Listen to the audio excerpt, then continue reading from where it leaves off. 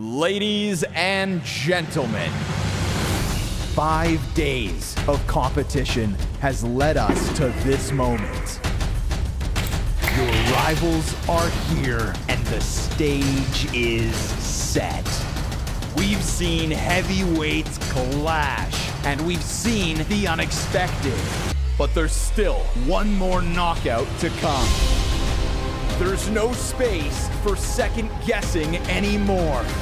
Every champion was once a contender who refused to give up. Today is not the day to let your dreams die. Today is the day you fight.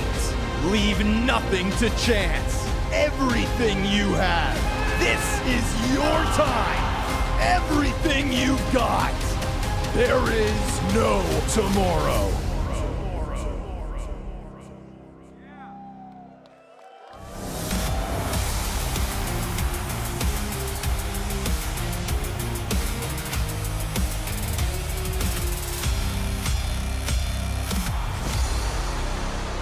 Fort Worth, Texas, it's Championship Sunday. Now yesterday, after all of the fairy tale runs, the magic, the miracles, everything came crashing right back to reality. And today here at the Dickies Arena, normal service resumes. They say that everything is bigger in Texas, and they're not kidding. We have got a huge grand final rematch here today between two of the best teams in the world. They'll be facing off right here at the heart of this stage. Let's talk about them. On one side, you've got NAVI. They get knocked down, but they refuse to stay down. They always get back up and want another swing at the Kings. On the other side, Team Vitality, the best team in the world, undisputed without a doubt, looking to put NAVI to bed once again. They did it in Rotterdam. They sent a message, but tonight, NAVI wants to shoot one right back. Texas, and wherever you are in the world, welcome to Championship Sunday.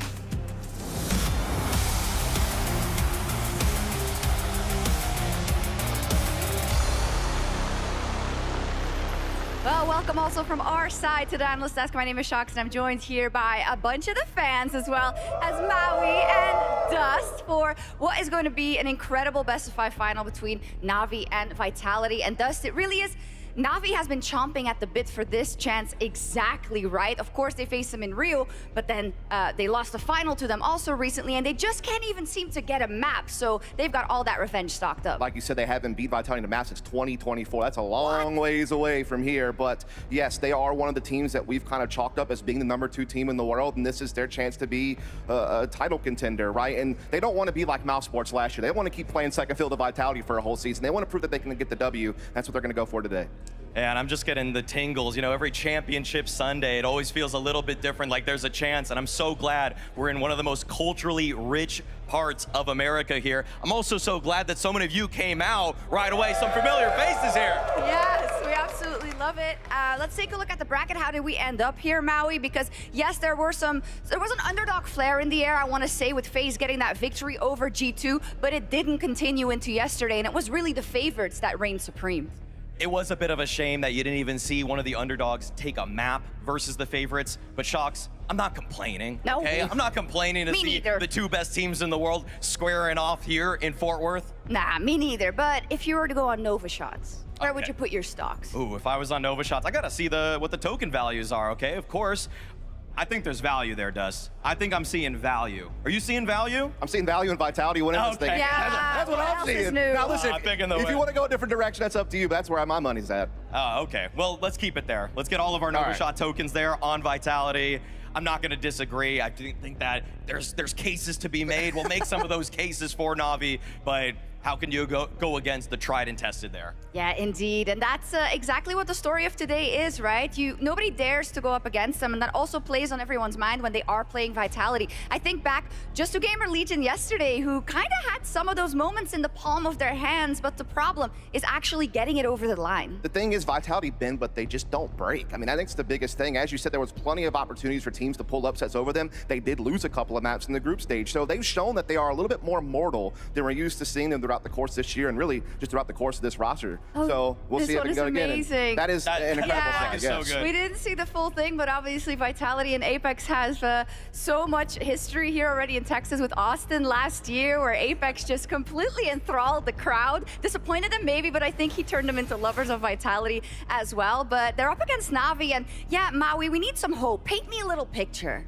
Well, the thing is with this NAVI team, I feel like you have so many streaks that are being broken here in Fort Worth. You already saw the Dust 2 streak from Vitality fall. You saw their Overpass streak fall. You know the record that these two teams have, that it has been disastrous for NAVI. They haven't even won a map versus Vitality this year. But why not break another streak here in Texas? They're the #2 team in the world. They've got a steaming locomotive of a player in Makaze, and I think today is the best chance we've seen thus far. Makaze, the fans are behind you here this morning. Yeah, bro. Good feeling. Excited for the game. You said yesterday that you really wanted this Vitality rematch. You've got it. How's preparation and how confident are you coming into this? We prepare, we are fully confident, and let's see how it's gonna go. Did you catch their match yesterday against Gamer Legion, and what did you think of their performance? No, I didn't see it. You didn't see it? Not at all? No. Do you think they're at full strength, or do you see any weaknesses in them that you might be able to take advantage of here? I mean, we just need to play our game. If we play our game, we are confident, we will be able to beat them. And you playing your game could mean that we might see an MVP performance from you. What do you think? Maybe, let's see. I don't care about MVP. Okay, good luck, man. Thank you. We pracked well. If we play good, we win. I don't care about the MVP. That's a pro player interview for you. I love it. You know, keep the focus. Also speaking that, we didn't even watch the match because they've been thinking about Vitality for a very, very long time, Dust, because everyone has. Indeed, everyone has Vitality on the mind. They already have 13 trophies in the cabinet, and they've spent the last year and a half cementing themselves as the greatest team of all time. It started with them getting an era last year, winning 7 titles in a row in that first season. And this season, they have already won 4 in a row, looking for number 5. Texas was the site of their first major, looking for Fort Worth to be the site of their 14th title. And we'll see if they can get it done. All eyes are on them, and I feel like they have a great shot to go ahead and make more history today. Hey, Zaiwu, welcome back to yet another grand final. What does Zaiwu have for breakfast on Championship Sunday? Nothing. Nothing at all? No, nothing at all. I'm just maybe having NAVI breakfast. No, maybe but just nothing actually. Just water. Well, you had NAVI for breakfast in Rotterdam. Do you think they'll give you a bit more of a fight here in Texas? Of course they will. They're definitely better team since Rotterdam, so obviously it's going to be a really hard game. So we're just looking forward for that, yeah. Every single tournament you play, it's like the target on your back gets bigger and bigger. Everybody wants to take you down. Do you enjoy that pressure? Of course, we all enjoy that. We enjoy this pressure. We love to play with this, so that's the point of this game. We like to play with it, so we are looking forward to have this pressure again and play with it. Good luck, have fun. Thank you very much.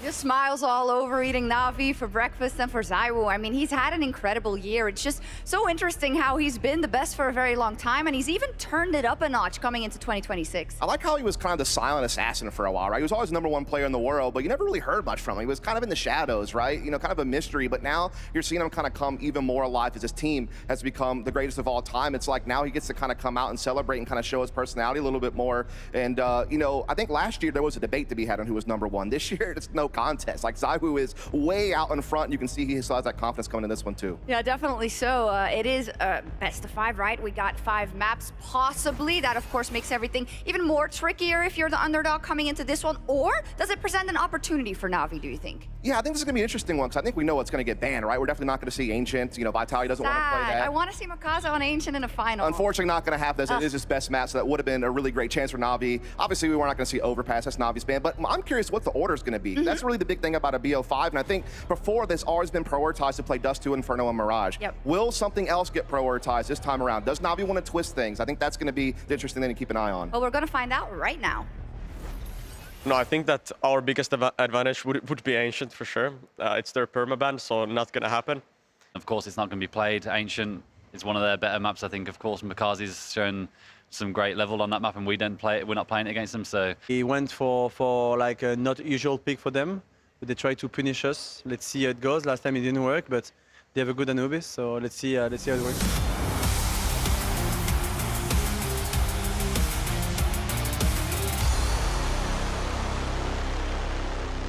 great. Back here on stage at the Dickies Arena with man like Maui, as you can see behind us. There's a little bit of activity as the players are getting set. This is going to be an electric grand final. Oh, I feel like we really have a chance here to witness history. Maybe one team furthering their era, but another that wants to break it. All right, so best of 5, of course. Let's get into picks and bans. Vitality ban, Ancient. Yeah, no surprise there. We're not going to see Makaze on his best map. Boo-hoo. Let's move on to Navi. They banned Overpass. Also, an expected ban. Blade hasn't been liking this one with his team. On to picks. Vitality. Ooh. Nice cheer from the crowd there with Nuke. Yeah, that's a bit of a surprise right there. I didn't think that they were going to be going. We haven't seen them play that in the last couple series against each other. Let's move on. Navi picked Anubis. Ooh, they're trying it again from Rotterdam. Didn't work out for them last time. We'll see what they fix up. They go again. Vitality, just 2. Okay. The streak, though, was broken here in Fort Worth. They're trying to create a new one. Interesting. Navi, Barrage. This is where I feel like Navi has the best chance to extend this series, but we got to get to the 4th map first. Of course, the decider, Inferno. Just the classic, where all great Counter-Strike matches end. Hope we find ourselves there today. You think we will? All 5? I think Navi's looking different. I think Vitality are looking a little bit weaker than average. This would be the time. All right, Maui, thank you very much. We cannot wait to get started here in Fort Worth.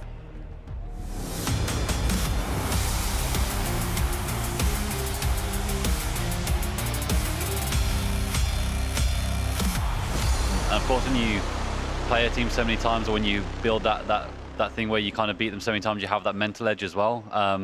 But of course, it never guarantees the next win. I think we've had it even a lot last year when we played against like the Mongols, Maos. We beat them so much, and then all of a sudden it gets a bit tougher because, of course, they're finding new ways to try and beat you, new tactics. I just think that we need to play without fear. We need to play without pressure, and we need to, surprise them and not allow them to make a comeback. We once again in the final, but yeah, final is made to win, not made to play. So let's see how it goes. We play better than before. Obviously, we have a bit more confidence, and then yeah, everyone is speaking about like the final boss Vitality to beat them. Like everyone is speaking that if you don't beat them, you don't deserve the trophy. But yeah, we'll have to see how it goes today, and then hopefully, and then I think we have a good chance today at least. Yes, indeed, that's what they've been saying, especially Navi, Alexi B, even at the beginning of this tournament. The trophy, you don't deserve it if you don't beat Vitality, where you have to beat them today in a best of 5. Incredible. Let's first start with the reaction to the veto, though, because Dust, I heard from your side a little bit of a nuke first. Oh. Yeah, it's interesting, right? I mean, we knew that we were going to get these 5 maps, obviously, but it's all about the order. Where do you feel strongest? Where do you want to get a hot start at? And other times we've seen, the priority be a map like Dust 2, or maybe a map like Mirage on the other end. But this time around, they're going for their least played maps against each other, which is going to be Nuke and Anubis. Only 1 game between them on each map in the last year, more than that. It's been insane. So yeah. It's really surprising that you see Vitality going back to Nuke. It's a map that they liked, I'd say, pretty early on with this roster. Apex has said himself that it's one of his favorites, but his favorite doesn't mean their best. So to me, this is going to be more about a targeted game plan. Are you going to see them just kind of go for repeat calls or try to have these crazier mix-ups, which Nuke definitely allows due to its more tactical nature? Does seem like they kept something in their back pocket for this best of 5 final facing Navi, but riddle me this, I don't know if I'm reading this correctly. Navi hasn't won a map against Vitality since IEM Cologne 2024? That is indeed the case. It has not been a beautiful history. You can see all the L's that they have taken, and yeah, it's been a long ride. And also the other thing you got to think about with this being a best of 5 grand finals, this is the 15th best of 5 grand final that Vitality will have played. They've only lost 2. Right? One was the 3-0, obviously, to Furia and Chengdu, and the other was, the crazy upset that G2 got on them in London some time ago. So they are just so proficient. That's why everyone always kind of says if you're going to beat them, it kind of has to be in a BO3, has to be in the semifinal. But Navi doesn't have that luxury. They have to get it done today if they want to silence the GOATs. Who disappears versus Vitality? Gosh, take your pick, Shox. All right. Okay, nobody on the Navi side, unfortunately, even holds a 1.00 rating, just the bare minimum average that you would want from a professional player when they face up in the server against the world's best. That is obviously a huge bottleneck in terms of performance that somehow Vitality continues to retain that chokehold over Navi, but you gotta break records, okay? Stats are all in the past, okay? What's interesting is how Navi are going to actually dictate what happens in the future, which is why I think some of their picks are a little bit interesting. We'll get there when we do. Absolutely so, and I feel like it's all kind of led to this for them, right? That heartbreak in Rotterdam, and also recently in Rio. This is now a best-of-5 grand final, and you need all the pieces to step online. And we got to talk about some of those pieces for Navi, because Makaza, wonderful. What a tournament they're having. Yeah, they're battling each other not only for the trophy, but for the MVP medal. And obviously the trophy, as you heard Makaza say in the interview, is the more important priority, but the fact that any one of those guys could do that in an event like this will just be the cherry on top of what will be a great Sunday for them if they're able to win this event. So yeah, those are definitely the two guys. They had the hot hand. They're number 1 and number 2 in the tournament so far. They've been playing excellent Counter-Strike, and really Makaze, it's just been a steady development over time. Makaze has been the stable force. To me, he feels inevitable when Navi load up in the server. Unfortunately, that hasn't always been the case versus Vitality, but I would say the X factor is definitely wonderful. The fact that he has, in the past, been the best player in the server against the Vitality team at the most recent major. Yep. And yeah, he had a little bit of a difficult January through March this year, but now he's coming back online. Can you tell me what exactly has gone better for him? How has he kind of found those percentages in his play? I think it's always in him. You know, that's the biggest thing. It's like we even saw it last season, a hot Cologne. We even saw it a couple other tournaments. Again, you mentioned the Budapest Major, but it's just the consistency hasn't really been there for him. And I think that hopefully over time he's getting more and more comfortable. I understand the performance coaches are working with him a little bit more, and he's trying to find a better routine to kind of get on that streak. But he's also just a great rifler, I think, is the other big trademark. But getting back to Makaze, yeah, you look at the map ratings, his best map's not going to be here today, but what will be here today is the more developed version of Makaze that we've gotten throughout the course of this year. You know, this is a guy who is a huge rookie last year, comes in, was already a very strong CT player. T-side's a bit weaker this year. You're seeing him convert more opening duels on the T-side. You're seeing him play higher ratings on the offense. And so I really do think that this could be a game changer for him. Is he just farming Ancient for his stats? You could see on those numbers right there that he is a world class. I would say the best Ancient player in the world. He's still a great player on the other maps. So even though I'd say the reason that he has such an otherworldly rating in total is gone, you still have a guy that is an excellent entry fragger, like Dust said. And I feel like the way that Blade and Alexi have molded this guy to just be smarter about his mid-round, late-round play. Now he's become one of the better clutchers on the team too. At ESL Pro League, I'm pretty sure he had a 1v4 ace clutch. So this guy can really do it all at this point. He just needed to get really working in that Navi system and figure out where he should and shouldn't be pushing forward. That's what we're saying all the time, right? With any new player that comes into the system, and people are probably tired of hearing it, but it always comes to fruition. It just sometimes takes a while. I feel like we're seeing from Wonderful now as well that he is just rising up in the ranks, right? He's in that MVP race against Makaze with the op and with the rifle, Dust. Yeah, indeed. I mean, I think obviously the opping is what he's going to be most known for, the fast firing speed, the flashy plays, how he's able to be aggressive defensively with the AWP and take those angles. But what we really see is he's like that mid to late round specialist with an AK-47 on his hand. You put him in the pack as a trade fragger, you put him in those clutch moments, and he's able to deliver time and time again. He actually, I think at this event, I'll let you take this over, but I want to say he has a similar amount of AK and op kills already this event, if I'm not mistaken. Yeah, he's actually, I think it's pretty close. I'm not sure the exact percentages off the top of my head, but the thing is that Wonderful, if the op didn't exist in Counter-Strike, I still think he's one of the 25 best players in the world. Okay. He doesn't need the weapon to be his crutch, as we've seen some other oppers in Tier 1 CSB lately. So the fact that he can make it work, just kind of, we use the term confidence, but players, it does really matter if he can just farm a few kills with the AK, if he's able to actually pad out his stats on the T side, be an integral part to space-taking efforts, which doesn't matter what gun he has in his hands. That's what leads to his consistency, which I feel like he's finding over time, and it's getting better and better. Yeah, we have a feeling that they're going to be better against Vitality here today than they have been in the past. Is that shared amongst you? I mean, obviously recency bias, they haven't dropped a map at this tournament, right? But is there something that you've seen in a step up in their play, not only in the individuals, but the cohesion, the late round calling, everything that makes you think, okay, maybe we do really have a shot here to see more than 3 maps? Technically speaking, they're one of the most crisp looking teams outside of Vitality. I think that's the biggest thing that I noticed from like a macro standpoint, but even just looking at the development of this team over time, going from a couple of splash results last year, but nothing consistent, to coming into this year, and now they're making finals regularly. They won an event, obviously. So this is a team that has just had that progression happen over time. I think people are getting more and more comfortable. They're one of the organizations that elected not to make a move move. Some criticism came at them for doing that, but they've bore fruit with keeping this 5 players on the server. Again, you're seeing players get more comfortable. They're performing at a higher level. Their map pool is starting to recover after a really, really tough 25, in my opinion. So I think just everything is kind of improving for them is the point to me. Yeah, we hate saying patience often and time for a roster, but sometimes it does come into fruition. So let's talk a little bit about their opponents then. And as always, when you start talking about Vitality in a grand final, you have to talk about the accolades. You have to talk about the road they are on, Maui. And it's becoming, honestly, a bit larger than life at this point. It's ridiculous.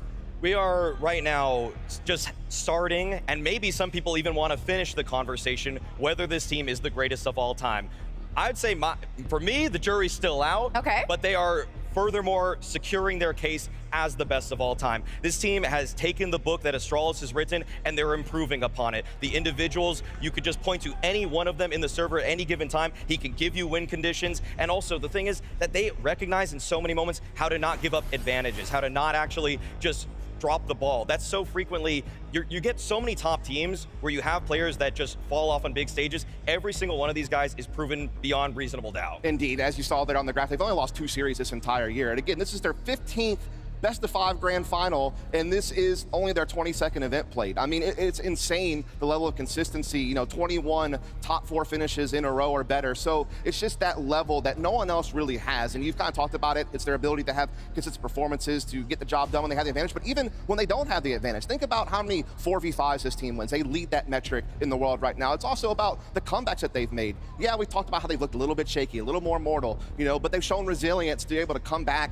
and get those games anyway and not let them slip out of their hands. Yeah, it is also the things outside of the server, right, which we saw in the Astralis era as well. You're traveling all the time. You have jet lag, you need to keep up the practice, and Vitality has been vocal in that, well, maybe we haven't practiced as much as we previously have. They said that Grand Slam was really a big moment that they really wanted to take time for, and that might explain that here in the play-ins, yeah, they lost their Dust 2 streak, they weren't as clean, their CT sides need a little bit of work here and there, but the thing is, I feel like when they get into that best of 5 final or any final, it just all drops away. Apex said himself that nobody's going to remember a group stage map loss in the face of a trophy, which he thinks is inevitable more times than not. He doesn't even like talking about the fact that the maps have been close with some other teams. He wants to always try to put those in the rearview mirror, and he's one of the most critical people that you could have on this team, one that is always more and more hungry. He has a voracious appetite for perfection, and he doesn't let his players slip and slide. And when the comms aren't good, he lets everybody in the server know. Yeah. Oh yeah, it might get to a critical mass, but he's gonna bring them back out of it anyway by saying, guys, wake up, like, we're Vitality, right? And I think the crazy thing about, you know, Apex is that, you know, obviously you always care about the trophies, you care about the majors, you care about the Grand Slams. Those are the priority. But, you know, we always talk about the other smaller records that they have, you know, these match streaks, or the fact that they're only losing a couple of series in a full year of play, or something along those lines. He keeps track of that stuff, He too. knows them. He knows every little side quest, I guess you could say, that they're on this journey to submit themselves as the best to ever do it. So I think that's always something to think about as well. It is. It's funny because contrasted to Rops is just like, well, if we lose our streak, we'll start a new one. Yeah, It exactly. isn't a big deal. I mean, it's easy for him to say. He's done it once before. Let's talk about a couple of players, because we highlighted Makaze on the other side, and I want to talk about Flamesy a little, because he's a phenomenal player, but there is a difference between his performance in 2025 and 2026 still. Indeed. I mean, Flamesy came into this squad, and when they had that, you know, 7 title run to submit their era of last year, he was a very strong player. He played his aggressive roles well, he played his anchor roles well, but he kind of dropped off of the second season. If Faraj, you can see it on his face. He's letting you know how it went, right? But, you know, excited this year, obviously, because look at the difference in rating and ADR. Like, it's absurd. He's also more successful in his opening duels on the T side, and his mentality has pivoted. We talked to him yesterday, you know, in an interview where he kind of talked about, you know, how now the focus is a little bit better. He does more individual preparation. He feels like the way he prepares is better. He also feels like even if things are going wrong, he's able to stay in it better mentally, because he's always an active part of the communication and game plan, even if he's dead. And he just knows eventually an opportunity is going to come where he can have impact, and boy, has it. At the HLTV Awards to kick off this year, Vitality swept them. They had Coach of the Year, they had In-Game Leader of the Year, Player of the Year, Opera of the Year, Closer of the Year, Anchor of the Year. They had practically everything. The only thing they didn't have was Entry of the Year. In 2026 thus far, it's very difficult to even say that it is a surefire thing for Donk. That's how great Flamesy has been playing. We have a transcendent talent there on Spirit, but Flamesy is knocking at his door. It's, in fact, I'd say the door is ajar right now, and he is getting his shoulder in right now because he has been playing out of his mind. You agree? Yeah, he has. Look, his best career events of his entire life, 3 of them have come this year out of the top 5. I mean, it's actually unbelievable that you already have ZU, who's #1 in the world. You have Rops, who's always going to be up there as well. But the fact that now Flames is coming in and delivering this, it's ridiculous. It is. I want to pull your attention to this quote. It was yesterday in a chat with you guys as well. This is a big inspiration from ZywOo, just to go peek them and see who's better in shooting. That was one of the rounds they played yesterday versus Gamer Legion, where he ended up in the clutch, right? And he just hears them and he immediately goes for the swing, where maybe in the past he says, I would have retreated, I would have gone in the smoke, I would have played it a little bit more safe, but I listened to ZywOo on this, he does this, so I do it. And I think this is one of the cool things about seeing the development of Vitality, because they never rest on their laurels when they are winning everything and when they were winning everything. It's something Exitaz also commented on. You see that they're willing to make more sacrifices for each other, help each other out in different ways, right? They're even becoming a more complete team that even when they don't have that much on-point practice, you're going to see that come to fruition. Yeah, the expression he gave was, I want to give him trouble. That was the coolest line I ever saw, right? And it's about creating distance. Look, one day this era will end, but they want to create as much distance as possible before it does, and winning trophies like this helps them do it. I also think that when you're just sitting in the server, one of the best ways to learn how to play the game is you watch players better than you. Well, what better way to learn than what Flamesy said and watching ZywOo on a day-to-day basis. So he's taken notes, he's improved his game. The way that he even goes back into his own demos more frequently than he did before shows all signs of self-improvement, and it's paying off. Dude, what's actually crazy, I was just thinking about this. It's like, yes, he was the primary operator of this team, but we always credit him for being a really good hybrid. He's actually one of the best entry riflers in the world as well. So the fact that you have that luxury of having a guy who basically can do your role just as well as you can, it's like, yeah, let me watch that guy with the rifle a few times and see how he's taking his openings and how his confidence comes onto the server. And so I really like that thought. Yeah, it's greedy.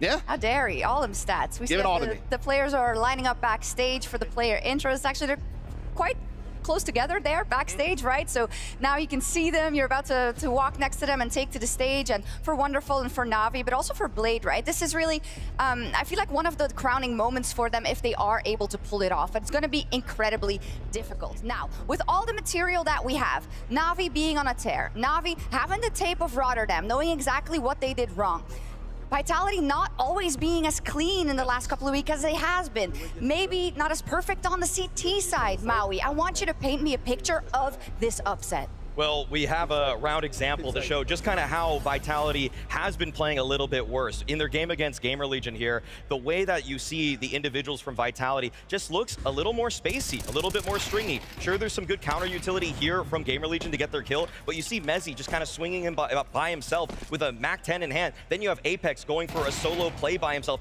And even though, yeah, they're up a map, it was a dominant map on Mirage, these are the moments that are actually kind of a trend for Vitality at this tournament. The way that they lost to Foot as well just felt like it was poorer spacing. You have Rops and ZywOo in a 2v3, and the molly is just completely missed from ZywOo here. There's these just sloppy moments that you're getting from Vitality, and yes, they still won the series. Yes, they're still in the grand final here, but these kind of moments weren't happening in the last 4 tournaments. If you look at the trading percentages, that also jumps off the page for me, that this is the worst event in terms of their trade kill percentage that they've had in the last 5 tournaments. So some of the cracks are getting bigger for Vitality. It is indeed a stark contrast to what we're used to seeing, right? Even if you look at a map like Overpass and we're watching through that clip, Vitality is one of the teams that uses utility the best on Overpass, in my opinion, when they're on their game, right? The fact that they're able to usually on T-sides flush people out with Molotovs, know where that guy's running to get away from it, and then you nade stack them. The fact that they have those types of utility chains, but we're seeing basic misses like that one is certainly worrying. And yeah, the training positions, one of the biggest things about Vitality is maybe they don't always have like the creative strat no one's ever seen before, but they usually have a well-rounded playbook that's well-balanced, and they're always spacing and trading efficiently. So to see that decline is a bit worrying. Part of it may be the fact that they haven't practiced in a while, is what they keep saying. I don't know, though. It doesn't matter. What matters is what result you put on the stage. It's true, and what matters is how you finish the job, because we were at the edge of our seats yesterday versus Gamer Legion. We thought, are they going to push it into that 3rd map? But when you come to overtime in arenas like this, when the pressure is really, really on Maui, you can almost never bet against Vitality. No, and they always get it done by the very end. But I don't want to see a Vitality team that feels like as they did against Gamer Legion, that they can procrastinate through a map, that they can eventually get it over the line. We obviously know that they have the class to just wipe the floor with a team like that. They did it in the very first map, but if we see more of the sloppy starts, the rounds that aren't really pieced together as cleanly, Apex himself has been talking about just a lack of communication, or just they're not being on the ball in those moments, then a NAVI team will be one that can take advantage. Yeah, I mean, it's just about NAVI taking that next step. Again, you see that steady incremental incline of how they've performed, how they've prepared, how they've gotten the results, the turns they've played, players stepping up individually. That's all well and good, but you have to be able to do it against this team, right? The GOATs that are ahead of you at the #1 pecking order. And I think that that's the big thing. It's one of those things where, like, unfortunately, I have to see it to believe it, because I've just seen so many others come up to bat, look really hot, and then not be able to show the same level when they play against a team like Vitality. It's also just like, quote unquote, the aura that Vitality brings to them, because it's not just, you know, the results, it's also, you know, who's across from you on that stage. Speaking of that aura, it's about that time. Let's get them on stage.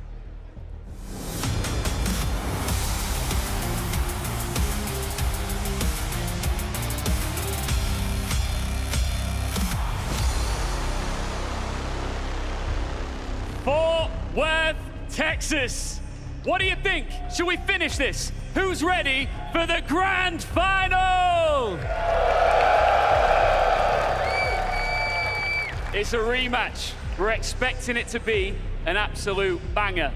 The question is, who will take the trophy? Will it be NAVI? Or will it be Team Vitality? Let's bring the teams on stage.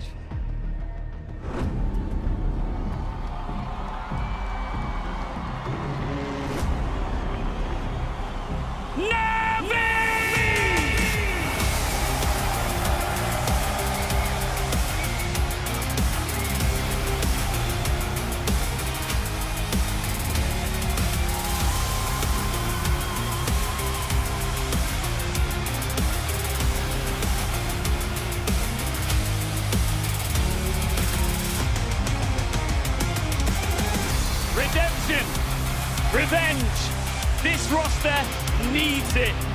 NAVI Nation returns to the big dance. Slicker, quicker, and more dangerous than ever.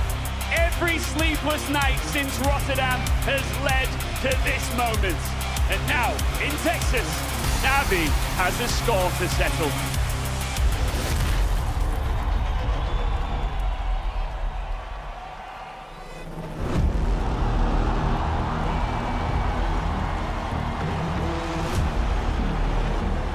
Team Vitality!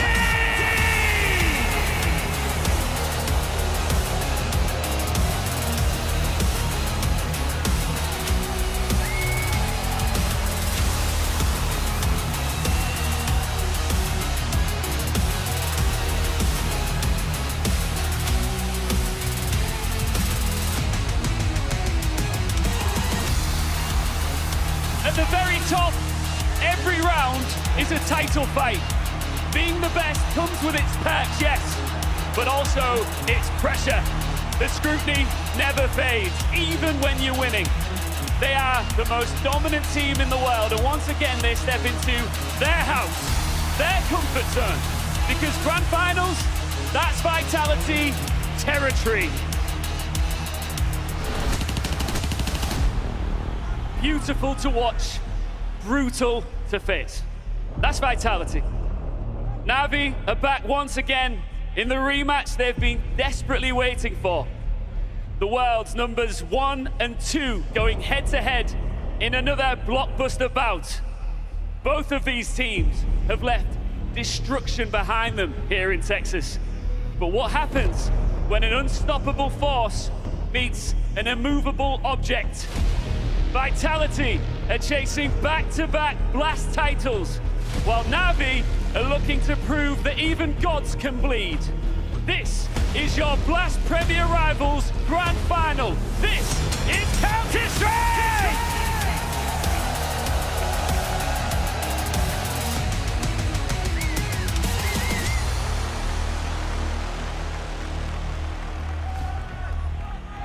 What an introduction, Ian. My hat's off to you. Everybody here has goosebumps, but now it's time to play. And I think memories always play an important part. And in Austin last year, Vitality often quotes that as a very important moment for them. Winning that major with the crowd all riled up against them. Nothing has changed in that fashion, Dust, but they haven't either. Indeed, Austin was the site of their first major with this iteration of the team. They will now hope Fort Worth serves as the place they win their 14th title, Maui. This team has so many trophies in the cabinet they're looking to add to the collection today.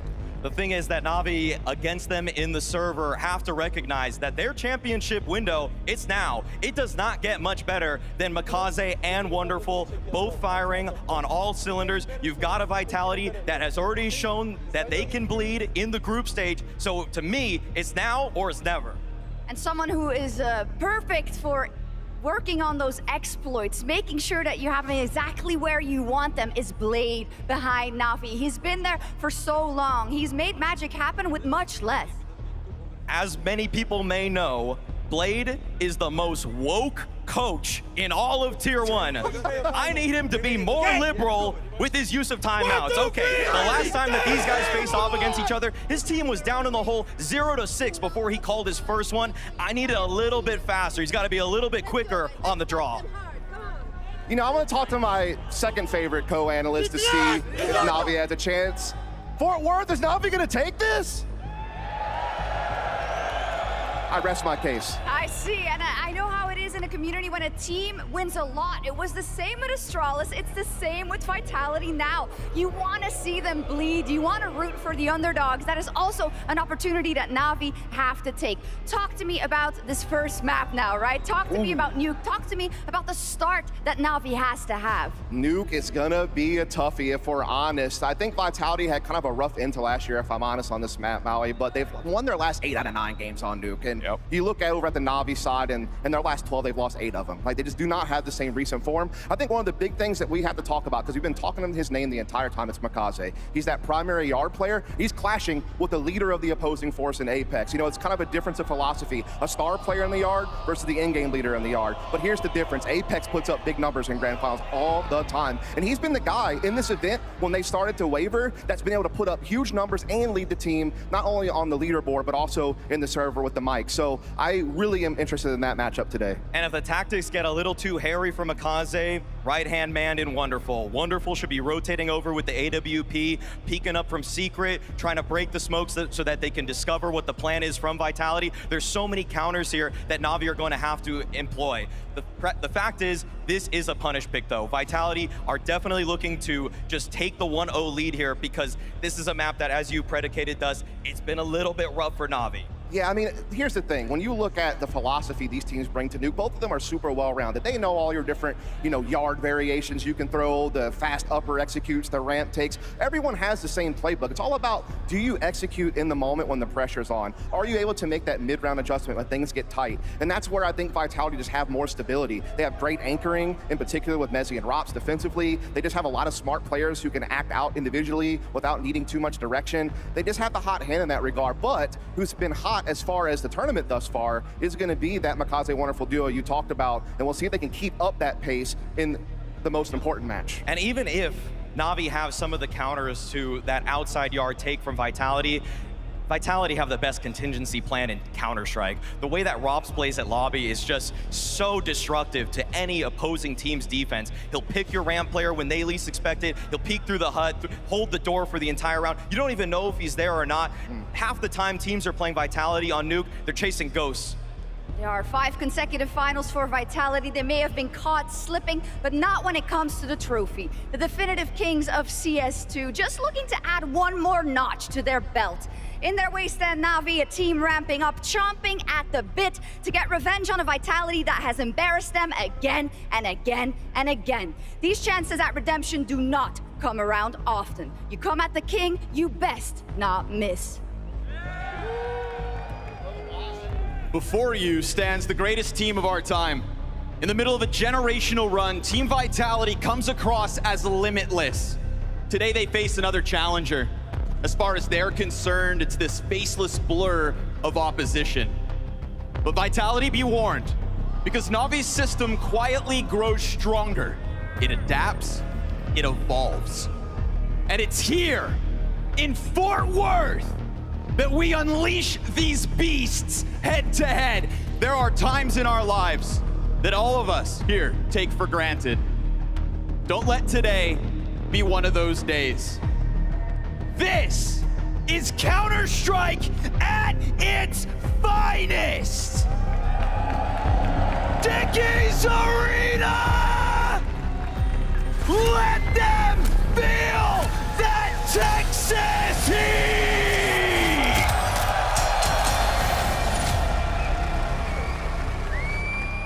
All right, Connor, now come on and cast.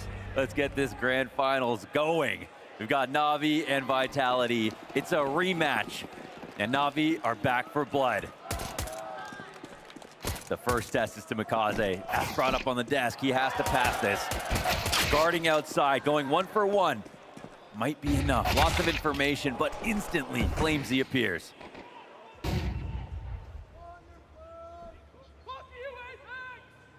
Bit of a reset on the situation. They now can't see the cross, and Flamesy's making some noise outside. Bit walks into this, but he's fine. So clean. Oh, he's so fine. So clean. Clinical. Triple tap out of that one. Flamesy, what recovery can you make? I'd bet absolutely nothing. Minute on the clock, bomb on the opposite side of the map here, Mohan. That is the kind of clinical precision that we're going to need from somebody out of Navi out the get-go. Like Maui Snake said, even when it's Blade, maybe taking timeouts a little too late. Whatever it needs to be, it's got to start well for Navi tonight. Yep. I was looking back at this core. Ooh, okay, Flamesy. Wait a second. He's got that second headshot. Meant to be impossible. 2 players on top of that bomb had possession. He catches them in transition. He teased them with the feet on the ladder. This is interesting. Actually, Alexi's got a smoke to work with. Flamesy has 11 HP, but we're talking about a pistol round. P250 comes out. I mean, he's stomping. One right? headshot makes a difference. Let's see if he clears this. No, Alexi's got it. Wow, that was close. Very nice round out of Bit, obviously. And looking back on this core, playing against Vitality, the one guy they can rely on, at least in the last 12 months, wonderful. Overall, his stats versus Vitality, just like everyone else, is the team he struggles with against the most. But everyone on Navi, he's still got like a 1.10 in the last 12 months. He's still actually doing quite well. But because Mikaze doesn't have Ancient, because Bit really does struggle versus this roster, the core is under question, and that's why they can't take maps versus this team. But here's a good start to try to change that.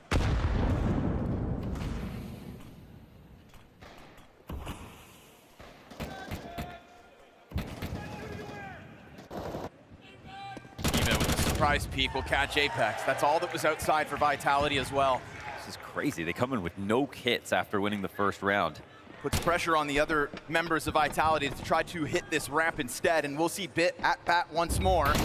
Goes for the Famas peak, dropped by the Tech-9. They swarm from both ends of this, and Emaz gonna run a bit of a risk by trying to stick to the duel. Only 1 kill between the 2 Famases, but there's this third piece that clearly Vitality won't know about, and Alexi B corner hold goes uncleared. Easy cleanup from him, and a very critical multi-frag finally out of one of these Navi members, but you put ZywOo in a clutch. Flamesy may have come 1 kill short, but this is a ZywOo with an even weapon and 45 seconds to still figure this out. What a move. He's actually pushed out the decon. This is genius. He knows that. Stomping. Oh, he's ready! Oh, wonderful. Comes back. Yeah, he was running the entire way. My goodness, if he got up the ladder, it would have been a whole different story. 2 kills without taking any damage. Luckily, this doesn't come to a bomb plant situation. Vitality do an excellent job of trading all the way down to lower, and Maui brought it up. They've been struggling on trades at this event. Something to keep an eye on. And also, though, on the other side, while Navi's stats look great, they beat FaZe twice. They get Ancient in every single match. And that's a huge map for them to kind of buff their stats versus everybody. They won't have that today versus Vitality. Couple skin of your teeth 1v1s on the board, but it's rounds regardless. Another round with no kit. How close these things have come. It's going to be a tough go of it if a retake's needed. Counting on Vitality to not get you into a post-plant situation is pretty wild. But they did play active positions last round to make sure they could trade early instead of the chance that they could cross secret, no one sees them, or they could go in for a fast upper pop. without someone pushing for info. Little Damn, deep will catch you off. Makaze dropped at a 1-3 scoreline for the start of Nuke. And Bit goes for a fresh position. We saw last round when he stuck around for that fight, there's a bit of confidence from him, and you can understand with how clean those pistol kills were. Instead, it's a one and done this time yet again, so Ramp serving up problems for Navi.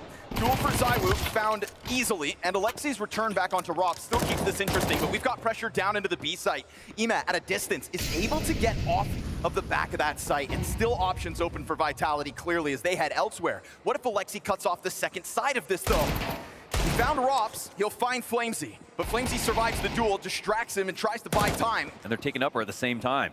Mezzi hands busy with the plant. Here comes the assist, that's both CTs confirmed, and ZywOo has gotten himself back around towards Hell as Mezzi tucks in behind the vent. This angle's gonna catch off Alexi. Falls to Bit, or Ema, for the 1v2. And in anticipation of a ZywOo peek, he tries to get him to go, tries to get him to bite, knowing Mezzi's stuck here. Now he's just gotta react. Another 1 versus 1. They have no kits again, man. How's he gonna do this? He's gotta tap, get the peek out. Look at the full defuse. That's exactly how he's gonna do it. Another clutch comes up Navi. Oh, he wasn't gonna get another peek. There was not gonna be another chance for him. Look how close that bomb is. Over ZywOo. Yeah.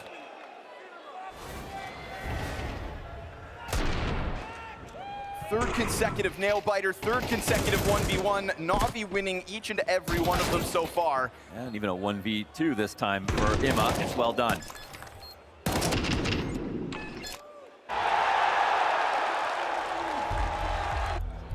For Navi, doesn't matter that it's close rounds, that it's clutches. In a series like this, even if Vitality beat them so consistently, they can play close. Apex said in his interview with HLTV, you know, he's never comfortable versus Navi, no matter how it looks on paper, no matter how many wins they get versus this team, and I can understand why. Navi have Blade behind them. They have this whole team playing together, improving year over year. They are the second best team right now, even though it feels like there's still this cavernous depth between 1 and 2. When you say that, I like to put the emphasis on team, right? Because that's where the evolution also exists. Oh, we're not picking together. We don't play the round to win, guys. Let's fucking play the round to win. Play the rounds to win. Well, 0 for 3. I think Vitality coming into this game, they're kind of exhausted. Oh, they've got to beat Navi again. For Navi, they're angry, but they're energized. They're excited for this opportunity. Energy's a little bit different. Wonderful fighting. Mezzi in the middle of that one as everybody outside for Vitality falters. A Wonderful comes up with a second kill. Him and Ema a double apiece. Well, they have been absolutely eviscerated. This one's not coming close. The money might actually get into a good position here for Navi. Now, Rops knows of all these 3 rounds that just happened, every kill actually still matters. And he'd be the guy I picked to find those kills. Just get a couple of 1v1s before the round's over. Little fake drop. Leave it to Rops to still play tricks in this 1v5. And he gets vision. That's what he's looking for. He'll catch him off, but plenty of players to peek him right after. So singular kill Rops in the 1v5. Blade has to respect it. Wow, he's smiling. Oh, 4-0 start will do that to a man. Yeah, you got to be proud. Like, individuals come through, and that's the only question for Blade is, do I have the individuals to take down a team like Vitality? Obviously, he's very confident about his own tactics and his own strategy. And Alexi's calling has obviously been fantastic. That's not a question. But can he stand to ZywOo, Rops, Flamesy? I mean, you just go down the list.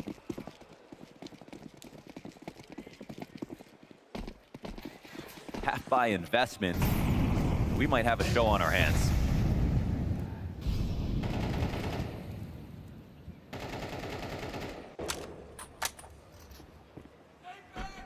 Makaze with his hands full in a moment, has to dodge a teammate's flash. Tech9 pops right after. It's a little delayed for the trade attempt, but Flamesy still gets it instantly. Won't be able to put that M4 to use as Bit once more has his hands full in a moment. Just doesn't know it yet. Tries to go for the reposition as they will encroach on his ramp again. Oh. And he just gets dropped. It's crazy because he's been choosing to fight. He hasn't been dropping down instantly, but Wonderful comes in, cleanup crew. Nicely done. Another multi-frag for Wonderful. Rob's again trying to get away with some antics, but he's been found out, and Wonderful is just going to give him space to play his own game because that support comes down from the B-bomb site. So fearsome on the trades. I mean, he's even Mikaze in front of Mini with that smoke gap on the cross, and he knows that they're going to try to wrap Mini, and if they don't, maybe it's a squeaky hit, but I'm ready for this one angle. They still get that kill.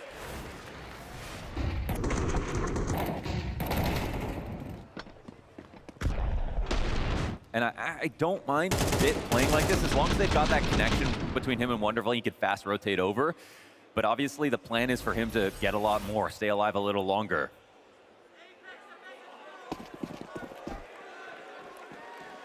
High impact out of Ime. Apex yet to damage anybody yet. Looking for a faster challenge into that A site. It's early hot position for Vitality. Mikaze burned off from behind the red box, has to make a move as Apex looks to lurk around this. Can he find some kind of pathing that works out? It's Saiwu dead first. As Alexi, top pillar, is able to find himself a double. Flamesy has gone unnoticed, so the recovery's underway. Apex found, single kills his. 1v3 attempt for Flamesy. We haven't seen a single clutch posted for Vitality despite more than one attempt. And at least this time he comes off the plant. A beautiful 1v2 yesterday, and this time not a single kill in this attempt. It is 6-0 NAVI. They are absolutely running through this map now. That's beautiful with 3 players alive here for NAVI. They don't fall for that lurk outside. I mean, Apex gets the kill, but Mikaze makes sure to keep tabs on it. And right here, I think Alexi gets the bomb drop, so they immediately know that it's this upper hit. Where did Apex even get his first kill? I think he got it deep outside. Yeah, okay, it wasn't inside of Mini yet.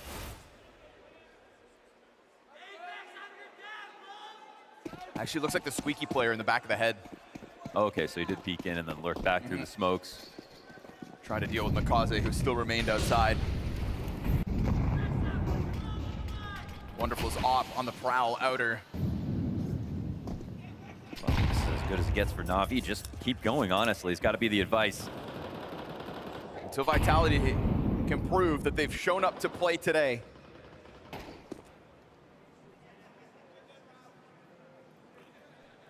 The form that NAVI have shown us. They won't get away with playing their B+ game.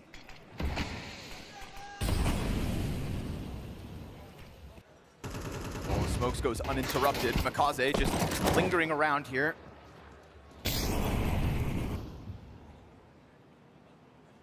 Starting to go for the cross. One makes it. Apex stomps his way over, not trying to hide it to anybody inside that garage. But Alexi with a new position, and I mean, his fresh positions have worked out perfectly in this A site. It gets a little bit awkward. We go 1-for-1 outside, and that, unfortunately for Alexi, is going to be him empty-handed. Emes still hangs on to main, and we've got Bit active outside to help him out with that. He's able to turn back to Squeaky. Another clutch attempt coming forward. Mezzi to 57. Bomb in his possession, and still ample time. Oh, it's clean. And he's ready for a second peek. Can he finally put one on the board? A much-needed clutch for Vitality. Oh, it's denied yet again. Every single one of these has come up NAVI. Have you ever seen Blade celebrating before a map is over? Another clutch for NAVI. Oh, he is amped up at the moment. I mean, all the positions they played the trade, I was worried a bit for Alexi B when he pushed inside a squeak. You're looking at Robs on an angle like that, and you shoot before you kill him. You think for sure he's going to die, but they have another player right behind him. They're doing a great job of keeping an inventory of everybody outside.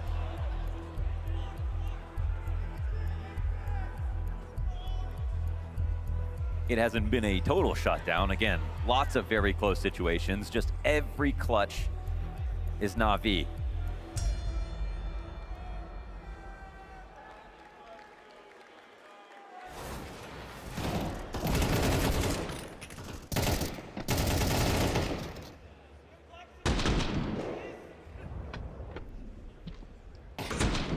Oh my goodness, it's a one-tap. I mean, you got to give it to Wonderful again.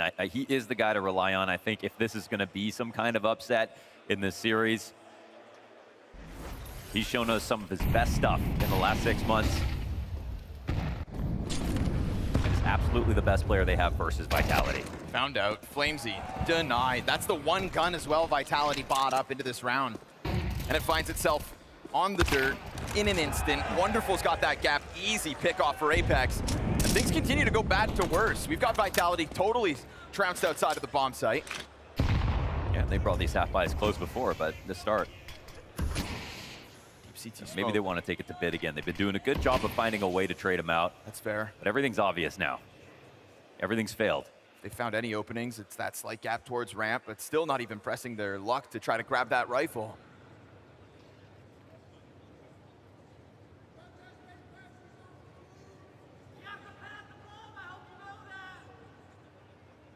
Smoked away from it. Bit still awaits his challenge. And he's doing this with no assistance nearby. This has been a familiar scene for Bit. Purely the big part of the game plan is him just not abandoning ramp. Like, he's always going to be fighting a little bit for information. Let's see if he actually falls back this time. Dodges flashes. Oh, Saiwu looks like he just ate one. Kind of delays the drop in. Bit will hit for 98 damage. Puts fire in front, and Inet, meant to support, will get away with the double kill. It's just fine for now. This is going to have to be an ace. Mezzi gets the 2 kills, M4 for his efforts, and now he's being toyed with. So 15 seconds on that clock. You're not getting this bomb planted, surely. Oof, they give him a kill, and still 5 seconds to spare. He's trying to figure out their positions, and it seems like he's reading this. Now he's got confirmation on both of them, but they toy with him once more, and the frag grenade bounced off the back wall, leads Wonderful to another closing frag, his 8th of this map. Navi's 8th round win as well. And they've quietly built up a bank account. Even though there are all these clutches, look at the amount of money they have to work with. I mean, Wonderful's on 9K after buying his op. Taking advantage of these smoke breaks outside. And even though Bit's having some trouble getting those multis and really like fighting back against ramp, the rotations are always so good so far. It's been referenced before, but if you want to play against Vitality, you can't just respect all the space they want. You have to take some risks. Feels like their opposition collectively has been learning that and working with it. And trying to mold themselves into what are Vitality's weaknesses, if you can call them that.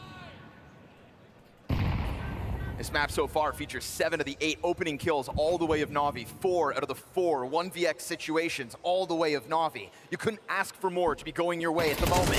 And as you jump up on top of the garage, you've got Makaze with the 1 and done. Imez trades clean, but you've got still this top silo player in Flamesy. And so kills equaled out to the 3v3 we go. They have to get the bomb back. They would have loved to turn that into an idea right away. We've already got to push for space. Bombs got collected. It's got to reroute. And Bit makes that pre-move into lower. It's also got to do it quietly, right? Not wanting to give info away to these A players, so this op just lurking on its line. There's a world where Apex crosses over dry. All 3 Ts now grouping up, but how aware? Not safe enough.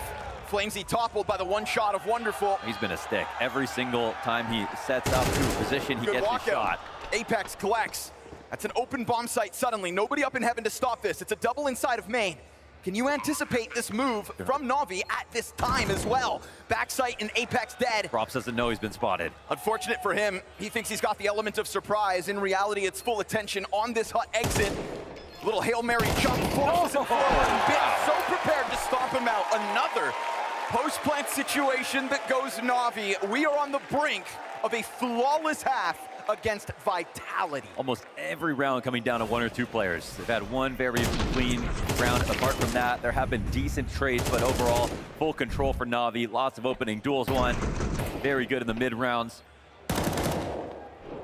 And no one's failing. Like, there's never been a moment like, ooh, that was a really bad mistake. Here's Vitality get 2 kills back where, you know, maybe Bits had some pressure on him and he couldn't deliver everything. But again, rotations have taken care of it.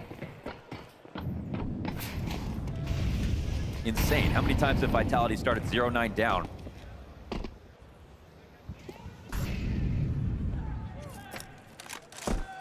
Okay, 72-1.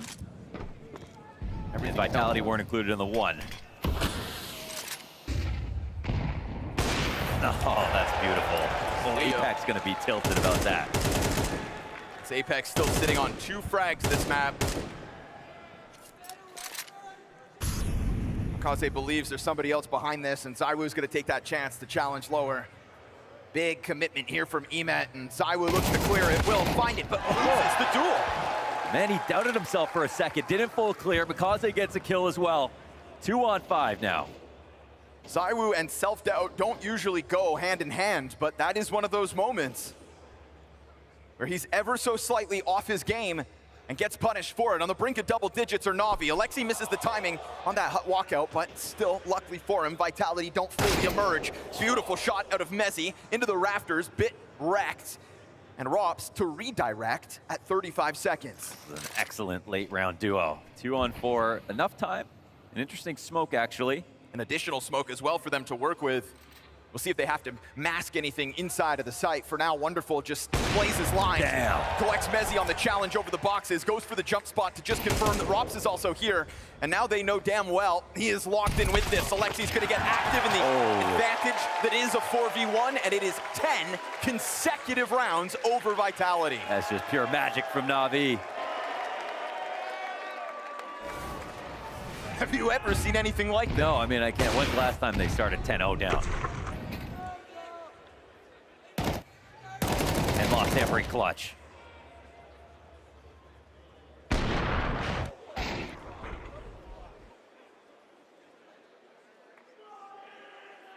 Vitality have only lost 2 out of their 15 best of 5 grand finals. And they don't even lose maps to Navi normally. Not since 2024.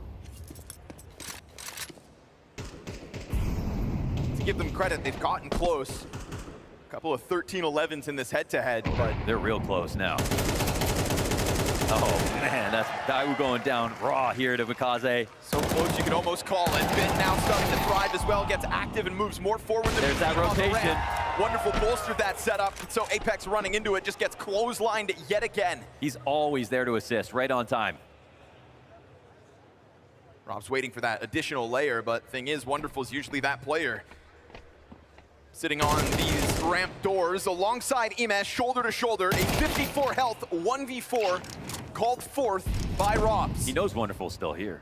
25 HP to work with, a missed off shot could have spelled disaster. Instead, it getting hit damn near spells perfection. A single round from a clean sweep of a CT side. When's the last time they started 11-0 down? I couldn't tell you. Have they ever started 12-0 down? I would say never on a stage, and most certainly never in a grand finals.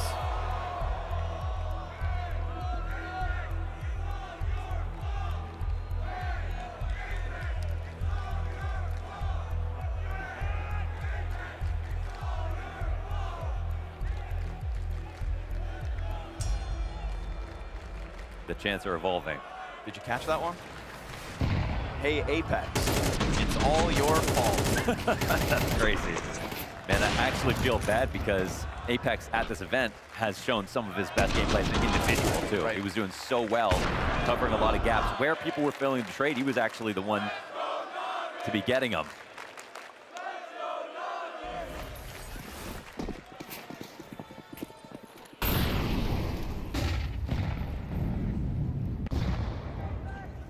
This point in the CT side, you can just see Navi's confidence starting to boil over. That more aggressive move from Bit last round, him and Wonderful both pressing into the duel towards Trophy.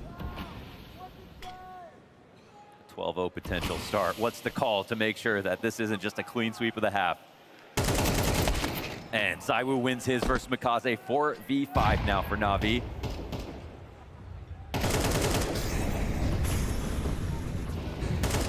Facility out through Squeaky as a player still remains above Alexi. They're kind of baiting for him. Oh, he gets one. Almost lined up that cross, but you've also got Flamesy pressing deep into hell. Trade potential denied. And now we start to see some of that multi-kill potential out of Vitality. They may have been blindsided by Navi's rock of a CT half, but nobody 13-0's Vitality. Not on the big stage. A single round of a T side. Are Vitality actually still in this?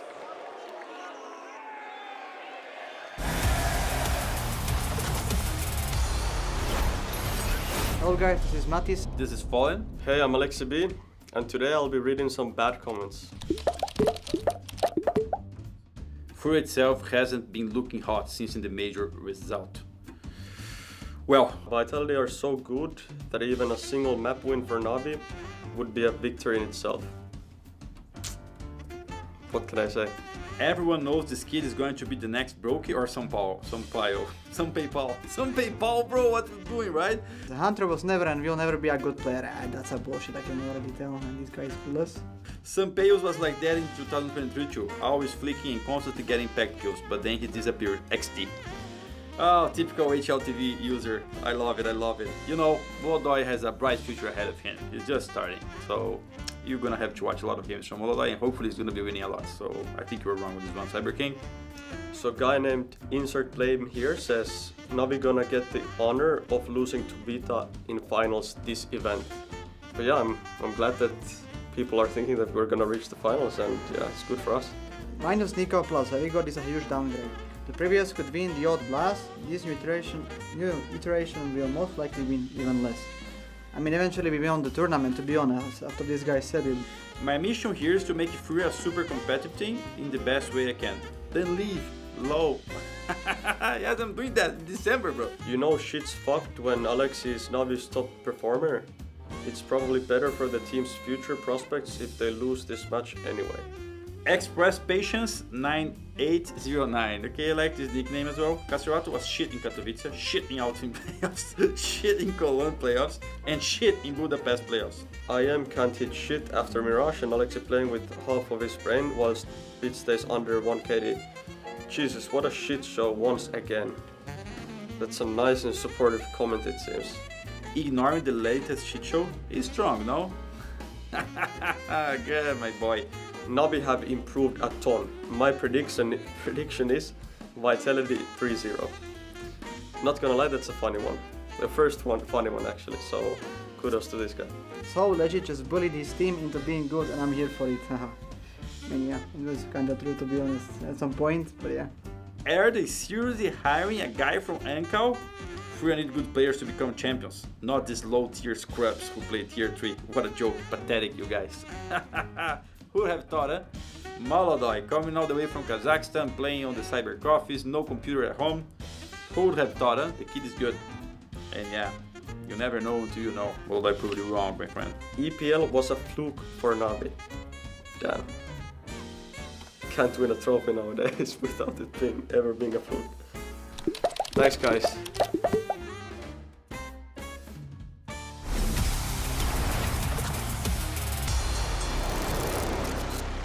Well, Fort Worth, we've witnessed history yet again. The coldest first half Vitality has ever had.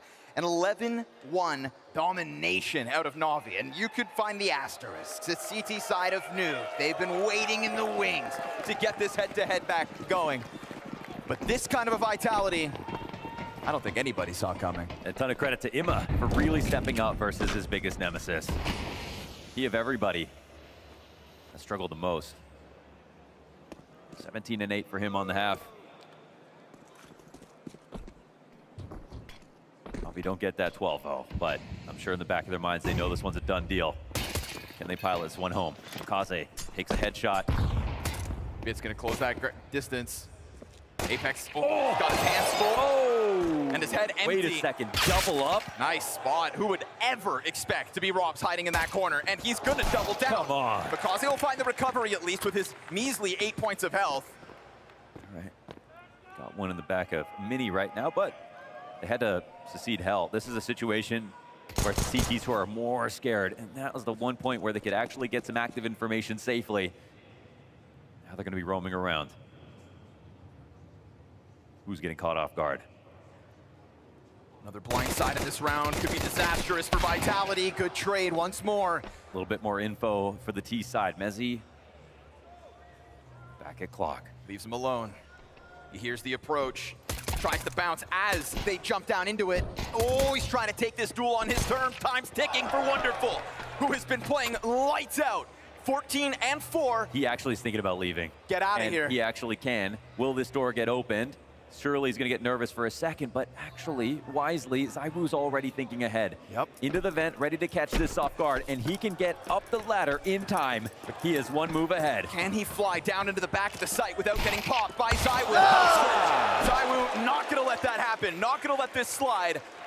Vitality find their second round by way of critical pistol. It's a crazy, it looks like an easy choice for ZywOo because he's safe. But if he goes upstairs and Wonderful plants the bomb, he can't just open decon. He has to go for a full retake of the site. It's a way different beast. So it was a small risk for him. A very wise decision, obviously. Can we talk about Rob's hiding in the lockers? I've never seen anyone double up in that position, but that's the kind of innovation we need to see from Vitality right now to make this game possible. Well, they were right about the heaven wrap on the T pistol.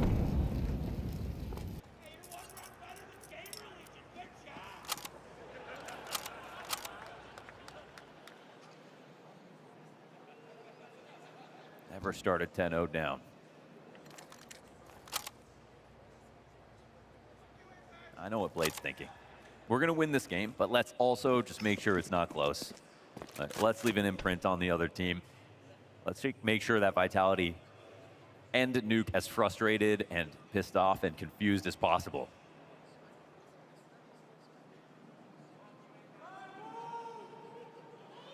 Looking for a mistake, but I mean, Vitality cannot afford a single issue. Not with the level that NAVI has been hitting, so quick execution of Vince, gonna get the FAMAS active out towards Garage. Apex piecing together the moves here of NAVI, finding multiple bodies outside and calling for Flamesy to come and cull any attempt outer. Done. And a third round collected here by Vitality, so it's about respect. It's where you take a deep breath if you're NAVI, come into a rifle round. You know, your best chances are going to be early, where you have the least pressure. That's what Alexi B said earlier.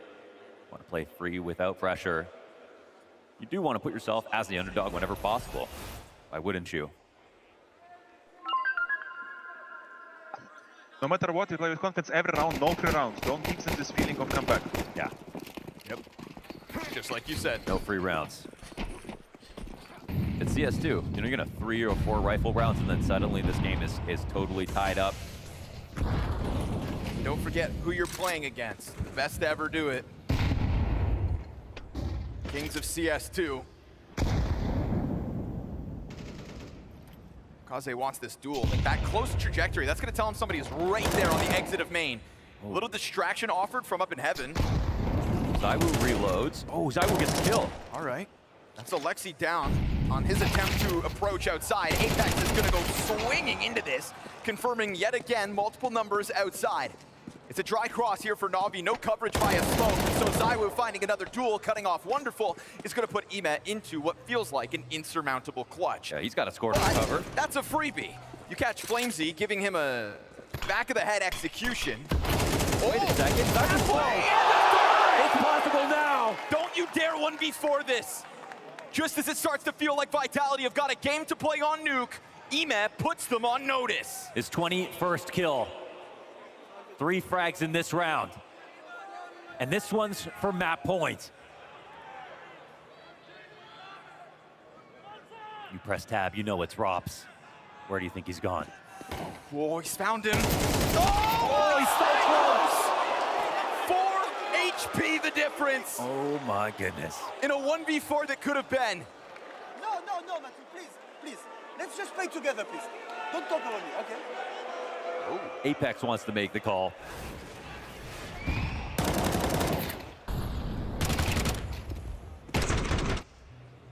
Had that lighthearted interview recently where Apex and ZywOo kind of said, yeah, we make jokes that we're a bit of a married couple, we bicker and whatnot. We get a piece of it here on the server right now.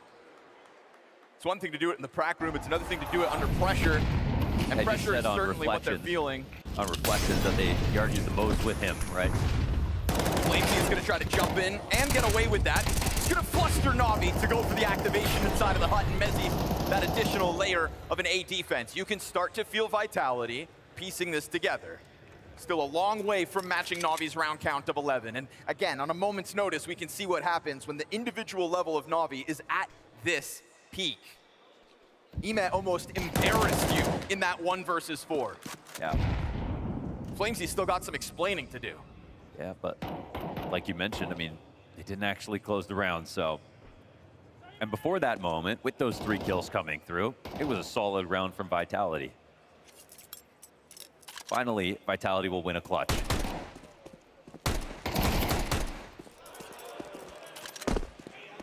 Second 9 round to keep Apex in the dumps, but trades right there for Flames. Round 5 secured by Vitality. Still not even halfway to Navi's count. The time will pass quick, I promise. It's going to call back to that timeout. 4 HP for Robs to deny map point. Blade in that tack pause saying no free rounds. Energy's really been the discussion with Vitality coming off of the hangover that was the Grand Slam. They said it themselves, we haven't been practicing, you know, we're just trying to kind of reestablish, but they still hold themselves to such a high standard that they can't let maps like this just totally collapse in front of them. Oh yeah, I mean, losing to essentially your biggest threat for actually taking the major, potentially in a grand final, leading right into it. Obviously, it takes a lot of effort to keep practicing day in and day out and play all these tournaments all the way to Sunday. But if you don't, someone else is going to get confident. Wow, 1 clutch this event for Rops. I think Emma had like 20 health.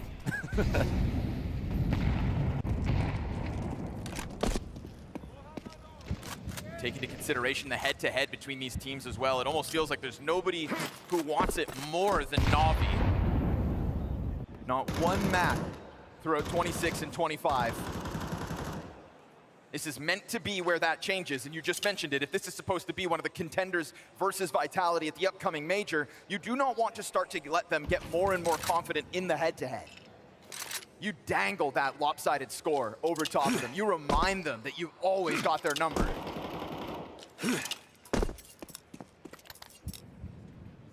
Critical timing on Navi's ability to prove that they can be the ones to defeat Vitality in today's best of 5.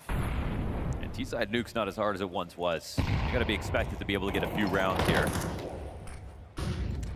All they need is 2.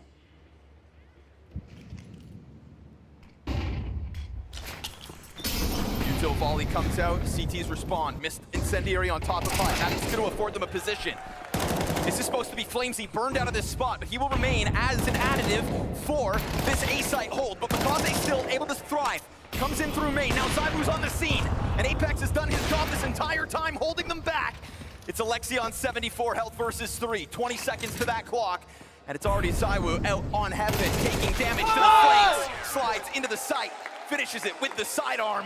And Vitality, 5 rounds to Navi now. Unfortunately, everything needs to be perfect, and because they missed that top hut molly, they allowed that position to be used against them. Walking out of Squeaky, weren't clearing it, didn't expect someone to be up there. And that's Blit with a first kill as well.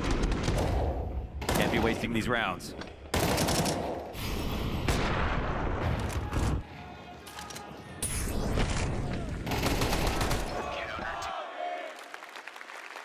Apex knows the opportunity at hand.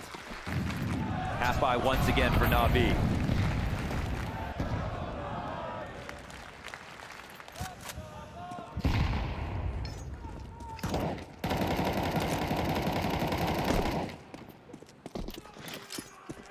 Smoking a flash here for Alexi, nothing else on the utility front.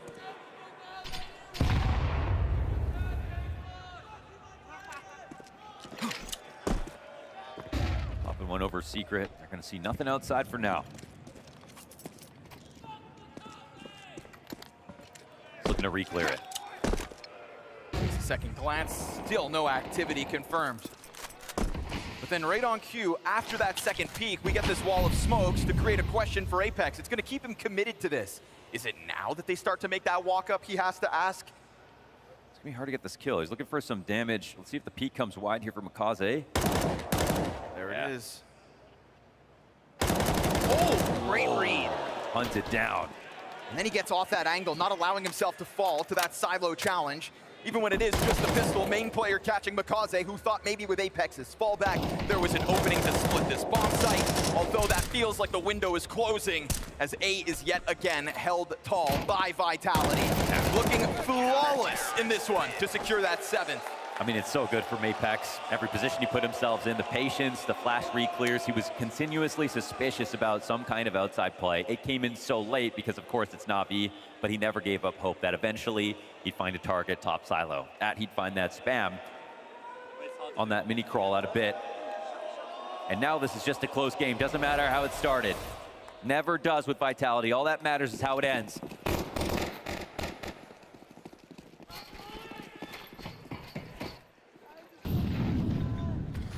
Rounds of a T-side out of Navi that still remain without a bomb plant.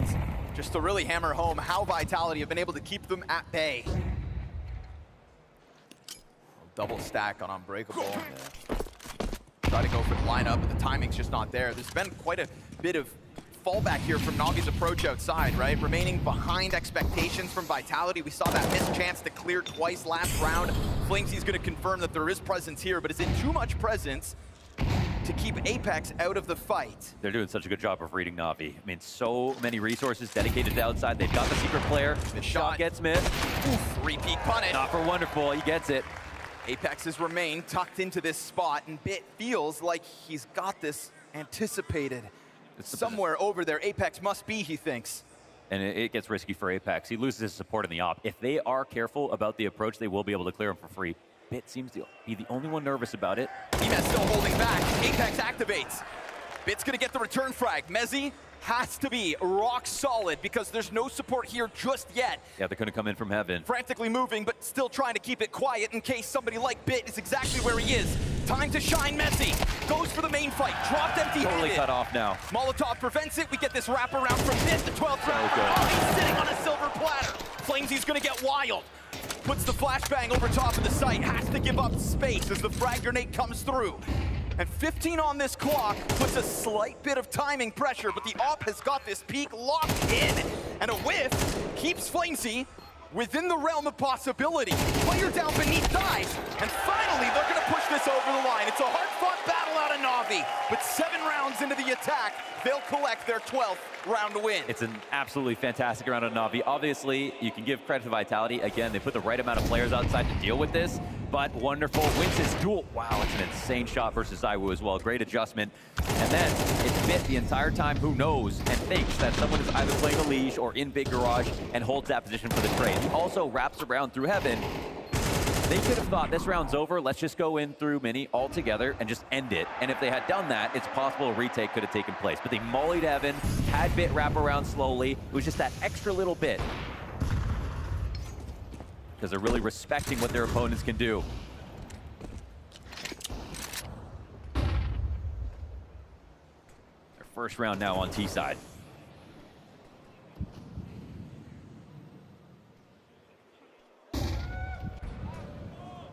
Waits this out. Kazi's not blind. These flashes haven't been effective. He slams Apex point blank. Rops though, another off. This could catch them off, right? An adjustment to the double CT sniper. 2 offs. ZywOo goes down without one. Luckily, Rops is here and Mezzi's ready to support it as needed. It's a lot of bodies trying to move into that ramp room. Navi walking into this unexpected surprise. A double off variation from Vitality, trying to change up the game without notice. We still have Alexi inside A site with bomb. There's money to be made here. Fake plant once. Second layer as he survives another bit of damage, barely. And sends a frag up to keep them at bay. Oh, they missed their molly. That's gonna actually prevent them from jumping on Alexi while his hands were busy. He's suddenly repositioned. An 8 HP 1v3 feels impossible, but he's got the cover, and he's got the first kill with it. Double CT drop down into that site. Working with kids in a flash. Alexi, the mastermind, to damn near do it with all the clutches that go Navi. Not this one. Vitality remain alive here on New. And he was playing the headshot angle, but Rops is also low after dropping out of Heaven. Down to 20-something HP. That's his second clutch this event. And it's kind of just denying a big clutch from the other team. That's been his role so far. I don't know how Vitality are so ready for this. Op in ramp, second op at Turnpike, a third player ready to swing on ramp as well. There's been no ramp plays really for Navi to have alarmed them this much.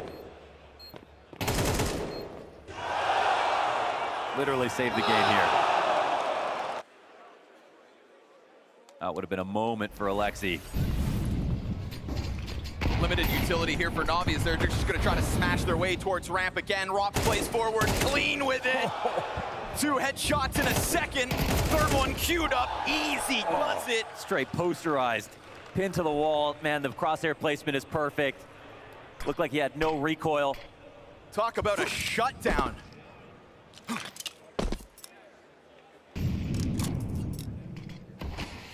How can he be so calm, holding like that? Best to do it on ramp. It is Rops after all. Yeah.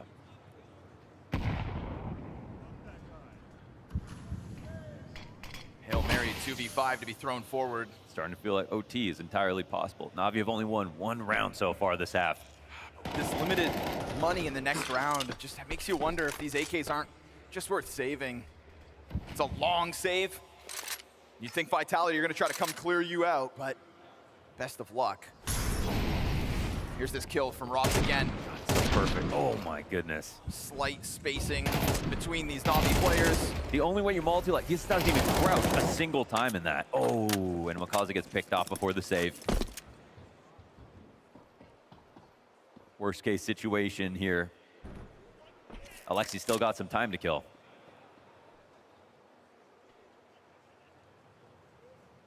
And they already see the intention that he's not going for this. He's going to confirm he's up here now. Alexi knows he's got to die in the last 10 seconds. They all would have swarmed him otherwise after the fact. And so, can't run, can't hide. Vitality, 3 rounds to OT, where we know they work wonders. Oh, they would have loved to have those 2 guns. See, they'd almost get a full buy out of this. And we see all the clutches and that 10-0 start, that win of that first half. Everything was necessary to win this game. And it still might not be enough if they're not careful. There's 7 clutches won so far in this map alone. And at one point, it was 4-0 Navi. 3 clutches since, all go Vitality. That's an indicator of the times turning against Navi as they weren't able to capitalize at the start of the second half, the same way they did in the first. ZywOo, easy close on Makaze. We've got Emed trying to lurk out through smoke. That one's gonna get punished. And Navi can't seem to get away with anything in this one. Already surrounded downstairs and flings his holds towards the single door. They will continue to try to push the luck as that Scout and Tech9 look to combine in a 2v5. Yeah, they said you can have lower. Look how many CTs are already here. Gonna keep this crunch on Navi. Don't give them any space in a real attempt to suffocate what's left of this T side. Vitality are within touching distance of that OT, where everything could change. B-Tramps just brought up the Makaze stat, and that's just because they don't have Ancient. That's his best map by far. They don't have to play, Vitality don't have to play him on it ever.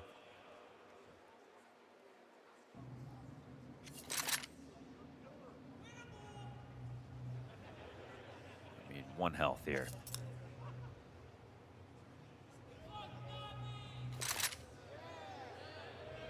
Deja vu to the last round where Alexi's just in an act of desperation trying to find anything else, a silver lining somewhere. Flashback to the Blade timeout when he said, not 1 free round. They have felt that reality ever since. Another timeout comes out. It's insane because if it was any other team, you just write them off. And you think there's just no way a comeback could take place, and it was basically done. Even in this situation, Navi trying their hardest to go through this last time out.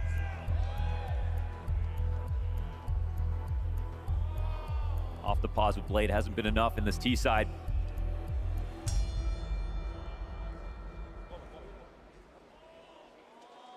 I'm not even sure what the best response is. When they played outside, that's, you know, obviously where they won. Wonderful kill, ZywOo heads up. Did a great job on that upper split, getting bid into heaven. It took every little bit.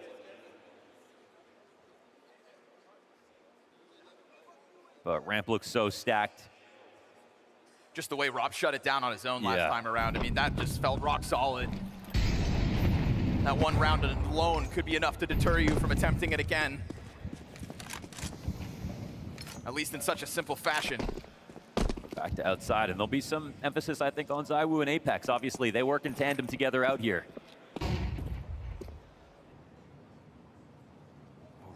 Doesn't see it, though. Just enough cover here for Navi to join forces behind that red box. Does queue up the damage on the nade. Perfectly placed second one. Oh, they got him. Yep, Mezzi's going to hone in on it. Game of Battleship right there, and they get that nade kill. Mezzi with another. confirming these kills outer. It's another 3v5 disadvantage for Navi to try to face. And, well, if Vitality step into this scope, then maybe that's the thread that Wonderful can pull on. But it's been a rock-solid defense from both the teams. No map control for free. Ema has shown us X Factor. How the hell can he pull this off with 45 seconds, 2 teammates behind him? Yeah. Everyone slowed down a bit.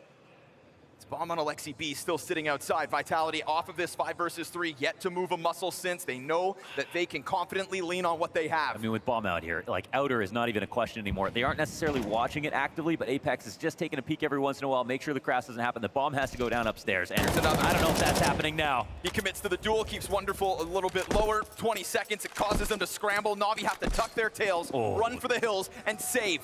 And their nightmare has come together. This is Vitality pushing the game to the 24th round of regulation. No, it's unreal. It's absolutely unreal. They win outside again. Pressure's on to not die after time, though. This could actually get hairy. Oh, this could hurt. We'll see if Vitality go charging through it. Do both these guns get safe? They're gonna need them.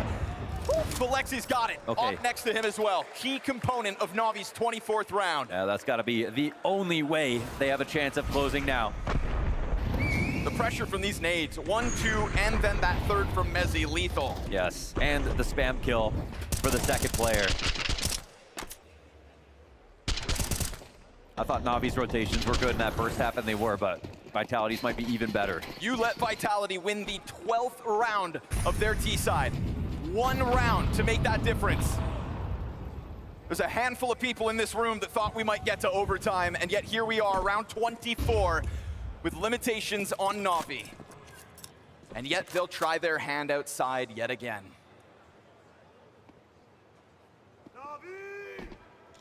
Blade didn't have a timeout to use for this round. Vitality don't lose in overtime if it gets there.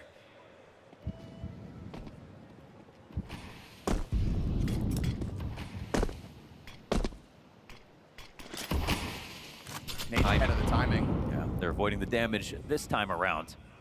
Learned their lesson from the 1 round prior, but the spam's still good. Makaze dropped to half health, still afforded a cross. Over to the garage. They aren't going in for big garage here. They've got him on a squeaky lurk as Bomb takes so much damage. Zaiwu nails it. Are you kidding me? We're getting into overtime now. Makaze a bit. Each and every one of them stopped. No chance to cross. Pressure from start to finish throughout this round. You allowed Vitality to crank that dial. You let them in this game. And now you have to best them in overtime, where we know they barely ever lose. The always elusive map win between Navi and Vitality. It felt like that curse was going to be lifted and bit in a 1v4. Not the hero. The only team that can make anyone feel small. They have done it into overtime.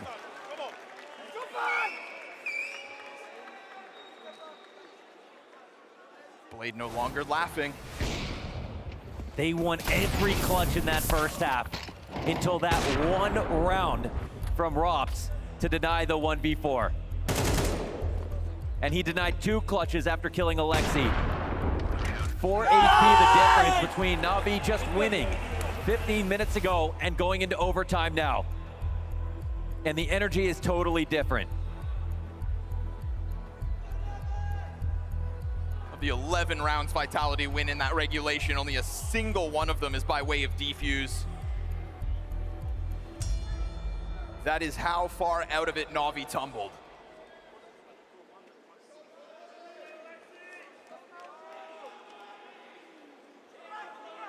It's just incredible what Vitality can do. And now, just as we felt coming into the match, until further notice, this is just Vitality's game. Navi nearly proved they could take a map, but suddenly that's totally reset. They're the ones who aren't happy to be here in overtime. We've seen shaky maps from Vitality throughout the Fort Worth group stage. We've heard them speak of their shortcomings quite bluntly and honestly, and we thought today it just hit that tipping point where Navi were gonna seize what they have always wanted.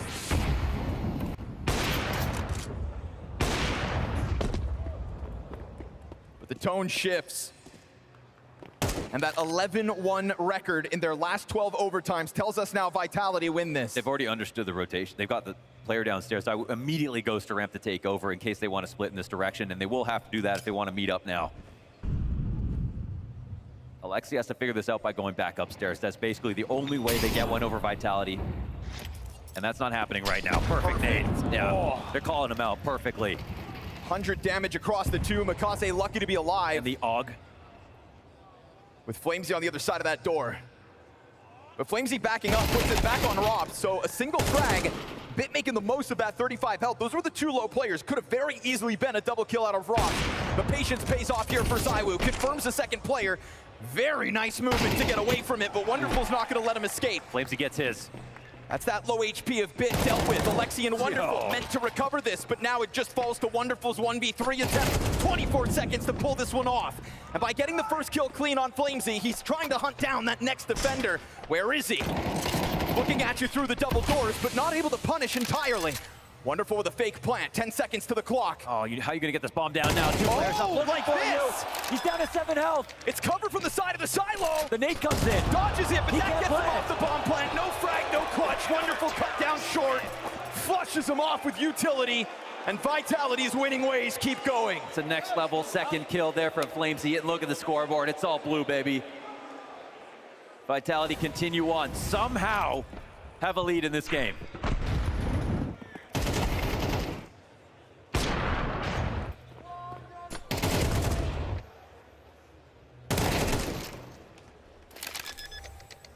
They might be out of miracles.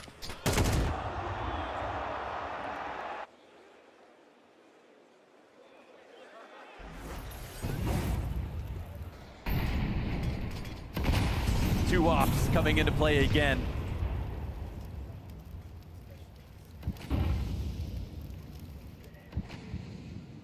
Rops does this part-time, but I swear he could main it. Makaze has no multi-kills this map. Damn. Oh, awkward timing, but Flamesy gets away with it. Easy stoppage on the hut exit. You've got Flamesy not even called on for more frags there. He'll return to where he started. Jumps into the Aubrey. You can do nothing from this point on. That overtime record exists for a reason, and NAVI are feeling the wrath of it. I mean, we're at the point now with this T side. It's gone on so long, they have to come up with some new ideas. They're trying to cheat some timing by taking this upper hit a little earlier. They have not really tried this, and we can kind of see why.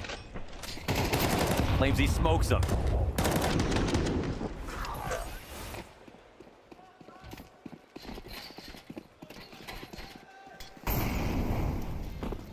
Double off setup. Their score lines now look frozen in time. Like, no one's really adding up any more kills. It's just a CT side story. It's that double op that caught off NAVI. That's what got them back to winning those CT rounds they had to force overtime. Just trying to sprinkle it in for a second time at this map. Seen this exact situation play out in favor of Makaze last time. Apex came to check this box. Well, Makaze was floating in a certain way, and now he gets spotted. And the flashes weren't that good last time. Oh, Apex, yeah. No problem. Robs' second op strike, they'll know about it now, and Wonderful rips off his head with the peak. Man, the second op rotating ramp is insane. And again, a third piece here. ZywOo's gonna kill Wonderful on that attempt to exit. Now Mezzy's locked in with the double. It's a missed shot out of ZywOo. Tries to draw them into Mezzy. Look at the health. NAVI, they don't have enough to get out through the plate. It's a team kill, and the frag grenade for Mezzy. Beyond the grave, he'll collect. It's a straight disaster. Alexi now in another 1-on-3. He brought the last one close. Once upon a time, all the clutches were NAVI, but not this one. Apex sensing blood in the water strikes. It's a flawless overtime run. Oh my God, you can't make this up.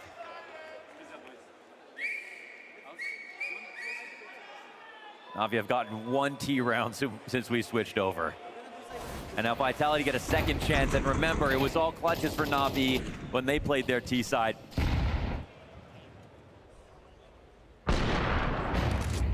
Only the 4th time a team has pushed this roster to an 11-1 score, and you would have thought it was over, but they prove again. Their ramp rotations have been insane. I mean, they're getting a second op to come into Turnpike. It's not getting overcrowded, and then Mezzy comes in with a rifle. That's not even the first time. They know exactly where to give up space. Missed chance, though. Wonderful would have loved to have collected that 5 versus 4. Apex is gonna really speed up off of this. I think he's shown presence. Mikaze's not watching this. Oh, gets him in the middle of a spam, right? Mikaze tries to shoot smoke. Good on Emet to at least be there to get the other angle on Apex. Apex will take that trade every day. You've already got ZywOo downstairs. That's that looming threat of a lower hit. It's called Emet down through the vents. ZywOo's just missing the timing. Oh, no, he's back to back. And ZywOo's gonna execute 1 bullet to the back of the brain. Emet's slain. And it's a man advantage for Vitality on the brink of a flawless OT. He's readying the bottom of vent. They can actually take this back upstairs. Alexi, he's got some support, but it's not in heaven yet. They're trying to get closer towards that exit out through Squeaky. ZywOo's ahead of the pack. That's going to draw Wonderful into the open, but he won't get punished. Able to go back, diving into the cover, tries for second servings. Ross has got him bested. It's pressure on Alexi with 18 health. Map 1 on the line. And as Rops figures this one out, it's an act of desperation left for Bit. Do you really want to push that with an op? What do you got to do? You have to get up here. You switch out for the M4. The gun hits the ground. You let them know you're downstairs, and so a huge around-the-world rotation. Trying to keep himself shrouded. He has no time. He has to run this in. Navi thought once upon a time they had this. And with fire at the feet of the player on the right, it doesn't go deep. Mezzi's able to just lock in this spot, and patience pays off. Vitality rip Fort Worth's hearts out and expose Navi as nothing but a bunch of yellow bellies.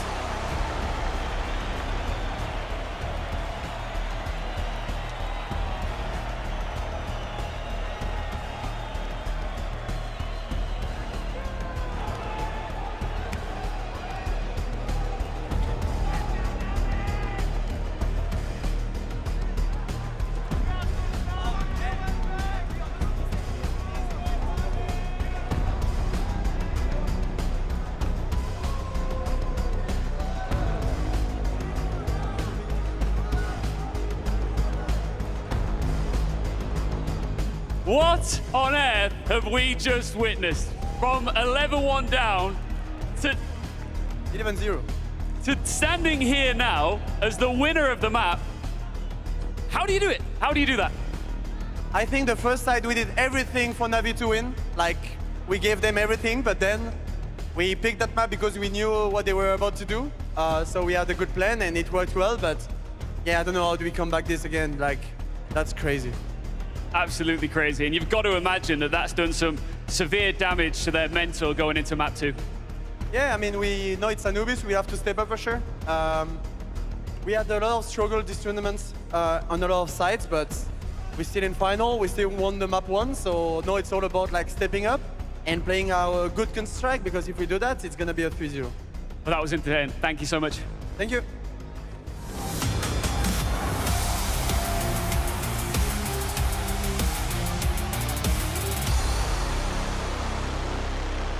Unbelievable. 12-1 in OTs for Vitality. We talked so much in this pre-show about having to finish the job when you get a chance. I love that Apex also corrected Ian there. It was not 11-1. It was 11-0 because it makes it all the more impressive. There's so much to talk about for the recovery of Vitality, but, you know, momentum-wise, Dust, you gotta feel so down in the dumps if you're Navi.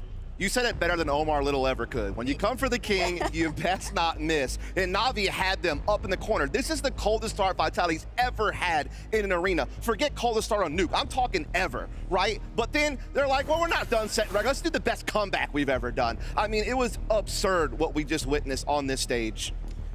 Even to refer to what Scrawny said in his intro to the grand final, I mean, that Texas heat, it's a slow killer. Yeah. It creeps up on you. That's exactly what happened here when Vitality puts on the best outside yard defense I have ever seen. I've never seen anybody use utility that well, find so many kills through the smoke.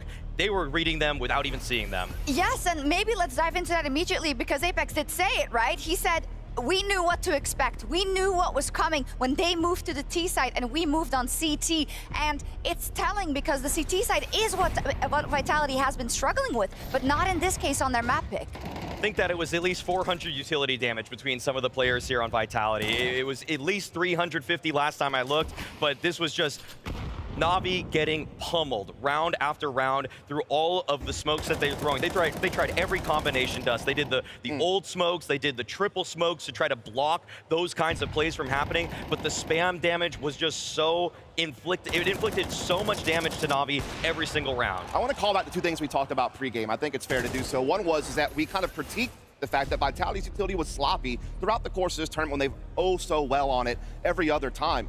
They were surgical with how they used their nades and incendiaries on that second half comeback. I mean, so much damage, so many frags, and that's what they're so good at when they're on their game. Not only did they have all the fundamentals, they had that extra flair that's going to catch you off guard like that. The other thing we talked about pregame was, what was it going to be like watching Makaze and Apex duel in the yard? Two different philosophies. Star player for Navi in the yard, in-game leader in the yard for the Vitality side. Apex out-fragged him so hard in that second half. They never even took a fair fight, really, though. Yeah. That's the thing. If it was Makaze versus Apex and it was open space, you're going to put your money on Makaze there, but that's Apex. He has all of these tricks. He's extended his shelf life as a player, not because he's kept up his mechanical ability, but because he's improved his mind. And for Makaze, though, that has to be so frustrating, right? Because you say it there, like at least when you lose the head-to-head, yeah, you know it was me, but this time you're like, well, hell, I couldn't even do anything, and I fear for that feeling, right? That feeling of hopelessness, especially when you had it in the palm of your hand. Because at the beginning of this map, their T-side was phenomenal. Their CT side was phenomenal, right? Was, yeah. Clutch after clutch after clutch, Dust. It was a combination of clutches for sure. I mean, Wonderful had a couple of big moments. We obviously saw really a lot of different players. Emo was having a hell of a game, if we're honest. So they really did have a lot of clutch plays and a lot of things go their way early. They had obviously the very hot start of 11-0. And what I liked about this first half from Navi as we were preparing for what we thought would be the huge upset on the stage was that they gave a lot of different looks to Vitality. That's what I want to credit them for. You know, the way that they were, boosting Makaze on top of that spot in front of Big Garage, or moving Wonderful's AWP around, or just generally scrambling them. And then when they were going for the retakes, when they were going for the clutch moments, they held their nerve in those pressure situations and were able to come out on top. So it was really tough to see that slip through their fingers at that point. Especially after they did so much of the heavy lifting. To get this great of a CT start off the back of some heroic plays, that's not usually what you get. That's the X factor that it felt like would carry Navi over the edge versus Vitality. Now they just feel like all these clutches are wasted performances. Yeah, absolutely so, right? Because you start to have that belief that no matter what happens, we'll be able to turn the rounds around. But then it starts to creep in, and I think one of these rounds is very important in that regard. It was 15 where Rops actually gets his first clutch. It is left to them to finish it, and we're going to look at it after. But for me, that kind of was the straw that broke the camel's back, because this is where you can get to 12, right? But they can't finish it. Yeah, I mean, I think Rops has had a really cold tournament throughout the group stage in particular, and really only popped off in that landslide win over Game Leader on Mirage. So to see him finally get into his old self, that clutch factor that we know he's capable of, that was so pivotal. Also, just look at what he did defensively throughout. It didn't matter. The guy was having so much impact, holding ramp, helping retake the lower bomb site. This is the Rops that we know and love. It is, and I think Emma walked down this catwalk here backstage thinking about that round exactly, because he could have gotten 4, he could have gotten the clutch, and they were on 12. The thing is, now you can't think about that anymore. 94 damage. Over 90 damage to Rops there. I hope he doesn't for his own sanity there. That's insane. It is insane. And what's insane is that Vitality saw all that dynamic defense that Navi threw at them. They said, hey, we can do you one better. And they really did. It was Apex in the yard. It was Flames constantly repositioning, whether he was coming secret, whether he was coming mini. He was at times helping duel. One of the big things I noticed in that final stretch for them is every time that Navi's made a commitment, there was always one more there than they expected, right? If they take ramp, okay, there's one guy peeking us from ramp, one guy turnpike to trade. Nah, Vitality had another guy turnpike to trade. It was always that layered rotation that really just puts Vitality out in front. So many contingency plans, and It's so interesting because we talked so much about they are weaker, they've lost a couple of streaks, there have been comments about not being as precise with their practice, or that they are getting a little bit tired of everything, right? I didn't see any of that on the CT side. It almost like they added an extra layer still, just working in the shadows for a moment like this. The scary thing about this game is that the Vitality from the first half is what we saw in the group stage leading up to it. One that's sloppy, that couldn't fight in trades, that was getting outplayed tactically.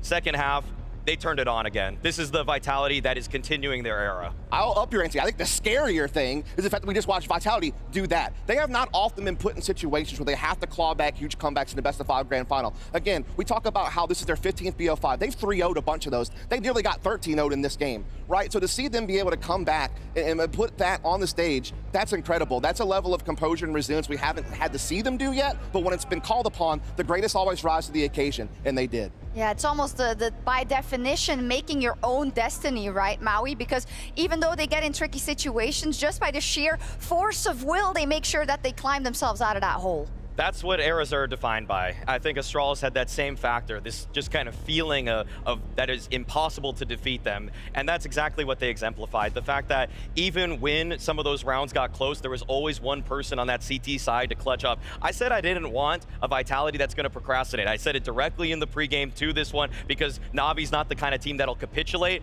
Unfortunately, we just saw that happen. A Navi team that I rarely see choke on big stages. It's why I feel like they still have the best puncher's chance to take down Vitality. But Vitality, they weren't knocked out with that initial blow. No, Navi's been brought down a notch for sure. We also have a polymarket prop that could maybe help in this situation because Navi might need it. Will there be a reverse sweep in the Blast Rivals Fort Worth Grand Final? Hell no. For their sake. I'm just gonna tell you, it's only happened once. It didn't even really happen. I mean, there was a best-of-5 grand final where G2 looked like they were gonna be out of it and they come back and they won 3-2. So that is the only time it's even remotely close, and there's just no shot in my So it's gonna be 3-1 for Navi instead? Oh, I see what you did there. That was a little trickaroo.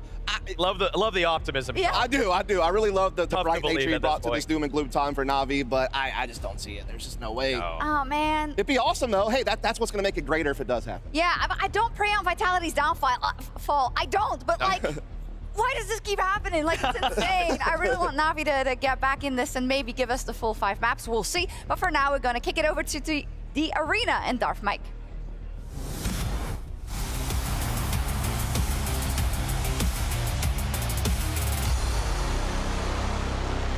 How are we doing, Fort Worth? Well, Vitality managed to wrangle that map somehow, but we found the final boss of our chickens here in the Dickies Arena, and I think I need some help wrangling them on down, so I found the experts. If Vitality could do it, certainly these gentlemen can too. What's your name, sir? I'm Chase. Chase? Espen. Espen? Carson. Carson, and what inspired this fit these days? Well, Vitality don't lose, so, you know, I'd like to dress like a winner. There we go. Well, I've got a lasso right here. Have any of you gentlemen ever thrown one of these before? Not in my life. Never touched one. Can't say I have. There's a first time for everything, folks. So we're gonna give each of you 3 tries to wrangle this bird, and whoever gets it first is gonna be winning a fabulous prize. Forward, do we think they can do this? Mixed audience here. Could you step forward? So now here's gonna be the trick. You're gonna take the big loop. You're gonna hold this in your dominant hand. Dominant hand. What do we got? Right hand. Hold that in your right hand. Hold it nice and open. You want a big, sexy loop there. You want to keep it open as much as possible. Keep fingers on the loop so it doesn't close down. You're gonna swing that thing right around your head. Get a little momentum going. Oh, there we go. Oh, see, that's the key. Keep your finger on that loop. Don't want to let go there. Forward. Can we make some noise? Can we get a?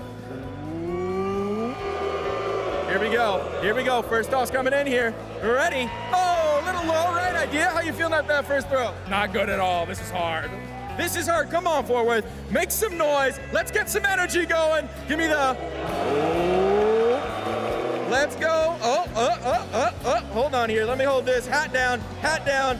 Hat down. It's okay. Don't worry about the hat. Worry about the loop. There you go. This hand open. This hand open.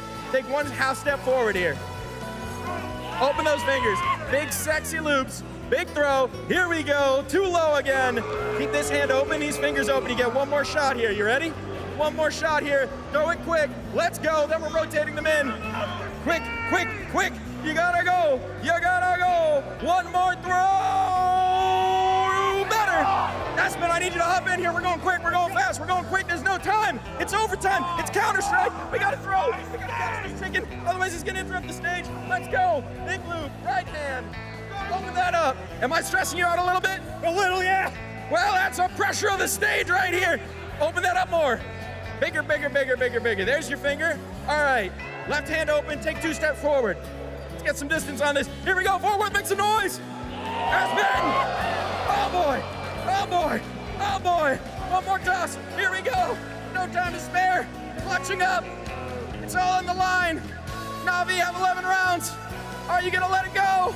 Here we go. Oh! Hit the wing! Hit the wing! We're getting this man in. One more throw. One more throw, my friend. Loop this up. Come on, wing. You're getting so damn close. You're so damn close. You feel it on that one? I feel it. I feel it. He's feeling it. Are you feeling it now, Dickies Arena? Here we go. That's a good loop. Oh, and he's dropping the whole rope. He's let go of everything. All right, sir. You got to lock this in for us, Carson. Do you feel the spirit of Fort Worth? Yeah. Yeah, he does. Do we feel the spirit? Do or die. Clutch up. Okay, come on. One more. Come on with the toss. Get it going. Get it going here. Come on. Imagine this is the prize. Is the trophy. You ready for it? Let's go. One more. Quick. Get it looped. Keep that other hand loose. You can do this. One more toss. Here we go. Oh my God, it's a miracle. How has he done this?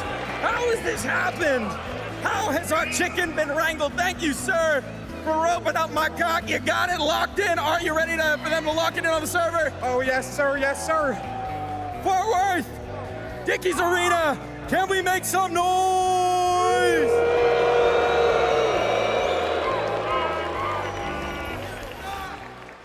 We are here with esports himself. It is indeed the historian, Thorin. How's it co-streaming in the arena? It's all right.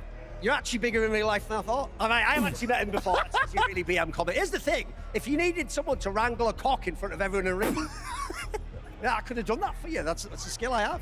I appreciate you inviting me to the first ever live edition of Snake and Banner. So really well done. That was a good point. Listen, it's a lot safer to have you than Kassad here. I'll tell you that right now. I'd be scared right now. You probably wouldn't get through customs, would he? He'd say something crazy on the way in, you know. Yeah, that might have been the end of your co-streaming right there.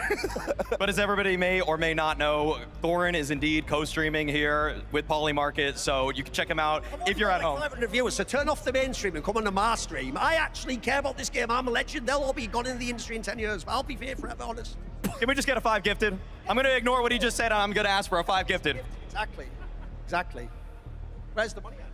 Well, thank you so much, and I think we got to check in with someone else, unfortunately. It's nice to sort of be on a stream again. You're so close. Of course, they're still chatting. I'm here with the boys from the KRL stream. Rivan and Louis, you've been here the whole event. How has it been? Oh, it has been amazing to have the opportunity to be here in Fort Worth. I love the US crowds. It's been an amazing week. I mean, everyone said it all. Actually, it's really nice to be here. We enjoy it a lot. The teams are nice. Even though Vitality is still the best team in the world, you, the public, is actually insane. So thanks for coming here. You guys are already losing your voice. You've been screaming so much. So what do you think then? Because yes, you're French Vitality, blah, blah, blah, blah, blah. But we want to see 5 maps. How can NAVI do it? I think they will have to get Makazi back to his level, because basically he's not playing so good this final so far. So I believe he needs to step up a bit to be in shape and make it possible for NAVI.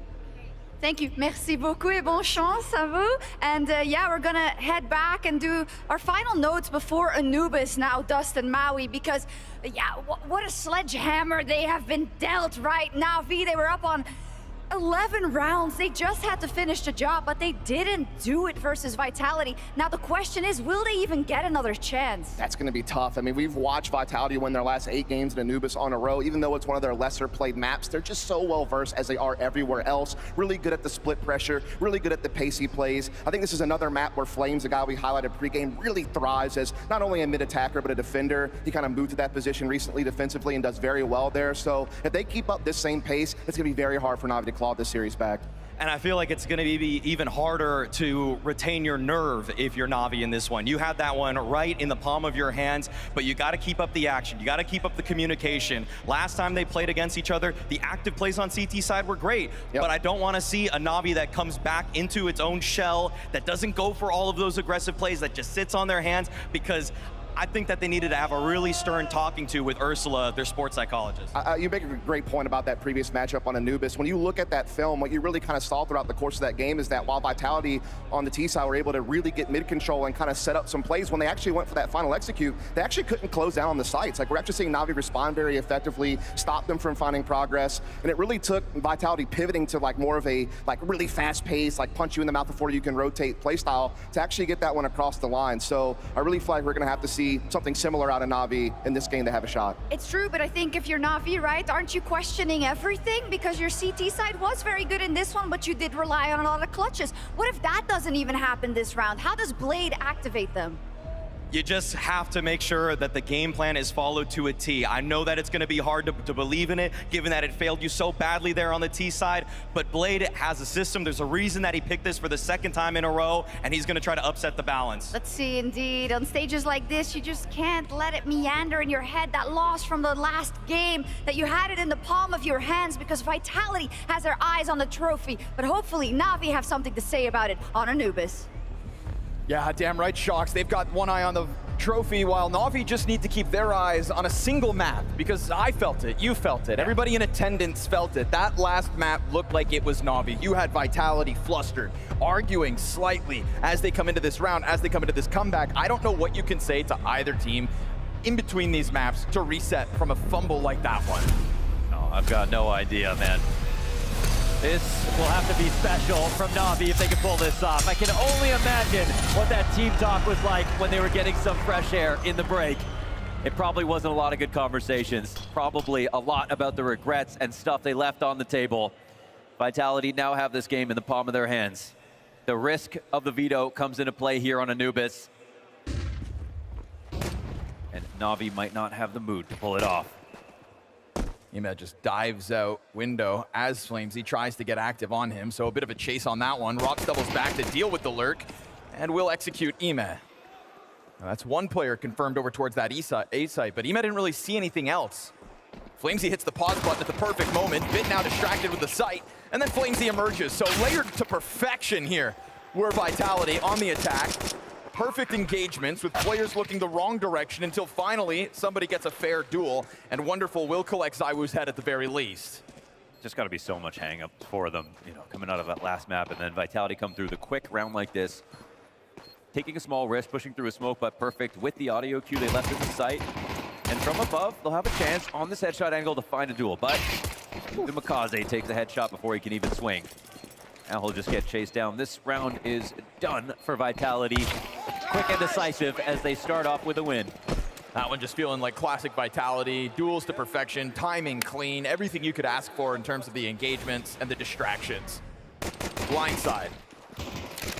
This fair duel would have been Flamesy to pick that up from behind, if not for Apex, and then we get another execution of the player out in heaven where he's just not looking the right way.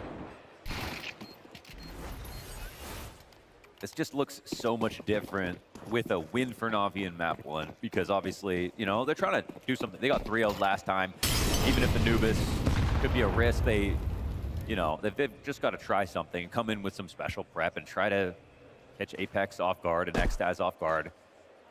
But without the win, it just doesn't feel scary anymore, I think, when you're Vitality. Just feels like more of the same when it comes to this head-to-head, which is close games, but no victories.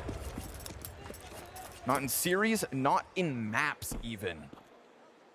So when you were that close, and I mean, again, we've had close games, right? 13-11 victories for Vitality, sure, but not 11-1 leads that get blown up. You're gonna need 2 sports psychologists to draw Navi out of this hole. Just hope they agree. Opening kill on ZywOo could end up helping Navi. They didn't even really need ZywOo last map. You know, he had some kills, but it really, you know, it was Flamesy, Mezzy, Rops' clutches that he denied. If that game didn't go to overtime, he wouldn't have even been positive. Trying to remain active in this one. Navi with this 5v4, looking to carve a path towards long A. This is a lot of commitment, though, out of the defense. It's leaving a perfect window for Vitality to strike inside of the B site. They're still a little bit delayed to it as they want to prioritize utility. Apex going to find his hands full, but still able to collect 2 headshots at that distance. Makaze, bottom of the scoreboard, back on Nuke. 10 kills throughout the entire map. And no multi-frags. At least Flamesy collecting bit is going to send Wonderful running off to the hills. He'll be able to save that scout if he's lucky. And it's Vitality to still get through despite that 4v5 they had to face. And now on the T side, obviously going to be a very different story here on Anubis. Both teams are going to be looking forward to playing the attack. But because Navi picked this, obviously they have to start on CT.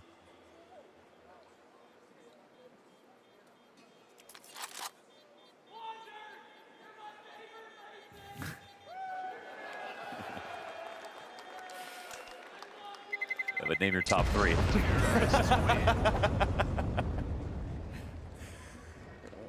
Or don't. Big. When Vitality first moved Rops onto the team from FaZe, that's when we really saw, first of all, the power of Rops, and also what it does to a map like Anubis. When he started playing on A, how they could just, like, a map feels like it has 6 players. He could play the site by himself. They still support him, and they still go for pushes, and it's all coordinated and everything like that. But just the strength of him as an individual on this map, like, just buffed out their map pool to a level we couldn't reciprocate. Now it's obvious. Now if Rops went to any other team, we'd say the same thing.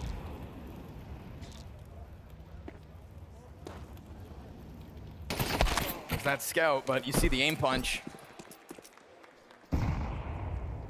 ZywOo's maintained control in between the two pieces.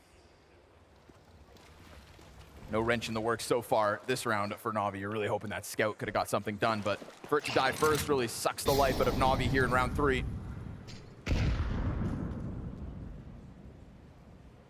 I'm just curious, after that last map of the Vitality comeback, are there still Navi believers in here? Okay. Delusion's a hell of a drug. It's all about faith here in America, man. That's where we've had the Yes, craziest runs. Dallas and Boston, I mean. Yes, it is. It's just all about the mental. Can you pull yourself out of letting Vitality walk away with that map win? Because you just have to get back to where you were in the first half. We had Blade with double fist pumps standing behind Navi. The confidence there, we've never seen. I mean, we walked off stage and then, you know, went to the cafeteria and everyone's just like, all right, 3-0 now. Like, it just feels like that because mentally, how hard would it be? The amount of effort you put in, the amount of miracles that had to line up for all those clutches to go your way, for how good the start was, like, everything went so wrong.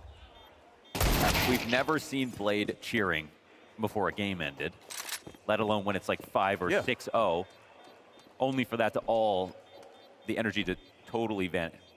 Honestly, it just was, it looked horrible when they got to overtime because you already know you're going to lose now.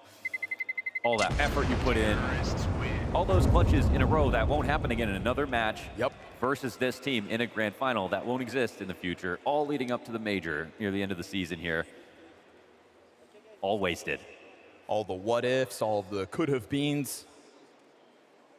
And we all know that familiar feeling of throwing a lead in a game of Counter-Strike, but imagine Navi throwing that lead versus a team that you've been playing against for 2 years without finding a single map win. That is the closest you've ever come, that is the most confident you've ever felt, and it gets torn out of your chest. And at first, it's a map that makes Vitality look like they have weaknesses, and in the end, it shows us why they're the greatest right now. Like that resilience only adds to their confidence, doesn't take away. They're not going to remember the fact that they started 11-0 down, oh boo-hoo. The fact that they pulled that back only makes them stronger. First gun round now in Navi's 4th round of the CT side.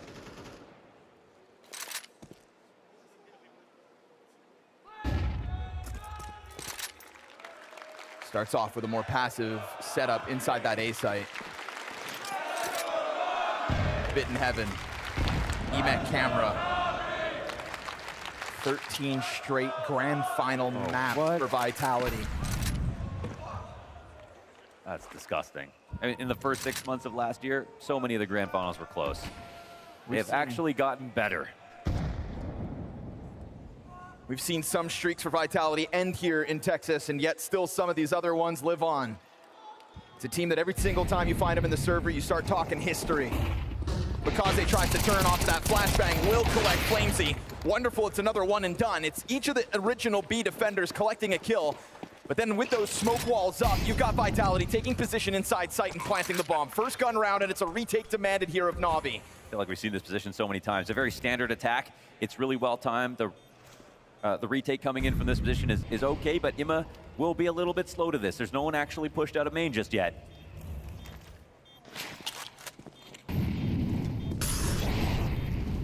And with where they're playing from, I feel like this is the perfect counters. Robs comes back to take a look with a teammate right next to him. CT's really down to the wire here. It's going to have to be Emet for that defuse, but now his kit is over towards long. 10-second defuse was never going to happen without Emet getting into the action. Vitality shut down that post plant from a 3v3 to 2 Vitality players still surviving. He tried to crawl into that, and if there were people outside, then taking those fights and going slowly at it would have made sense. But the perfect close plant positions, playing in both choke points that they weren't coming in from. Apex taking an early duel and losing it, that would have been maybe a chance for the retake to take place, but he's feeling good too. Imma has a 1 rifle on this round for NAVI. Couple MP9s, few grenades. There's certainly tools for the job. Then there's that one unquantifiable element that Vitality brought from the first map, and that is the self-belief. Built back up by a nasty comeback. And another inevitable close in an overtime game that just lets them now start to get streaky, but a big push from Alexi for the double MP9 kill. Offer pinned in the corner, not gonna get a second. Okay. That is a great move here by NAVI to take control of water on their terms. Yeah, now we're in business. Rob's playing that up close angle. No one was directly behind him to take aggro. They got caught off guard, jumping away at the stairs. It's going to continuously take moments like that out of NAVI where they take moves on their terms. You find Vitality in a setup phase of the 5th round. Jump them when they don't expect it, keep that Opper in an awkward spot, and now, hopefully for NAVI's sake, close out this 4v2.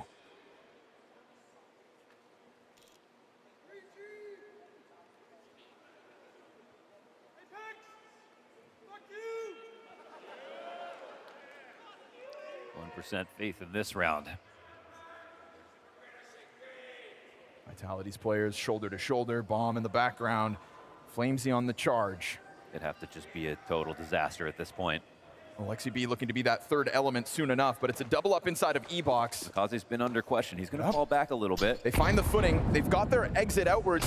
Okay, hold on. Mac 10 covered by the pistol. Nicely done, Mikaze. As he confirms that there's a flank in position, knows he's time limited here. 7 seconds, wants the bomb plant. Just wants to go for the save. He'll find his exit strategy, and Mikaze on the chase. NAVI off of Alexi's double MP9 push outside of the A site. Give Fort Worth something to believe in. 5 rounds into map 2, they'll collect the round win. For now, it's kind of a drop in the bucket. Like, it's great, you know, rounds to get on the board. It's not the way in which it proves that, you know, you've got the team and the caller and the strats to be able to win, because they're not going to do this over and over again. They've got to win a standard default now. They've got the upgrades. They made a little money off that round too, which is nice. They catch a tempo. You never want to let the other team win on a half buy. So all that lays the foundation for something here for NAVI, but it's going to be these rounds, the meat and potatoes. Full buys with the op in play.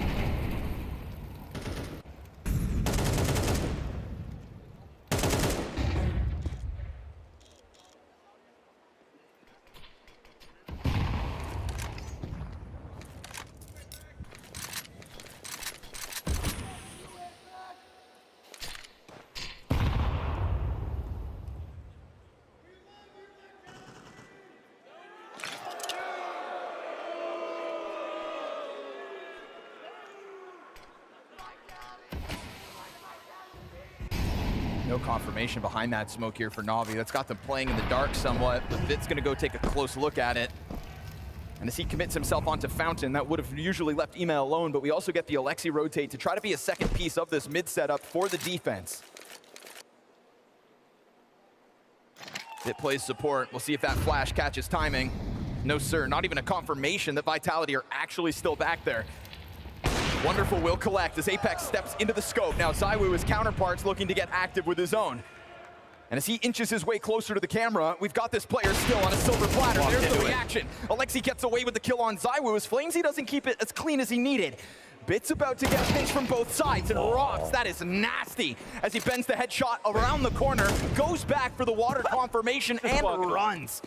wants to be a part of this post plant with numbers advantage on the post plant site. That's crazy. And he has such low health, but he can actually still be effective here. Flash comes in, won't do anything. Oh, but cleared. Mikaze, time to shine as utility comes flying forward. A frag in case. Fountain is occupied. It's not the case.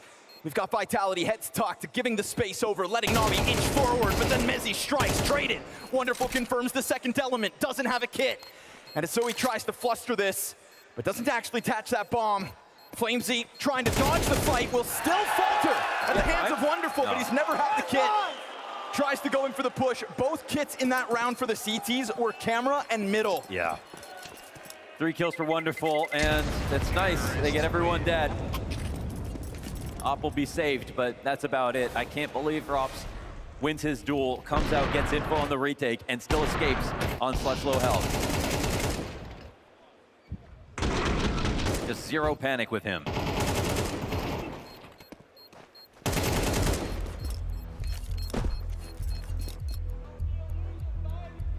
That's a deflating moment. That's nice! And economically, not too bad. They still get a buy behind it. He sees an op because he saves it. The half certainly isn't over. Play talking like he knows exactly how to put this together.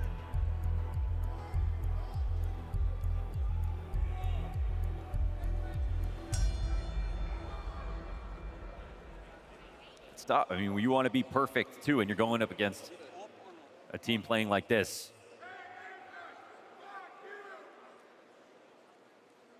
Your nemesis, holding you out of trophies.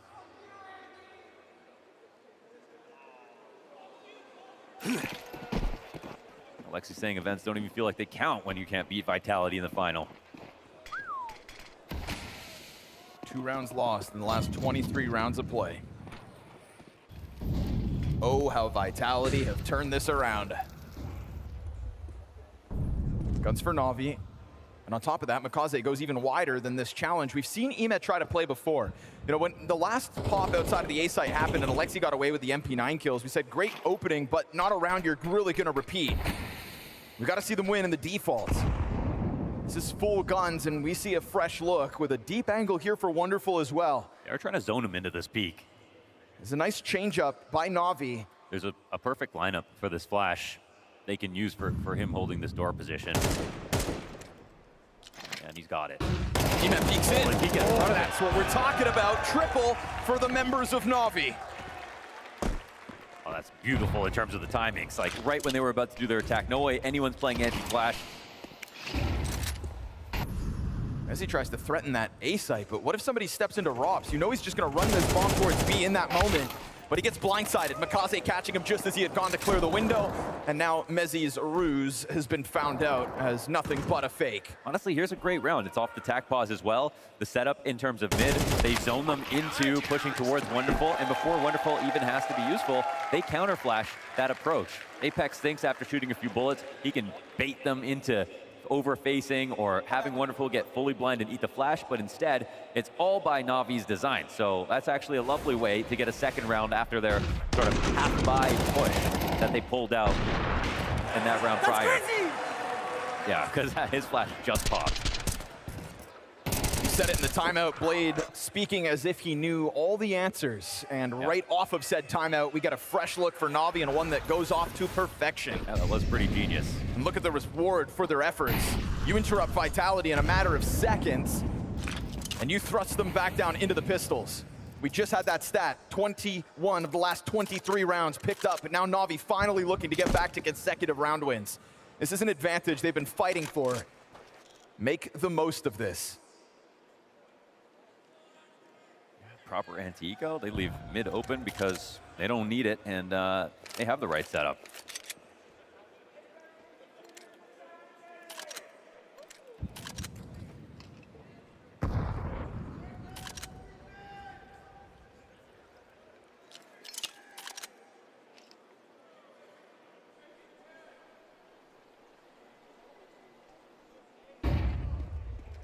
Nothing more to do. Try to charge. Fountain's gone uncleared. Perfect wraparound for Bit. That double up inside of the site, just the distraction Bit needs to thrive on this one. It was just so good. I mean, unless there was going to be some kind of mid-play this round, there really wasn't a chance over on the A side. Nice cleanup here, NAVI. So one great rifle round, a half-buy win, and an anti-eco.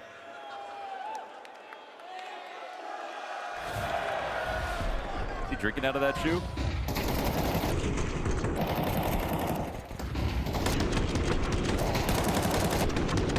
Way too easy for Bit there.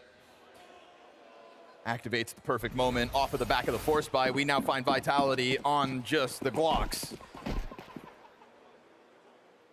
Never too late for Navi to turn this game around.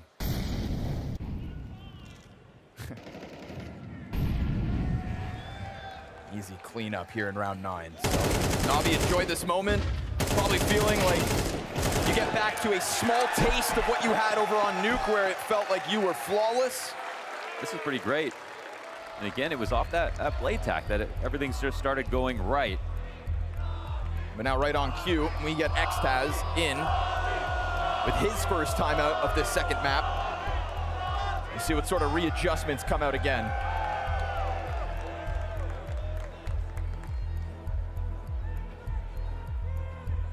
Blade, he doesn't waste either team's timeouts. He'll be talking here as well. Yeah, I wonder what's up next on this defense. I mean, it's a tough map to come up with CT options for pushes. They all feel a little bit random when you're flash retanking, A main, B main. So timing dependent. We saw that's how they won.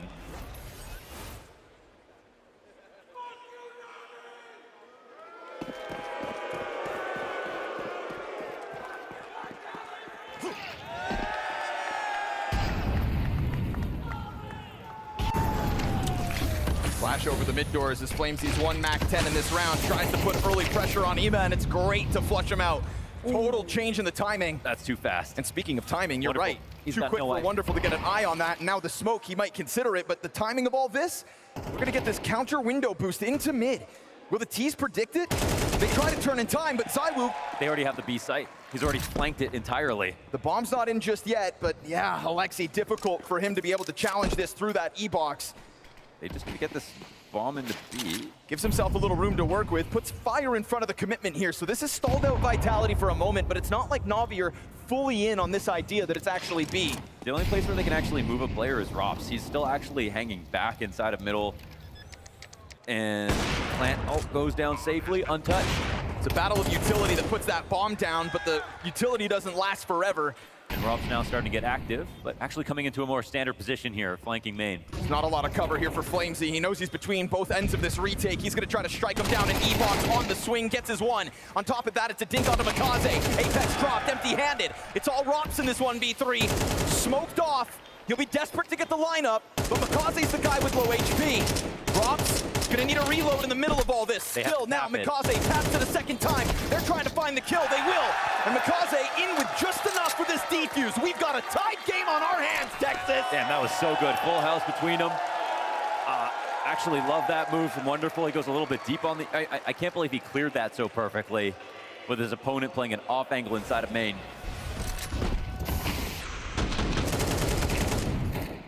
After this, I thought, oh man, this round is over. After ZywOo hunted down that kill, and they had Flamesy come through that flank. But it's actually insane that Navi pulled this retake off, considering the situation they were just in.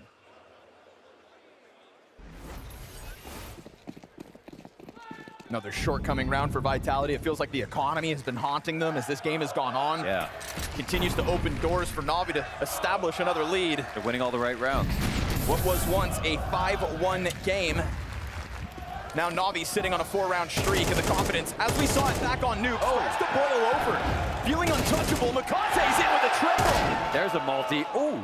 ZywOo tries to return the favor with his Deagle. Back-to-back Deag headshots, a swift reminder of who really is the best.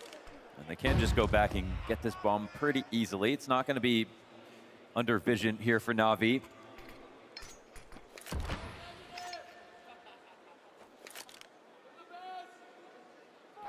Both got gun upgrades, have armor to work with,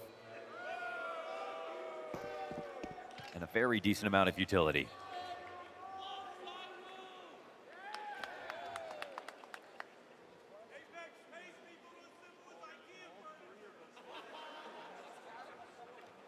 readying a flank. I mean, Wonderful's posted up in the perfect position, just has to wait patiently, hit a shot.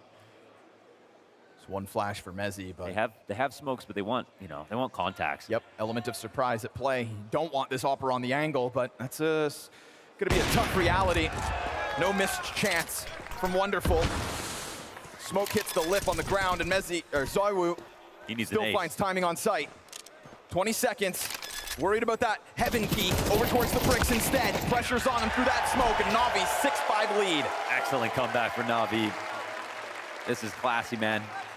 CT side, after the way they started, some great calls and setups, some ingenuity, and they're not just hanging back and waiting for rounds. The only time they've been super passive is their ecos, and they've had the right site to sack. They had to win a retake.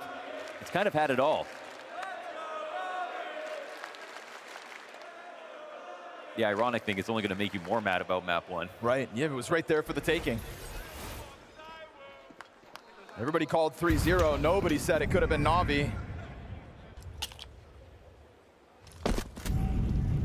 Yeah, Makaze really starting to pop off. A lot of conversations around him after taking a closer look at his stats versus vitality. Again, such a superstar on Ancient, but the one map that his opponents don't play.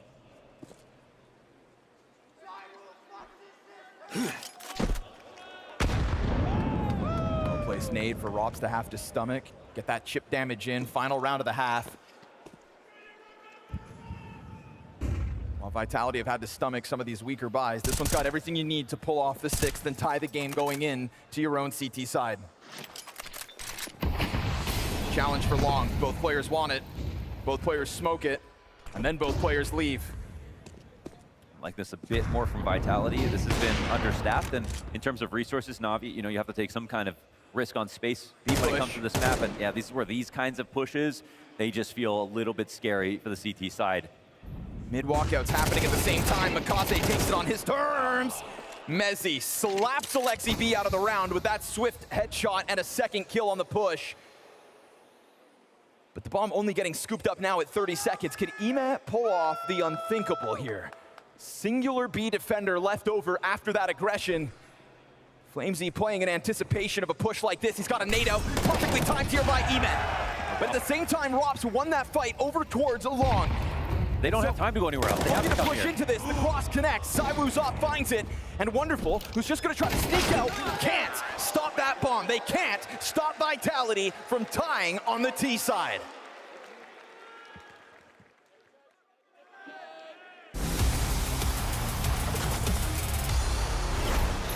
To me, this is phase written all over it. It's not happening.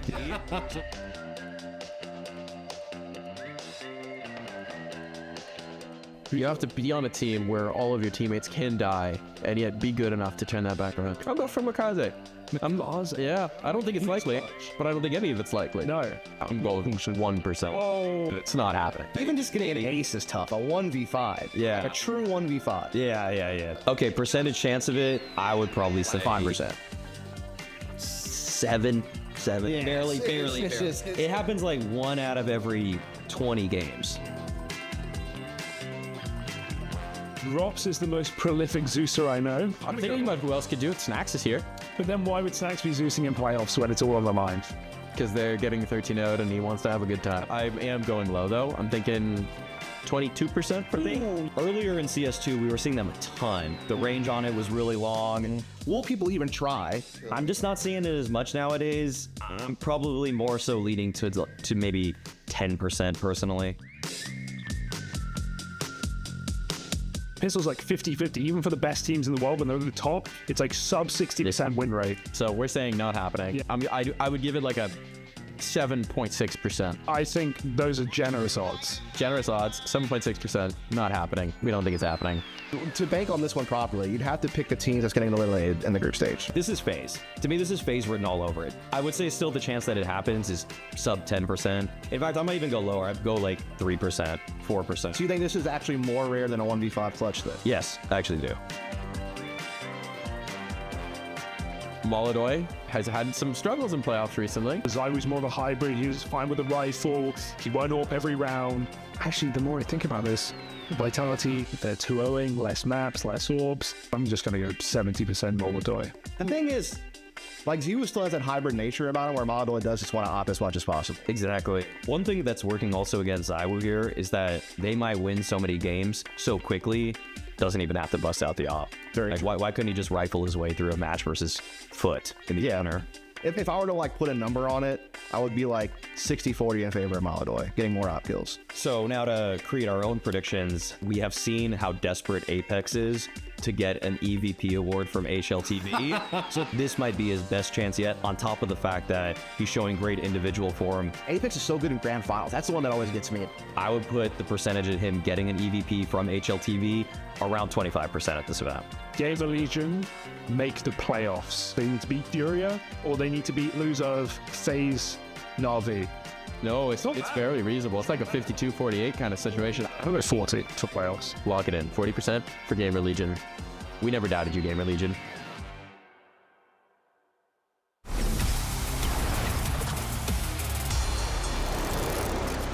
A little more action-packed Counter-Strike here on map 2. We end all tied up at the first half. What was a stark contrast to Nuke, which featured 8 clutches between the two teams won. This second map, only 1 of those, because we really did have some dominating rounds. And at the start, it was Vitality. It felt like the continuation of Nuke. But Navi have started to turn this around. This just turned into a very high-level half. I think it's very, very impressive for Navi. You know, unfortunately, they don't get more rounds because they started off a little bit slower, but that's also because Vitality played extremely well. So pushed to their limits. Still, Navi delivered a very strong comeback. Makaze has a much better map here, and now they really are on to be able to take Anubis. Just called for an uptick in Makaze in this grand finals. Well, you got what you asked for. Now to replicate that on the T side's the challenge. ZywOo, one of the 2 sets of Berettas in this pistol. Rops hangs on to his as well, playing over towards camera. And ZywOo lets him know he's ready for this commitment if Navi do truly follow through off this util. Challenge to try to come out through the E-box. It does get that flank to go active, and Flamesy has yet to find an opening kill on this map. Now 0-5 in opening duels. What a spot. Robs has got the right position to dodge this. Oh, but the bomb carrier is still able to give himself enough cover to get down into the site with the plant. 5v3 for the 5v2, and Navi want that lead right back. We've got Mezzy to control the 1 kill back towards Closet. ZywOo down through camera. The longer he waits, the closer the rest of the T's get to this. There's actually only 2 players here. And ZywOo's trying to work this out with Mezzy. They find 1 player up close. Mezzy's low. Now we get this camera alert coming down from Makaze. He's the last piece. Oh, the 2v5 tonight! But the final challenge, the final boss. Makaze to make a world of difference here throughout New Anubis. I'm glad he's getting his flowers. Man, that was close. A nice 1v2 from Makaze with the turnaround. He definitely could have died. A labored effort there right at the end. But they really needed every little bit. An incredible attempt at the retake, to be honest. But all that matters for Navi is it's a win.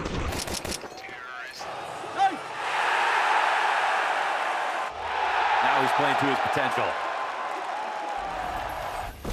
They're gonna need him all night long. And what could wind up being a grueling best of 5.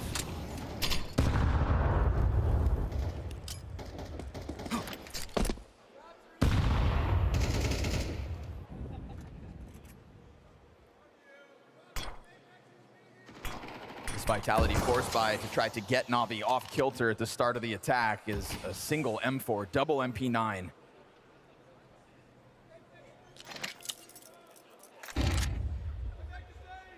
At the moment, you've got Alexi kind of freed up here, right? No more grenades to preoccupy him, just this MAC-10. We'll see what kind of info he can gather as he looks to be this 1 player still keeping eyes on mid-bridge. And you can see Navi's forces looking to come together for the B split. But they're willing to give up this A presence in the B split. I don't know. It feels like Vitality are kind of looking forward to it. It's the right lean. But an MP9 to duel at that distance, no surprise to find Flamesy cut down to 30 health. Robs is gonna catch a pistol kill. Now ZywOo's rifle gets into the action, and they're gonna stop him with just the 1. It's Flamesy, low health, still delivers. But both him and Robs are also dangerously low. Wonderful 1v2 is gonna dive the backside, and he's got no idea where Robs has gotten off to. But he's got the bomb and he's got the plant that comes with it. Wonderful's giving himself cover. Robson never found an upgrade. Smoke still over towards long. He's just got through it. Wonderful trying to figure this out. Goes for the back plat position, and as Robs gets closer, he'll connect. Unbelievable set of kills here for Robs.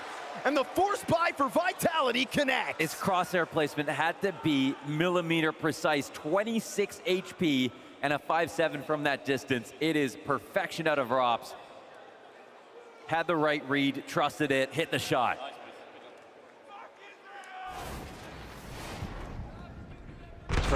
That's insane. He gets double headshot with the 5-7 from there too. This too, Flamesy surviving more damage in that second kill. For a moment, it was gonna feel like ZywOo had to find the multi off the M4. Oh my goodness, it's unreal. For a player who only found his first clutch at this event back on Nuke, for him to post this one, remember the turning point in map 1. It was Robs' clutch versus Ema, and then every round thereafter. Yeah, but they played against Gamer Legion. Apex said their CT sides on every map they're feeling amazing about, but Overpass, it just for some reason, they can get uncomfortable sometimes, funnily enough, of all maps. But that's why even though this is a Nubis, now if you're on T-side, doesn't mean it's going to be easy. Walk into the off as Robs yet again catches them off, and usually when he's got it, it's the double off, but right now he is just the only one. He's going to go MVP mode, isn't he? I want to say we haven't seen a round lost by Vitality if Robs has an op in his hand tonight. Pulled it out at least twice back on Nuke, 2-0 in that regard, and now here as well. Features it over towards that one site, and Apex wants to get off B. He pushes forward, awkward for a second. Yeah, very. He doesn't know about this, but it doesn't matter. Just pistols, but still Mikaze collects one with the Galil. This is a B site suddenly primed for the taking, but the bomb's still sitting up on that long shelf. This is not a bomb in sight. They've got to go back for this. Oh, this is going to get incredibly awkward for Alexi. Oh, it's so far away. He doesn't want to have to abandon his post. There's no flank coming in. He'll get smoked as he has to try to exit again. And this cross smoke hasn't come up yet. Flamesy's prodding this. They're starting to redirect because of that bomb needing to be picked up. They just leave Mikaze for death. And ZywOo's already making a move. He's trying to get here quick. He will be able to cut this off if he goes quickly enough. It's no contest in middle, but Wonderful's had knife out, sprinting the entire time. Clearly leaps and bounds ahead of the bomb carrier, but caught in the back of sight. Still delivers. A much needed headshot here for Wonderful. That's going to give that bomb plant a guarantee. Vitality scrambled back for this retake. I mean, Rob's coming in super slowly. He's got an op to work with. They can wait the smoke out. Wonderful's position starts to get a little bit more insecure. He's worried about it, and there is a flash for Flamesy to try to get him through, but they're going to try to throw a flash at a camera on their own terms. Wonderful stuff, point blank. Oh, he got in front of it. Flamesy's able to best both of them, and we've got Vitality in the lead. The timing was almost perfect. Flash just needed to release a second sooner, half a second sooner, if that. Really like the play there for NAVI, but equally impressive here for Vitality. They didn't have the most to work with, though, NAVI coming into that attack, but still, it's the lead now for the defense. Man, I would have loved to see what NAVI could have pulled off had bomb not gotten stuck on that shelf. Yeah, waited for the entire smoke to come up, but that's also what Flamesy was waiting for, and they were hoping he was just far back, not inside of it. That's Counter-Strike, though. That's why the game isn't won on a single round. But now Vitality winning all the right rounds. It's an anti-eco here. Start farming up the economy. And the fact they can always threaten that double up, no matter how expensive it is. Doesn't shoot on the first. Misses on the second. They're already out through E-bombs. Yeah, these tech knives can get dangerous. This is very dangerous with how close they've gotten. ZywOo just leans back further, missing more and more chances. What? A flying M4 move here from Apex actually offers a rifle over to the players in the site. Oh, and then Wonderful connects with the Desert Eagle. Great shot. That's his second kill of the round, and Emap pushing this M4 off of the bomb site. Doesn't go for the play. He's not ready. ZywOo had a pistol out. He sensed that was free for the taking, and now NAVI on a robbery have gotten beyond this B bomb site. Yeah, and they will be running it to the other side of the map. Now, Robs has not wasted any time in clearing this out, so he won't necessarily be slow. Yima coming to watch for this, and crazy that Robs is still walking here. But the plants goes down. Yeah, so surely he's just a dead man. Yima's got him locked and loaded. Huge round now for NAVI. First real issue we've seen in a defensive round like that, and a couple of miscalculations. Apex jumping out through main to give that M4 over. Yeah. And then on top of it, ZywOo never anticipating that push off of Ime from the bomb site up close. Yeah, it was crazy to see this move. There was definitely a weird amount of some weird comms that came through, and Wonderful's Deagle shot's just fantastic. Like, there's nothing you can do about that. But the sites are always most easily guarded at their choke points. Once they let them break down those gates, of course, it was going to get very difficult.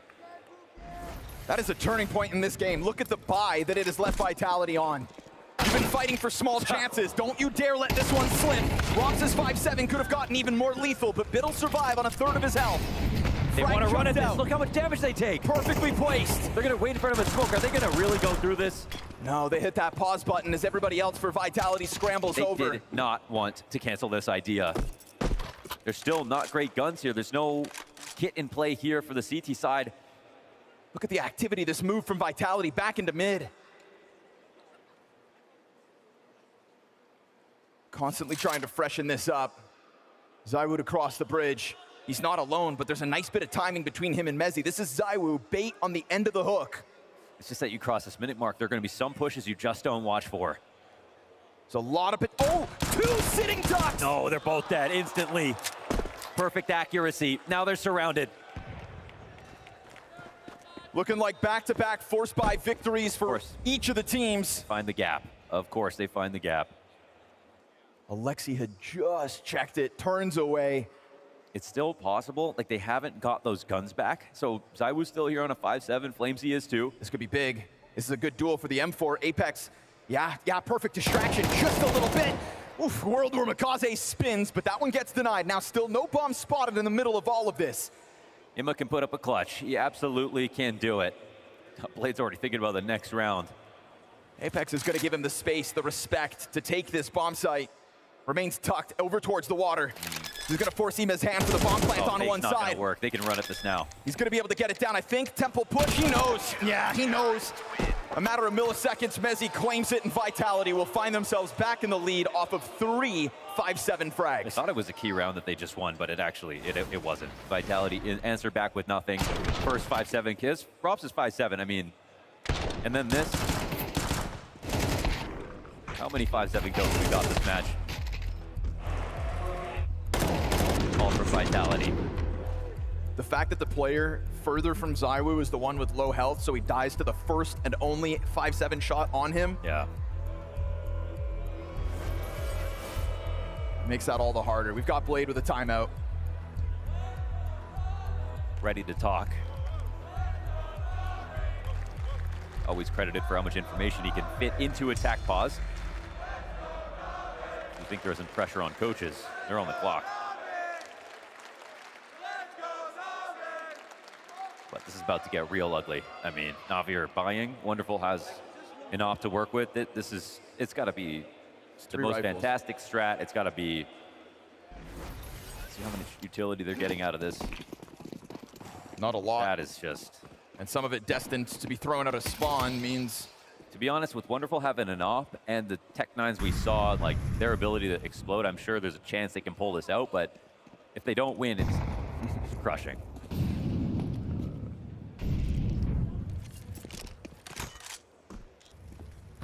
Wonderful, not wanting to get fooled by that boost again. That's some PTSD.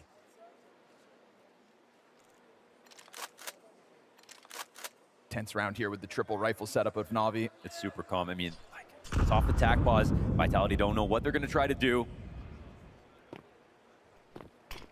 On CT side, you don't want to push if you don't have to. They know that NAVI, if they're forcing, they don't have everything. And so if they don't have a lot, and you see the smoke and incendiary drop in this B site. Yeah, you know this is an opportunity, actually. Feels like a pretty heavy investment from NAVI if you're Vitality, flying blind in this round, but there's no follow through within that. And without any follow through, that internal timer starts to tick. The threat of the mid play, and ZywOo wants to go back, but again, remember the lethal Tech-9s. They have to walk, they don't have a smoke. He doesn't want to get blasted away by one of these sudden pops, the rushes that these pistols have offered before. And so a Heaven player and Flamesy pressed against this long smoke. Frag grenade and a flash still for NAVI. 25 seconds, here comes the commitment. ZywOo hits his. Flamesy's bested with nothing. And as Rob sits towards Heaven, he'll deal with another one of these pistols. ZywOo on the scene. Ime's got the gun for this. Op up close. and he misses his chance. Emet's gonna clear. Another fight comes his way, and he'll deny them both. Navi make this happen. 3 consecutive rounds where the team with less pulls off the round wins. We are getting back into the nitty-gritty. Ooh, that's a nice round out of Ima. That kill on ZywOo looked like it was going to escape him. Very, very close shave there. But the call is great. I mean, ZywOo has eyes on middle just in time, and they don't have a smoke for him on the left side of mid, but they still can just take 1 death and still get camera control, still have a split coming towards 8, and get the opening frag on their A attack. Only 1 frag on the defense.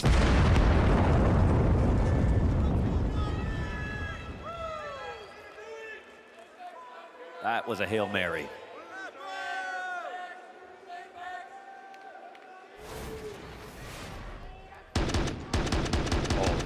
So he finds it. Really well done by Bit. Comes through with that follow-up on Robs as well, and then Emek unleashes for his double. Oh, reads Flamesy like a book. Flamesy's the only player in this server right now without a successful opening duel across both teams. What's crazy, it was such a crazy investment to come through with, but it doesn't even grant them an eco from the other team. Now is where they can get that. They've just tied the game and made up for the fact they lost to those 5-7s. We go 4 rounds back and forth, non-consecutive victories. Both teams' economies on the finest margins.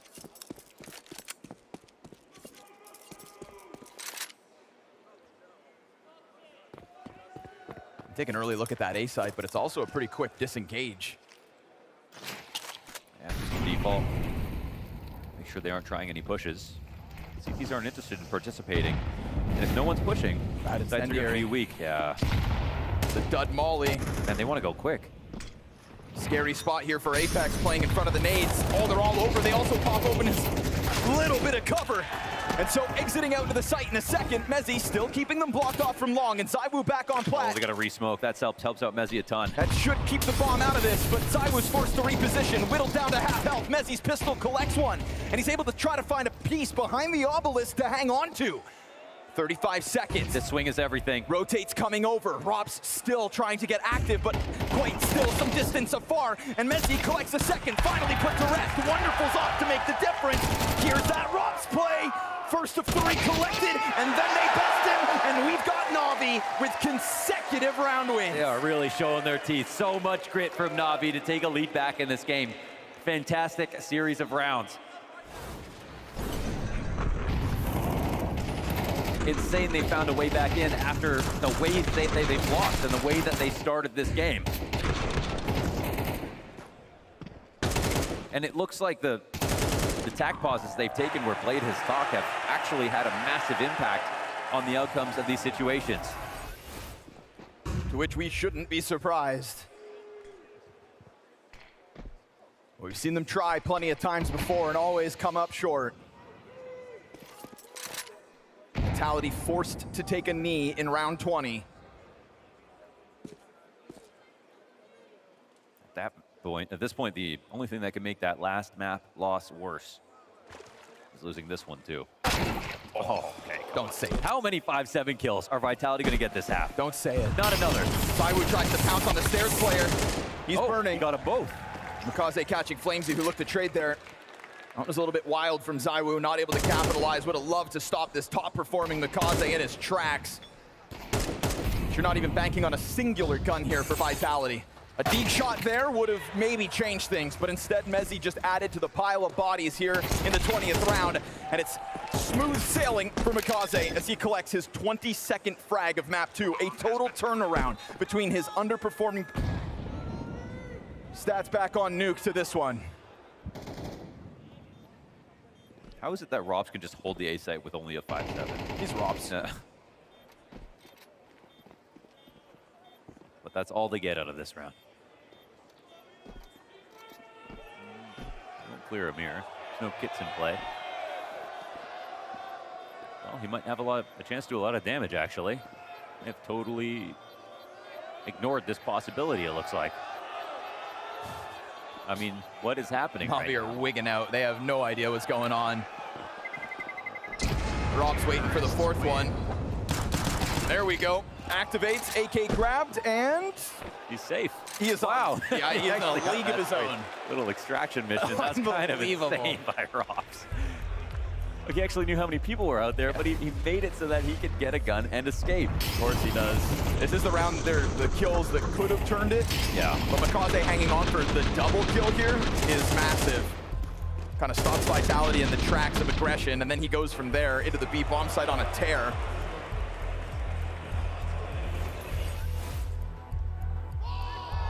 There's no way that Navi have forgotten the burn that was the failure on Nuke to close. A 2-round lead over Vitality, but a Vitality that bounced back in this round with guns.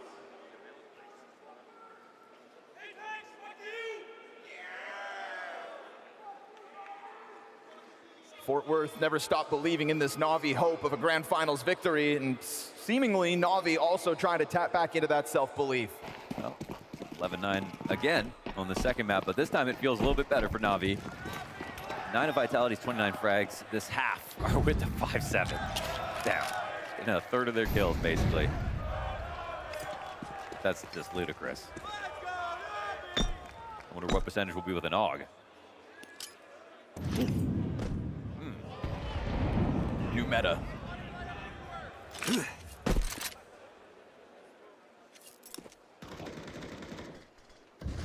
Interesting. Zai would have just played mid with his head tucked.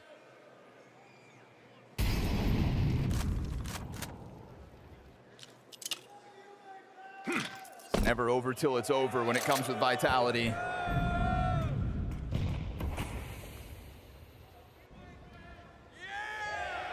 We've seen rounds with Navi have no util and have to kind of make the most of their one and only chances, but right now... There was no tack between this one, right? Alexi flying solo. They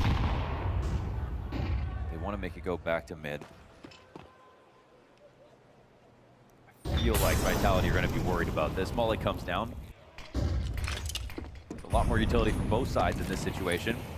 Sideways rotates interesting. It's the wrong direction.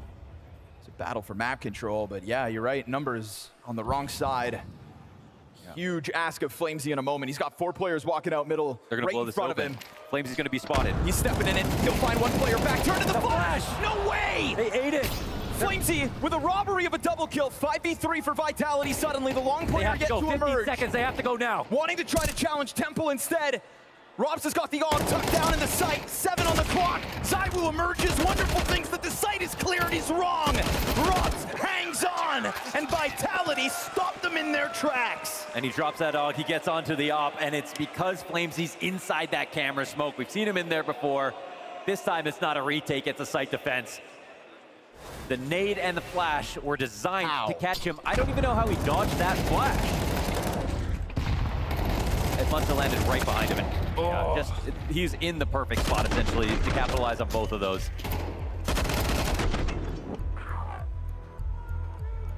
What a margin that Vitality have just utilized to get that 10th round win. Talking 1-round game.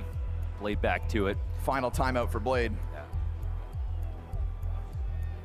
Vitality have 1 remaining. Don't even know if that's going to get burned. And again, it's just so much economic pressure.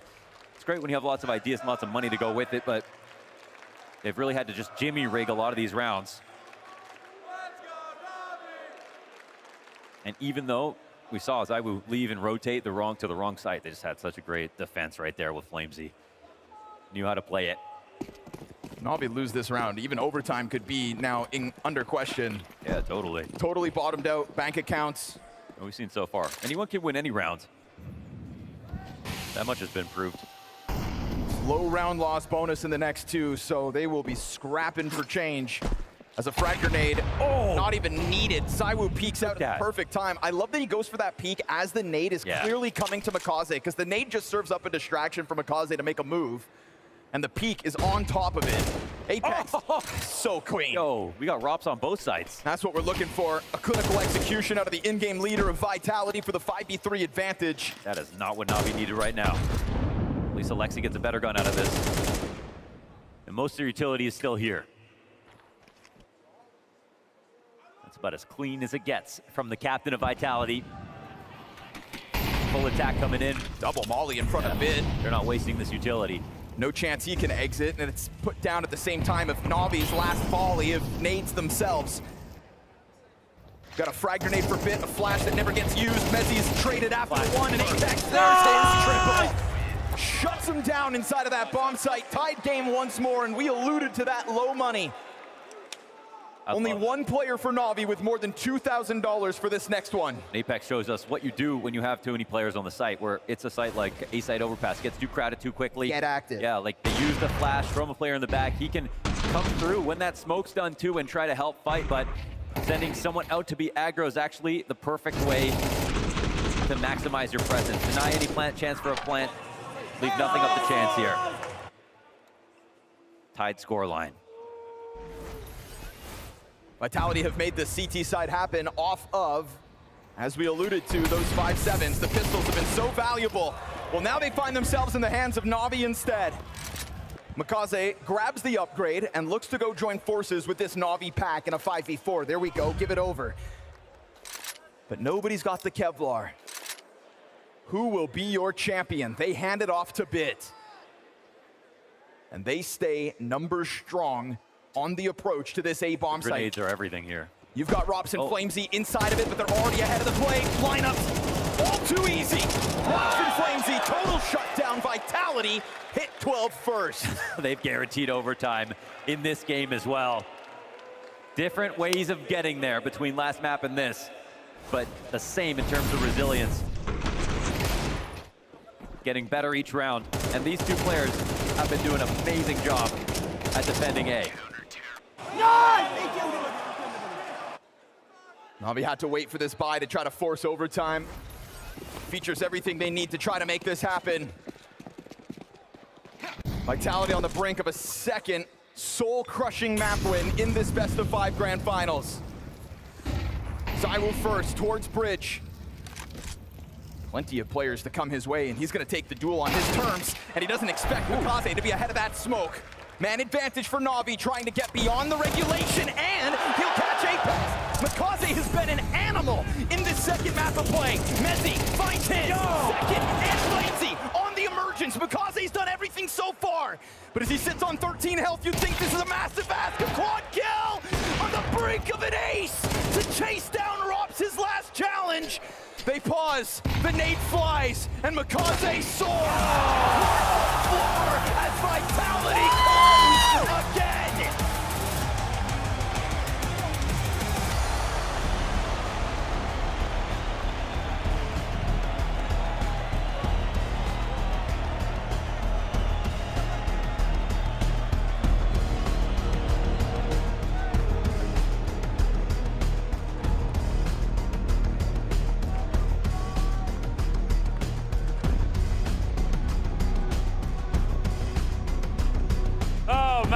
Vitality are just simply inevitable at the minute. We've got a couple of fans up here just to talk through their thoughts going into what could be the final map. What's your name and where are you from? Sam, I'm out here from California. Welcome, Sam. It's good to have you here. Silouan from France. Silouan from France as well. Hey, they're booing you. Don't let them boo you, bro. Can you give us anything going into map 3? And what are your thoughts on the fact that you've had 2 opportunities here to potentially take a map? Doesn't matter. Doesn't matter at all right? This is the United States of America. We've seen the miracle on ice. Today, we're gonna see the miracle on land. What do you think? Dude, the only way NAVI is gonna win an event, that's if Vitality is not attending. Any response to that? Strong words, but look at Blade versus Xtaz, okay? Blade, hair, say it with me, Xtaz, bold! Are you gonna finish this on map 3? Dude, even on our C game, we win this every day. I love this little rivalry. I could go on all day. Guys, can I get a handshake? All right, thank you very much. Fort Worth, give it up for these 2 wonderful fans as we move into what could be the final map.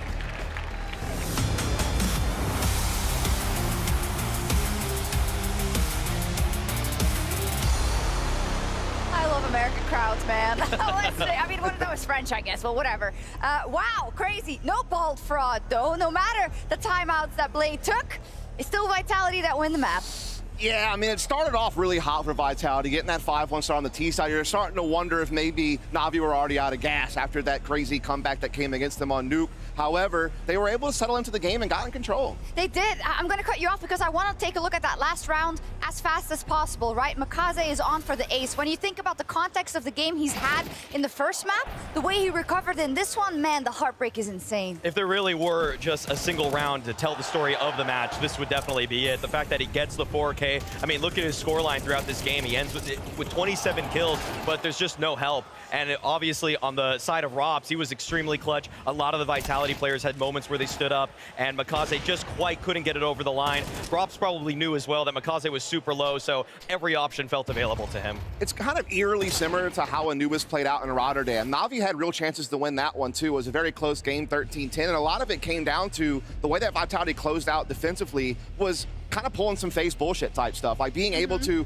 win hero rifle rounds or do like some crazy triple boost with Zebu's op through a window or just doing these crazy antics. Even Rops had a multi-kill round with the AUG on A both times they played against him on Anubis. It's really wild to see the similarities of just, you know, Vitality being able to dig deep in tight situations, still coming on top even with limited economy.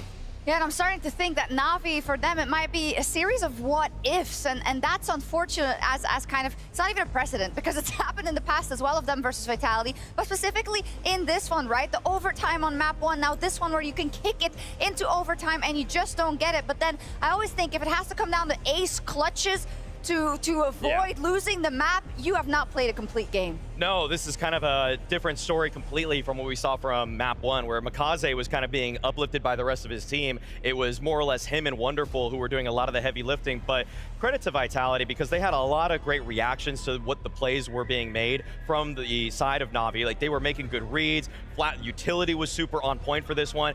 In a map that's supposed to be a punish pick, you could kind of see how shallow the pool is for Navi when you're against a Vitality team that just looked like they knew what was coming next many times, not every time. We got Ancient Makaze on Anubis. Like, we actually got the guy that we know is capable, and it's kind of funny because I saw him engaging mid a little bit more than I'm used to. He's usually kind of a canal player, so to see him kind of more involved in the mid control was actually quite nice. Even that final round, again, he gets you a quick pick at middle, drops down, immediate quick pick on E-Box. It's like he's giving you everything you could ever want to win a round, but you have to be able to organize the rest of it to get the close, and they just couldn't get it done. But yeah, Makaze and Wonderful stepped into this event, the top 2 ranked players in the tournament, a chance at the MVP race as well as the trophy, and silencing the greatest of all time. Instead, what we got was great performances from them, but not enough support to be able to close the job. Yeah, and Vitality, they have been struggling with their CT sides just a little bit. That's not the case anymore here. I don't know if we have a couple of rounds to show that, but no matter which bomb side they hit, right, specifically there with Flames and Robs, or even Mezzi, if he had to clean it up, Vitality just closed the door.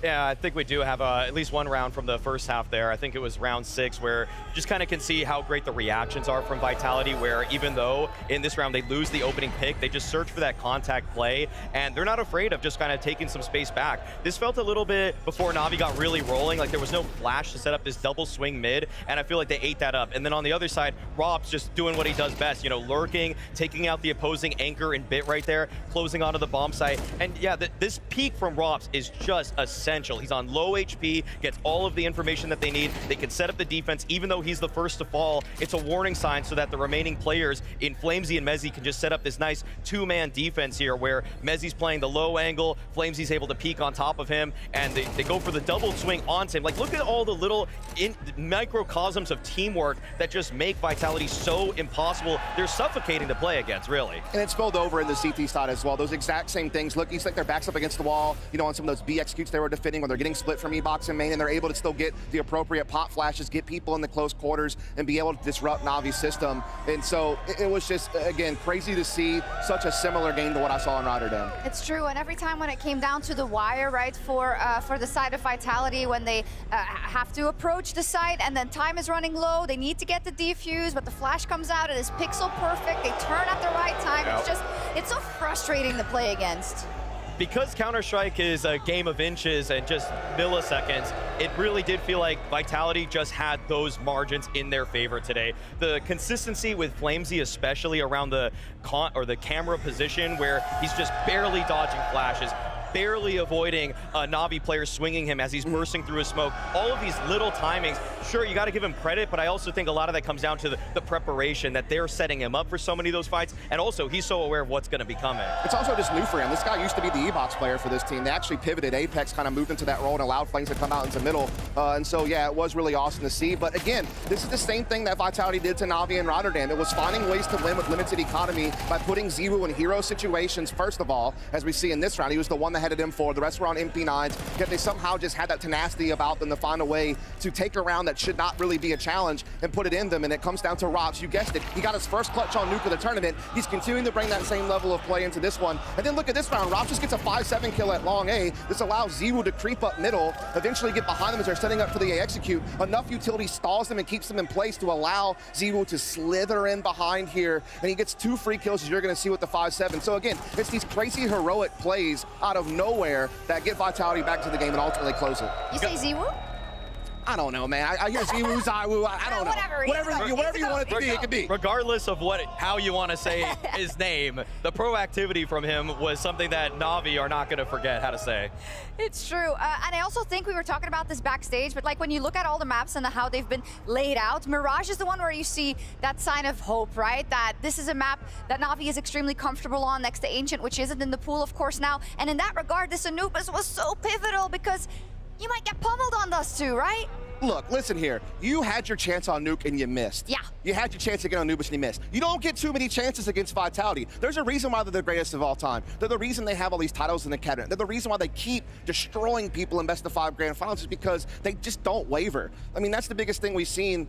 I mean, often they dominate. Here in this tournament, they've had some moments where they've wavered. They've looked a little bit shaky. We've critiqued them about a couple of things, but they just don't all the way break. They somehow find a way to dig deep and get you. And I mean, it's one of those things where it's just like the fear across the stage seems to get to Navi. There was a couple rounds in that second half, they looked a little timid to me, like they just weren't pushing the go button when they needed to.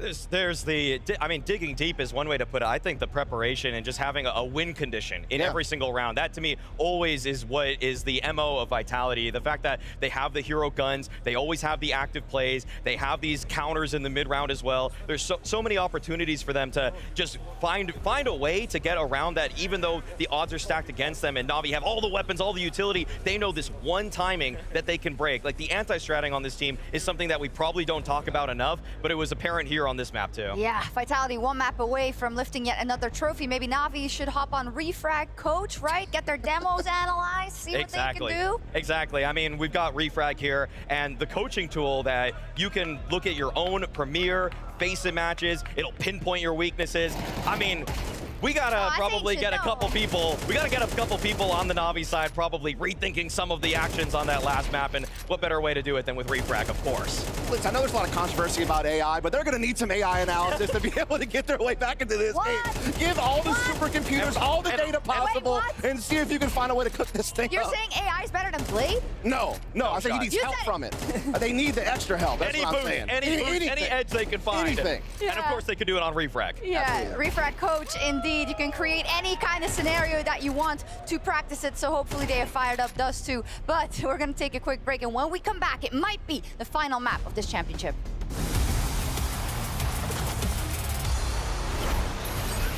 We're about to get into the server on the main stage, but before we do, we've got a showdown all our own. I got 2 competitors standing on either side of me. We got Austin CS. Austin, say what's up. What's up, everybody?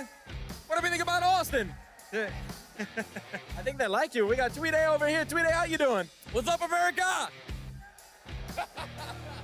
All right, we got a little bit of it. Gentlemen, it's time to take your seats. It's time to hop on in because it's time to see your skills. It's time for a 1v1 here. We're going to see who's actually the fiercer Counter-Strike player. It's NA versus EU. Are we ready? Get on in there. Get your hands on. All right. 3, 2, 1. Let's go. Make some noise forward. Oh, when the going gets tough, the tough get going, and Austin takes that round. Ow. Trust me, your crosshairs are way better than his, so you got that going for you at the very least. All right, 2-0. How many do you think you can get here?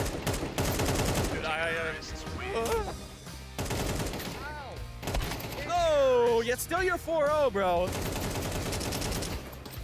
Oh, he got one. Forward, he got one. Here we go, we swap sides. This time you got it, right? Yep. 100% confirmed? 100% confirmed. No doubt in your mind. I'm seeing a little doubt in my mind. I mean, you know, it is what it is. This is a best of 10, so if he locks in one more round, this is done and dusted.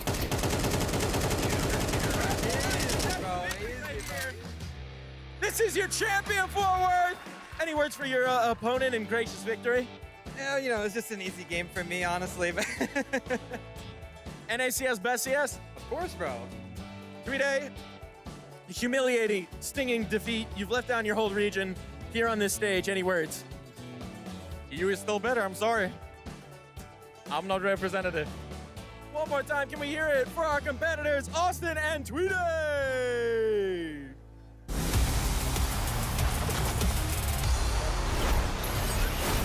I'm here with one of our other co-streamers. It's Chopper.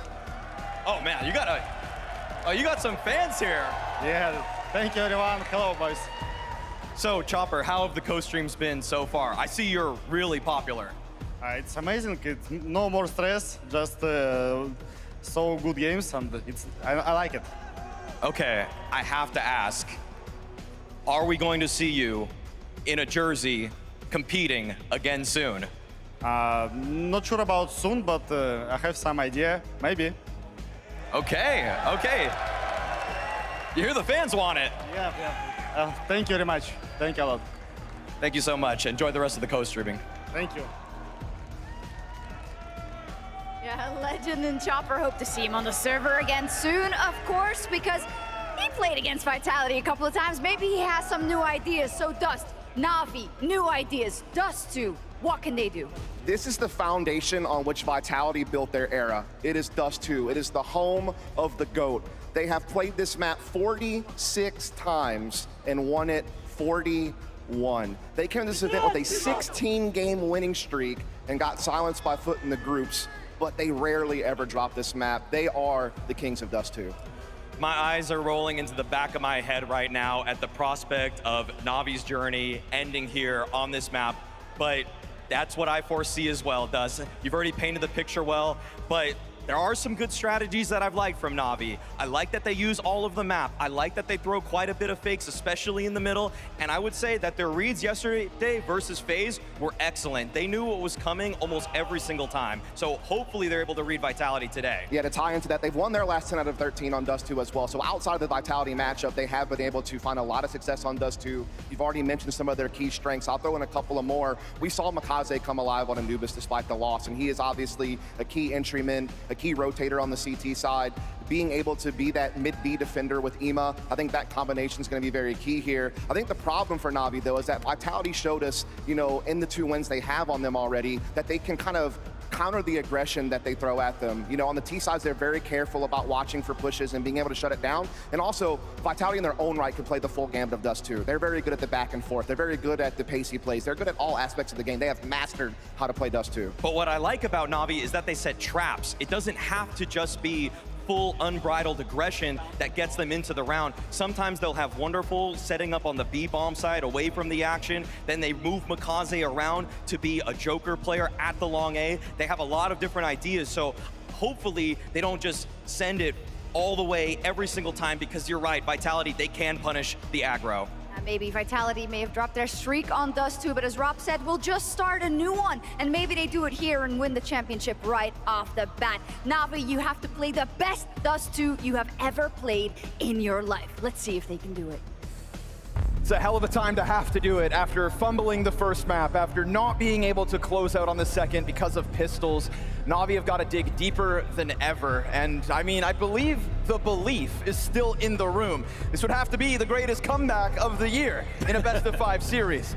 So, Vitality do as they do, but they did lose their Dust 2 streak at this very same event. Can they rebound here in Grand Finals? It's about time we find out if it's just another Vitality stomp in Texas. They've already done it once here to Navi. Navi also super solid on the map, but I feel like it's kind of the perfect place in a best-of-5 for Dust 2. It's not the opener. Second map, who knows what happens. Third map, you're fully warmed up. You've got a lot past you. And so it's never going to be a problem of aim at this point. We might get a very high-level map to end it. It might go on because of the comfort on both sides, but you never know what you're going to get with Dust 2.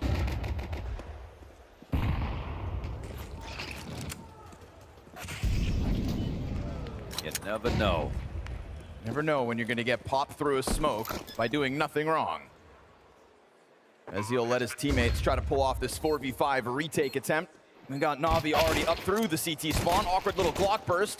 That's fine. Kill start to come back, and then all of a sudden we get this burst out of Navi. Apex misses a few shots. Very clean from Navi. Very confident, in fact, the way they just rolled that forward the moment the deep CT smoke faded. Yeah, when the one trade came back, it looked like it was actually a great spot for Vitality in the post plant. Now the best thing about it is the bomb plant. Navi off to a good start again. It was the last bullet. Couple of nice taps that's sprinkled into this one. No matter how much Dust 2 evolves, it's always just going to come down to moments like that on long crosses. It's going to come down to how you mid-B. And do you meet your quota on your CT side? Ooh. Damn, okay. Well, I mean, it's also just based on what's happened already in the past. No kits here for Navi.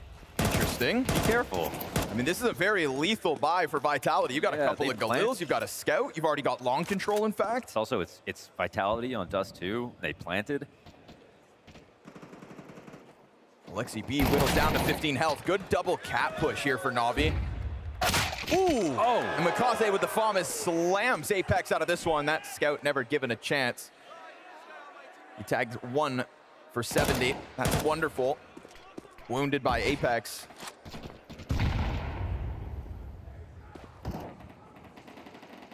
I hope somebody else oversteps out middle, giving ZywOo a chance for that Scout to work. Mac-10's not really the tool for this job, but 3v5, you got to get desperate. They would like to take that swing on long and just clear out pit, and then just could, fan back out across the map. But here they already sense that Vitality are taking it slow, thinking about other things. Might be one more chance at a peek as Emma starts to peer out in the mid.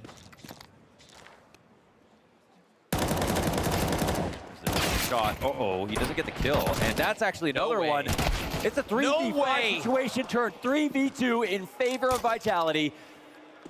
And here's where maybe that kit could be a problem. Maybe it won't even be necessary. Wonderful has 30 HP, cowering behind single. ZywOo could literally spam this if he wanted to. He is hoping he catches them off guard. Fire's gonna flush him out. Oh, the headshot! From downtown, ZywOo sends that Scout shot sailing. And now Bit, full HP in a 1v3. His hands will be busy for the plant. Flamesy now freed up to go hunting for his 4th frag. Damage, and it's Mezzy to close out. A huge triple kill sequence here from Flamesy, the force buy in a 3v5. Vitality. All they did was walk back middle. These 2 kills happen. That's insane out of Mikaze. Oh, man. Nasty. All Flamesy. And an insane shot from ZywOo as well. Buys in tears.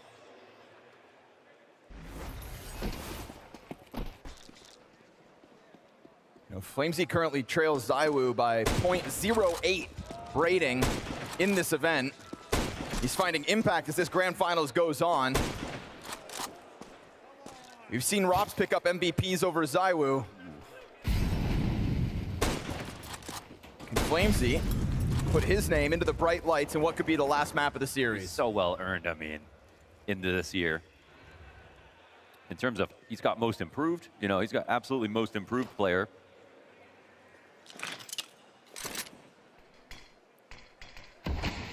Two players ahead of that smoke, though. Get me out of here. Robs has seen me. You don't want to get locked in with him, but the fallback into the bomb site goes well. We've got a Scout here, 2, of course, on the field for Navi. They're so ready just to make this a cap play now, though, after that info. So I was still low, and wonderful. We'll still have the long cross. See about this utility. Great first flash. Second one's got to come out. There's a lot of space off that one flash. The second one just guarantees that 3 players can get out onto the bomb site. An uninterrupted plant here in round 3. Although some damage for Apex to have to stomach. We'll see how much of a risk Navi still want to throw at it. All they have to do is wait like 10 seconds, and then there won't really be a retake here. They haven't dealt with Rops in the tunnels. They haven't got themselves in really good spots to pull this off. But they might want to hunt him down. In this case, it's a Navi just looking to keep this for the next round. His timing is so unreal. Like, even passing that second pillar right when that push is about to take place. Sometimes it can feel like Robs is just playing a single-player game. The way he is separated from the pack, doing his own thing, totally different flavor, and yet still extracting value out of these late-round moments. So just hoping to have kept anything for the next round. There's a world where Robs dies, but he'll be adamant about clearing corners. Keeps that AK in hand. Oh. Scout shot whizzes over his head, and Wonderful just wants to keep his paws on that one. So Scout to be featured here in round 4, but it's Vitality with an early lead. Great flashes, pacifist run, don't need any kills to get that bomb planted, and then that's it.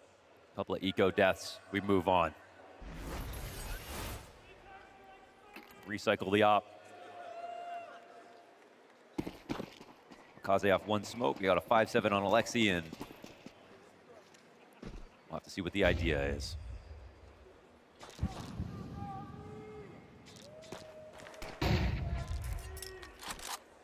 Slower control now for Vitality. Already 2 players past that Scout's mark.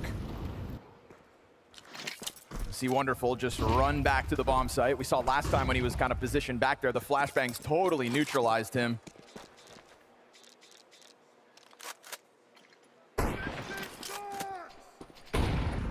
And so far there's been a certain inability out of Navi to interrupt the Vitality approach up catwalk into that A play. Bomb still sits top middle, so at some point, we're gonna need a recovery here for Vitality when the commitment comes through, but they really just want to get an advantage before any commitments happen.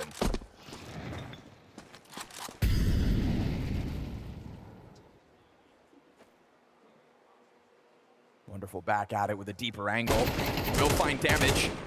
Flamesy not afraid to follow through with the duel.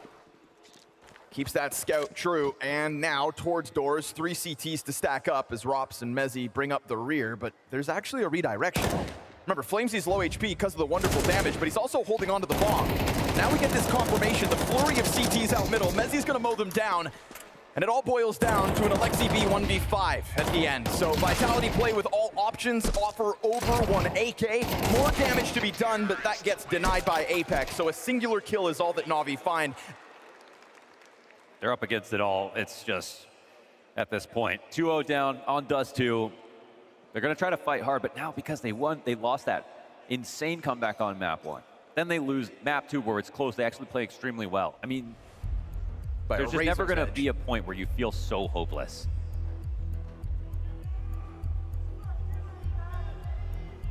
You think it would be some kind of negative for Vitality that Navi were able to have an 11-0 half. It's actually the opposite. It's going to add to their story one day when we look back and tabulate all the incredible results they've had.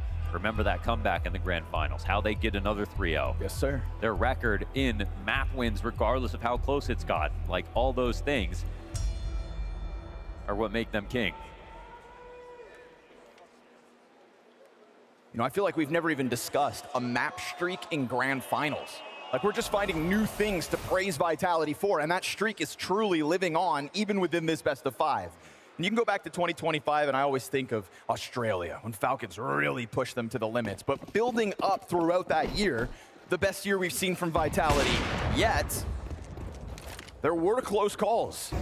It's a team that can dig deep, and even at an event here where they started to reference the exhaustion, the lack of practice, them letting off the gas pedal, here we are again, BO5 Sunday, and Vitality just looking like Navi can't get that edge. I mean, even managing their stamina and like their workload is a skill, because they do have to like ramp at the right times, and for them, I'll just stay peaked the entire way through. So it seems like they managed to do it.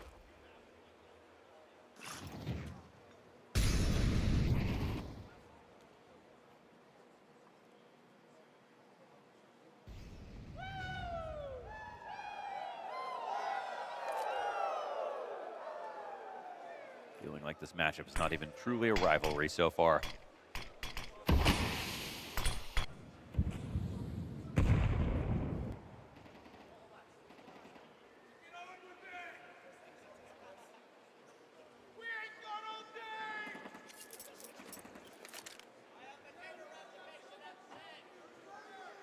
Given a chance to shine again, but we saw that the flashes have countered Wonderful on these kinds of holds.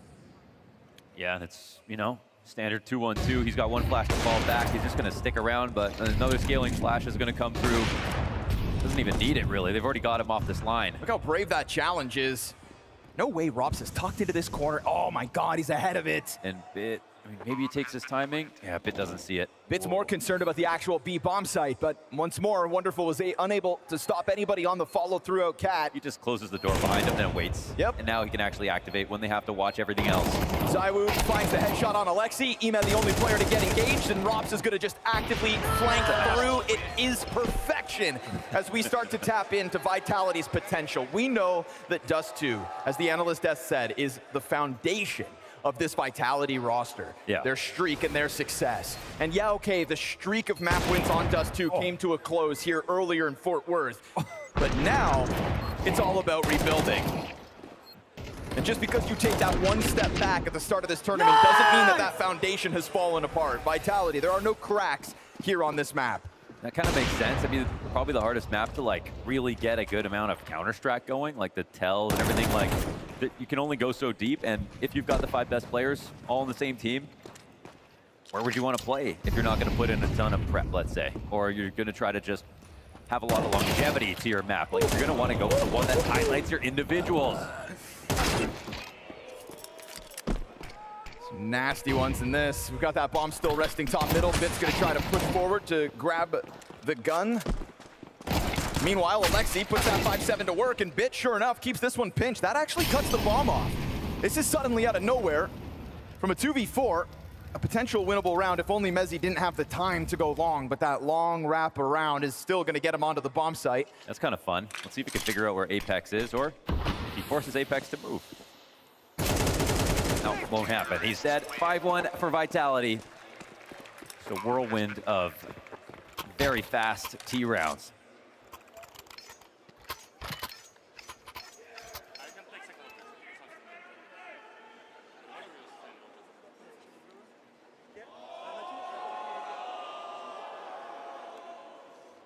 Double up variation coming through from Navi in the next round. At this point, you're down 5-1. You got to change it up. A different attempt here between Wonderful and Bit.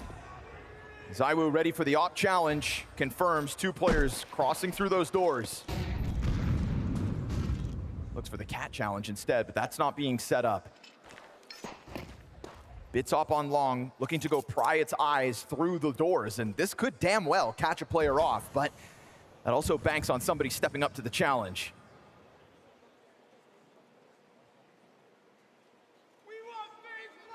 It's the perfect line to catch one off. You're not going to see Wonderful here too often.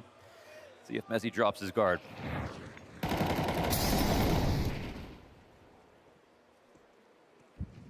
Now, he just put in a little bit of work. Clear out that side. Nice shot from Wonderful. It goes unnoticed. Got him up on either extremity right now. Apex trying to weave his way in between 2 mollies. That's a solid find. That HE can't kill him, but it can do a lot. Just forced to keep repositioning here at 45 seconds. Mid-control yet again has Vitality's name Man, a just stamped 2v3 across though, you almost wish you didn't have the second up now that the split can come through. They're not going to rotate over. It's really on Imma to make his way down. Zywoo waiting for this window challenge. Oh my goodness. Saw a glimpse of that. Oh, he's got it. Oh, they don't even realize they gave one away, and Apex Cisco's wandering up cat. That at least helps out. One player shaved off the cat play. Eman's looking to challenge the smoke. He's going to find them exposed, but they catch him with the kill. Makaze collects one on the doorway, 20 on the clock. Makaze tries to hold off window, and that's great damage on Ross. They flush him out, and Vitality find footing inside the bomb site. Molly's just perfect. We got a flank in from tunnels, but nothing. Won't be suspicious here to Vitality. They got 2 players here. They can watch both choke points. They have a molly down, smoke in the door. Having to wait out this utility is just agonizing for Navi in this one. I mean, this is possible. Rob's going to give you one chance to get the shot in. It's 32 health. He keeps his head tucked for now, and Alexi starts to stomp it forward. That's the kit as well. Keep note of that. He pops up, grabs the frag in an instant, and now a tough one for Bit to try to close the distance. Will find Mezzi. Robs is going to play it patiently, and there is, again, no kit here. Nothing Bit can do about it. You'll find your frag. Try to save that off, but it was all about Alexi getting closer. Vitality, off a man disadvantage, still win the round. All these grand finals, it just seems like it's getting easier. It's crazy. And the fact that because it's so easy in some of these maps, you don't have to exert yourself as much as well. We see lots of teams that get to the top, and we talk about how they're better as a gestalt, they're better as a unit, and with their calling like Navi than they are as a group of individuals. But it's just that Vitality obviously have both.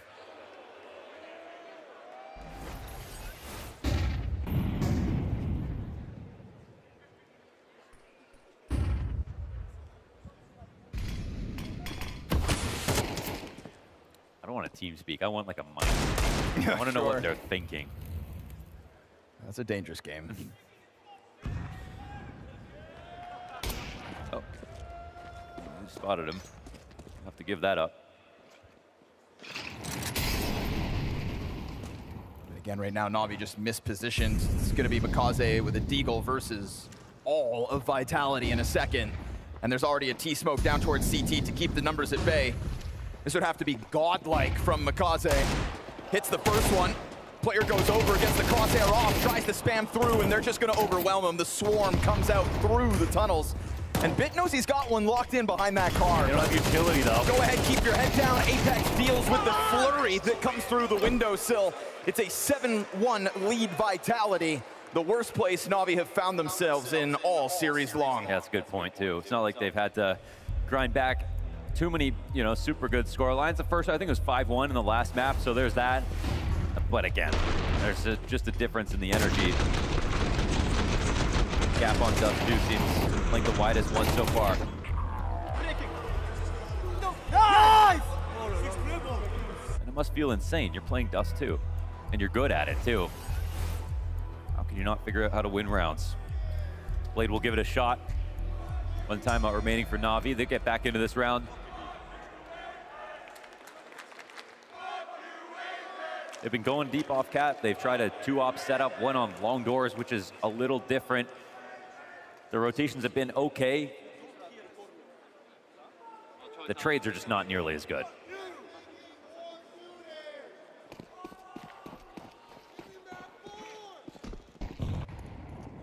Zywo's just had an eye on this mid door the entire time.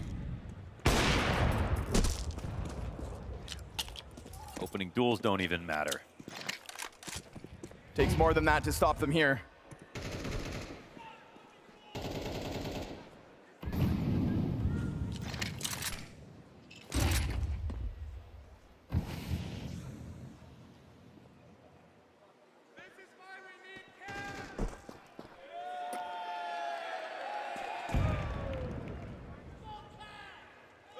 Trying to go numbers strong, hoping this is the solution and looking to set this up with the Alexi B flashbang. It boils down to a matter of timing. Don't mind this at all. I mean, they haven't turned the corner as a problem. If this flash goes off, they're going to hear this. Now they're stuck out there, but great cover out a bit through middle. Flamesy wants to get that kill back, and he will die in his efforts. What? He's picked up 2 somehow. Just slays both of the cat players that try to overstep. It's only Bit through the doorway that ends up going well for Navi.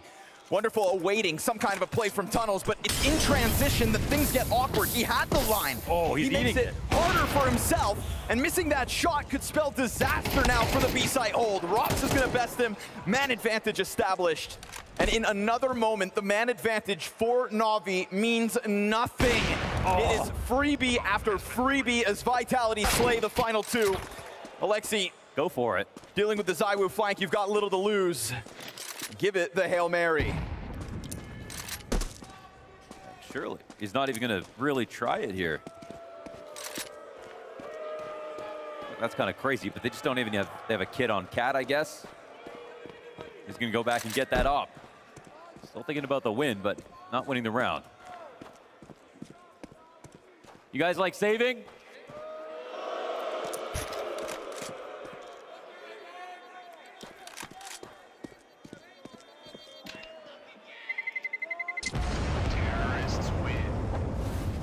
That's crazy, but I feel like go for it.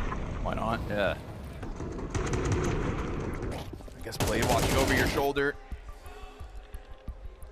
This will be a Navi that's hoping their T-side can take over the game, but they have not had to play catch up this hard. And just another moment to stew in it. That won't help.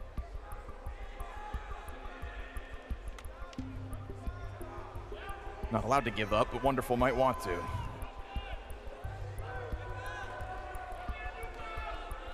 Eight-1 lead. We thought to ourselves that with Vitality losing Dust 2, maybe you can touch them on this map. It's a quick reminder to everybody else in the world, Vitality don't seem to be going anywhere anytime soon. Now, sometimes when their streak ends, it's like they play Legacy in the first stage of the event. Best of one. Yeah, best of one. They lose on Inferno. Here they lose to Foot with a coach, but obviously 4 out of 5 on Foot are insane. Julio still played pretty well, but it's day one as the big thing. Day one of an event. If they're really saying they're not playing a lot leading into the events, then yeah, kind of adds up. But just doesn't matter. Those are just streaks, you know, for their own vanity, for the stories afterwards, the impressive numbers, but it's not affecting the trophy list at all. It's really just us who are trying to put them under a microscope so that we can pick at all the tiny faults, because we're so sick of speaking of the victories, the success. And when they do all of that, every small fault line has to be studied, and we thought maybe there's wiggle room now on Dust 2, but like I said, a reminder of the reality. Back into the play, 8-1 lead. Vitality's T-side now versus just 3 rifles in this round. You can feel Navi trying to squirm out of this stomp, but Vitality will give you no room to do so. They don't look lazy. They don't look like they're just phoning it in. It doesn't look like they're not coming through with different ideas each round. It's just that none of those things are good enough, really.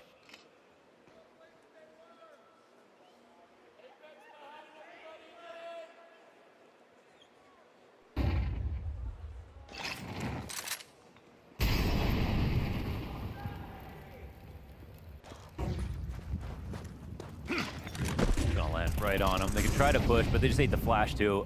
Oh, man, they're in front of it. Oh boy. And again, ZywOo, good for the first one. Brutal. They needed to fall back.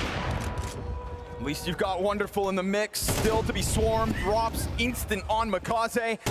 And Rops is going to follow through as Wonderful's just looking to survive, looking to run for the hills, asking for mercy. I'm losing my mind. What's happening? It's making it look like Paper Mario. They're just falling to the ground. Vitality doing nothing but cementing themselves as the absolute best. It's not just ZywOo, it's this entire team, 9-1 over Navi.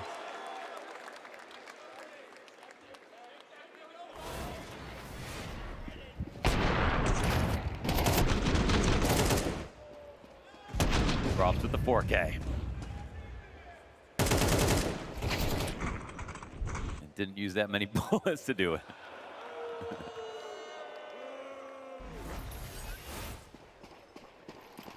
The official prediction market of Blast Premier. Tag on the cross. Makaze, he started a rifle round. He's already down to 25. At least Wonderful's been able to go for this earlier angle. There we go, get it active. There's been so much move for Vitality out middle, and Wonderful's just been stuck playing over towards long. But again, here's the answer. Vitality have responses. They're gonna try to flush you out from behind that smoke bit. He's just looking for safety. I mean, it's gonna cost him everything. No sanctuary to be found. At least hot to the trot are the remaining Navi players. They sit just outside of this bomb site. And we've got ZywOo still towards T-spawn. Yeah, they can pause if they want to. They actually have so much utility still. And see another player. Huge somehow walks out of the door. Oh, but then ZywOo strikes from top middle. Okay, one-on-one. It's the two Whoppers going head-to-head. Wonderful is going to stick to this M4, and ZywOo on the AK. Up in the window, ready for the duel. But it's the bomb and... How did he figure that out? What was the point of that rotation? All just for that one chance that he might be outside the window. To not give him the duel from bottom mid, but instead to hit it at a CT spawn. That is just crazy. It's not crazy, brother. It's ZywOo. Yeah, and the perfect molly throw, they line that up so it doesn't get extinguished from the smoke on the back of the site. Don't say they aren't trying. That's just crazy. Woo! Looking to give Navi a taste of their own medicine with an 11-1 half themselves. We saw Vitality claw their way back out of that scoreline on Nuke. We'll see if Navi have what Vitality are made of. Safe to say things feel bleak. Cat Flash connects on both. And you've got Apex collecting a kill towards middle on Bit. Wonderful fighting on with that 6 HP. A second round on a CT side looking likely. I mean, but it's all just so that we can bask in his glory. How about ZywOo 1v3 clutch? In 2026, ZywOo, he's been putting these rounds together very often. In op, lots of utility to work with. Alexi in the open. Oh, here it comes. Carte blanche for you, ZywOo, and he can even go to another gun, but he's gonna stay on the deagle. All the nades in the world. Scoops up the AK, has the bomb, and starts to walk away just as they're getting into position. Now, I mean, he's got the nades to block off this cat flank. Is he trying to goad them into following on this flank?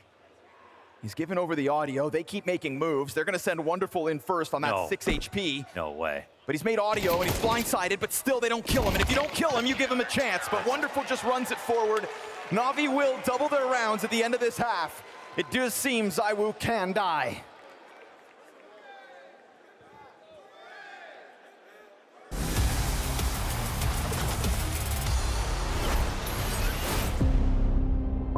I don't even think he saw him for a second there.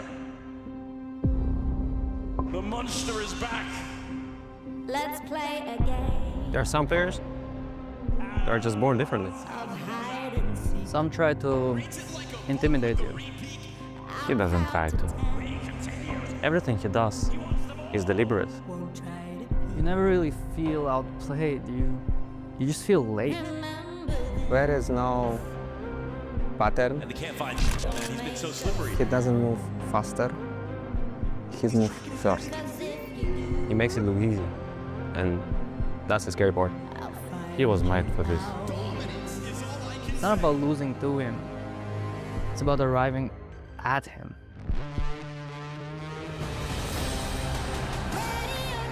I can't believe it. Oh, he stopped. Beautiful work there from ZywOo.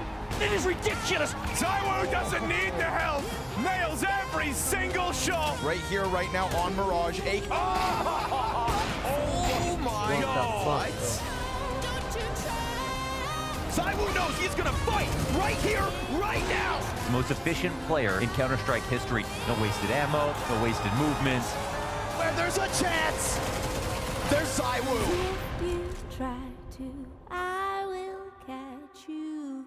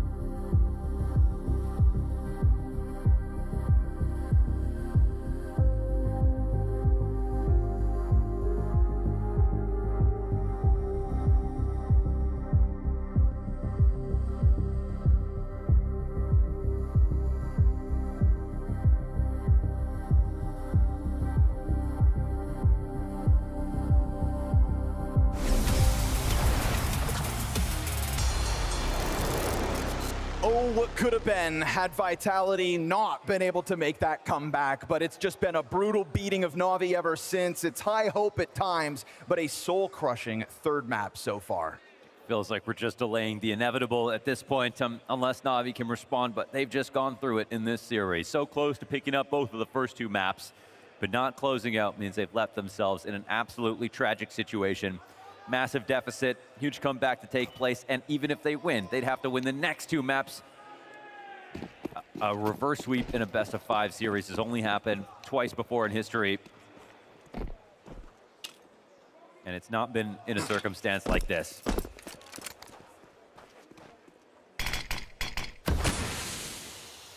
Certainly not to Vitality.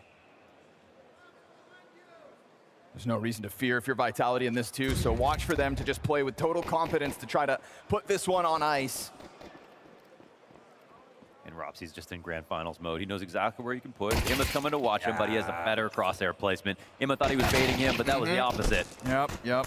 Thought he had that edge. Mezzi tagged down low, does open up the possibility of taking over middle. Makaze wants to be that jackknife to open this portion of the map. And we've got Rops pulling the goalie, just as he's starting to leave this position, playing outside the site. He's ready to go in for this flank. Apex will hear everything. First shot's perfect. Trade is also. Apex keeps it clean, delays that follow through, waiting for the long player to come and join forces, and that's where Apex decides to try to take his next duel, but we'll put Rops in the clutch. That wonderful bomb on site already. Rops just wants to run it down. Oh, Surely he got away with the first. You gave him a chance at this, and he will not let Vitality down. Oh, Apex is on his feet. Up until this moment, it was him getting and denying bigger clutches. 1v3s, 1v2 attempts out of NAVI. Well, now he gets his own 1v2. We talked about how 4v5s don't matter, how opening chances get stolen back, and in this one, Rob sectioning off the duels. Wonderful, thinking he could go to the top box for the high angle. Rob so ready, and it is now Apex to add salt to the wound. No kidding. Wants to kick them while they're down. Guarantee this thing. Knows that the job isn't finished. Apex with another good angle. Bit gets away on that trade. No damage to him. They're all taking aggressive off angles towards this. Bit, oh, pieces up Apex, nicely done. That newfound M4. And Flames, he's looking real lonely. They don't have a molly though, so it's kind of a good spot to be in, to be honest. See how he pops up and just how wide he swings. Could damn well catch him off. Yeah, oh, it's perfect the way he repositioned. Good damage on these two other players, and also to just stall out that bomb for a second. Mezzi looking to get frisky, exits through that gap. Not a pretty smoke, and Mezzi's looking to punish for it. Insta headshot on Alexi. And Rob's still yet to get into the action, looking to double up towards spawn. As Bit, you can see the nervousness, just looking to keep his head down. Doesn't know where they could be coming from, and they can jump up, and Imma is not right here. This is a no-kit retake coming through for Vitality. Oh, come on. Jumping Thomas after that clinical headshot. Now Emet versus Rops, and Rops is gonna get the better of him. No kit, no problem. Still jumps on top of that one with, I believe, enough time. Yeah, he's excited about it. Yes, he gets sir. that defuse in, and it's another clutch for Rops. No clutches before this grand final started. I think he's already up to 6. The first 4 clutches of this game were all Navis, and we were thinking that's the kind of X factor that they're gonna weaponize to win tonight. At the very least, that first map. Everything since has been a total denial. And so whether you like it or not, Fort Worth, you are stuck here basking in the greatness that is Team Vitality.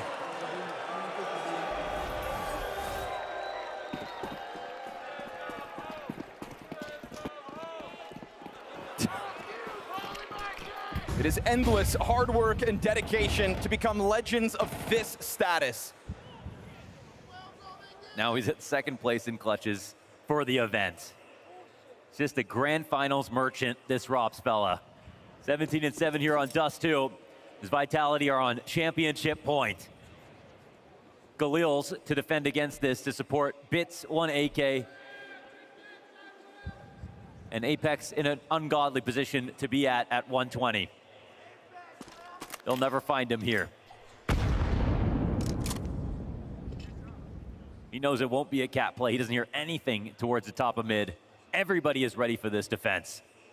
They're lining the walls.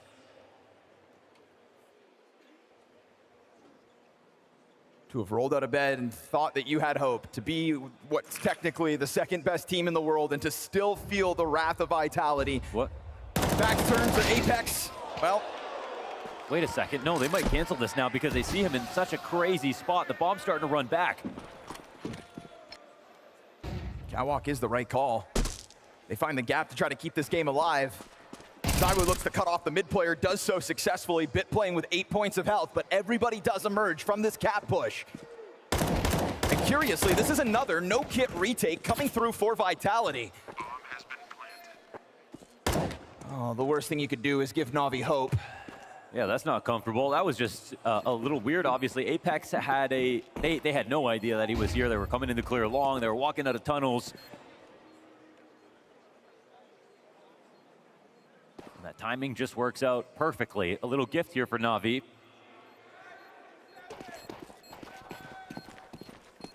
They're about to get crushed on a B play. Still at risk of losing a lot, actually, and you know, winning would be one thing, but they already had Galil, so you don't want this to get more expensive.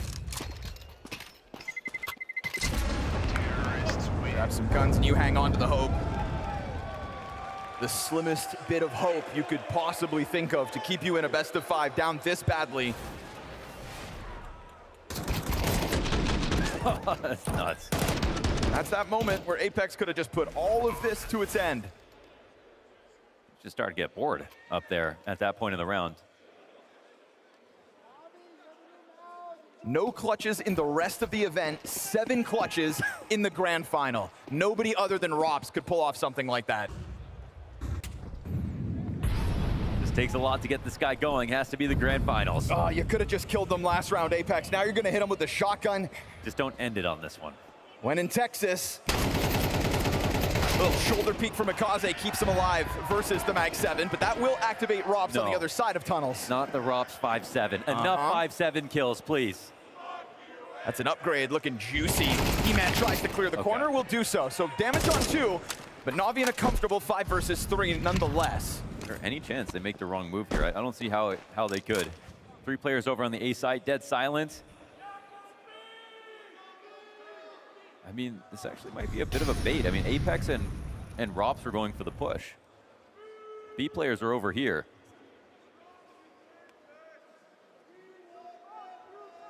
Is he ready on this car position? Zaiwu playing flex. Are they going to let him in? As the exec comes forward. Yeah, they are going to run towards A, and they get clipped off. No way. Oh, no, it's possible. The bomb. It's starting to get hunted. It has to go back through tunnels. Look how fast they scramble for the mid play, right? They don't have to cut this off. Tunnels would be the safer bet, but they're gonna blast this open. Bomb almost exposed. Mezzi still knows what you were getting up to. Flamesy strike from middle with this door. Onto the bomb, and Vitality chase you down. Alexi, he just wants the plant. He wants out of this nightmare, because it's what it's been throughout this grand finals. Crushing defeat over Navi. Still the all-elusive map win. You cannot touch this Vitality, No! and they will end it on this round of all rounds. You try to make your move out catwalk, and instead it's Vitality again. 3v5, and they pull this out. In this grand finals, another one in the cabinet. And when you're in the middle of the era, it feels hopeless. It feels like you can see the future. Why even watch the match?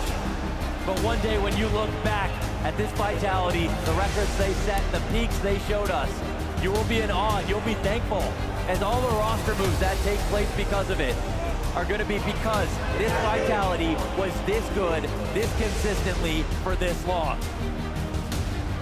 They found the key piece with Rops.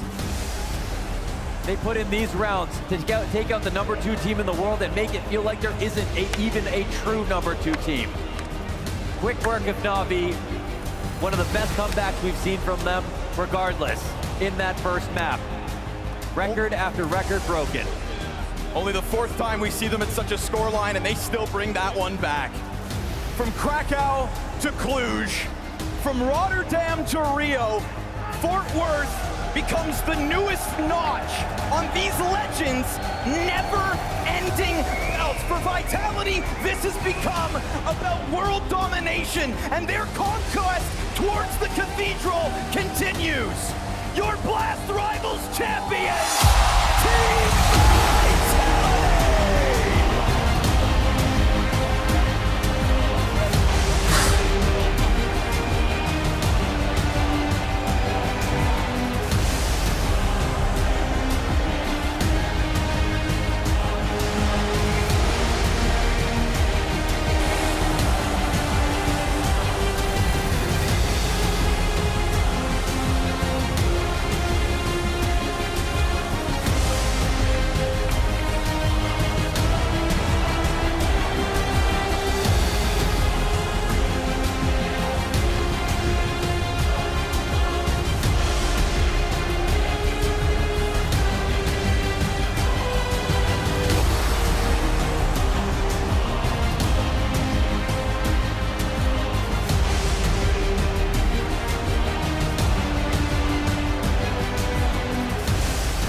unstoppable, the inevitable Team Vitality does it again.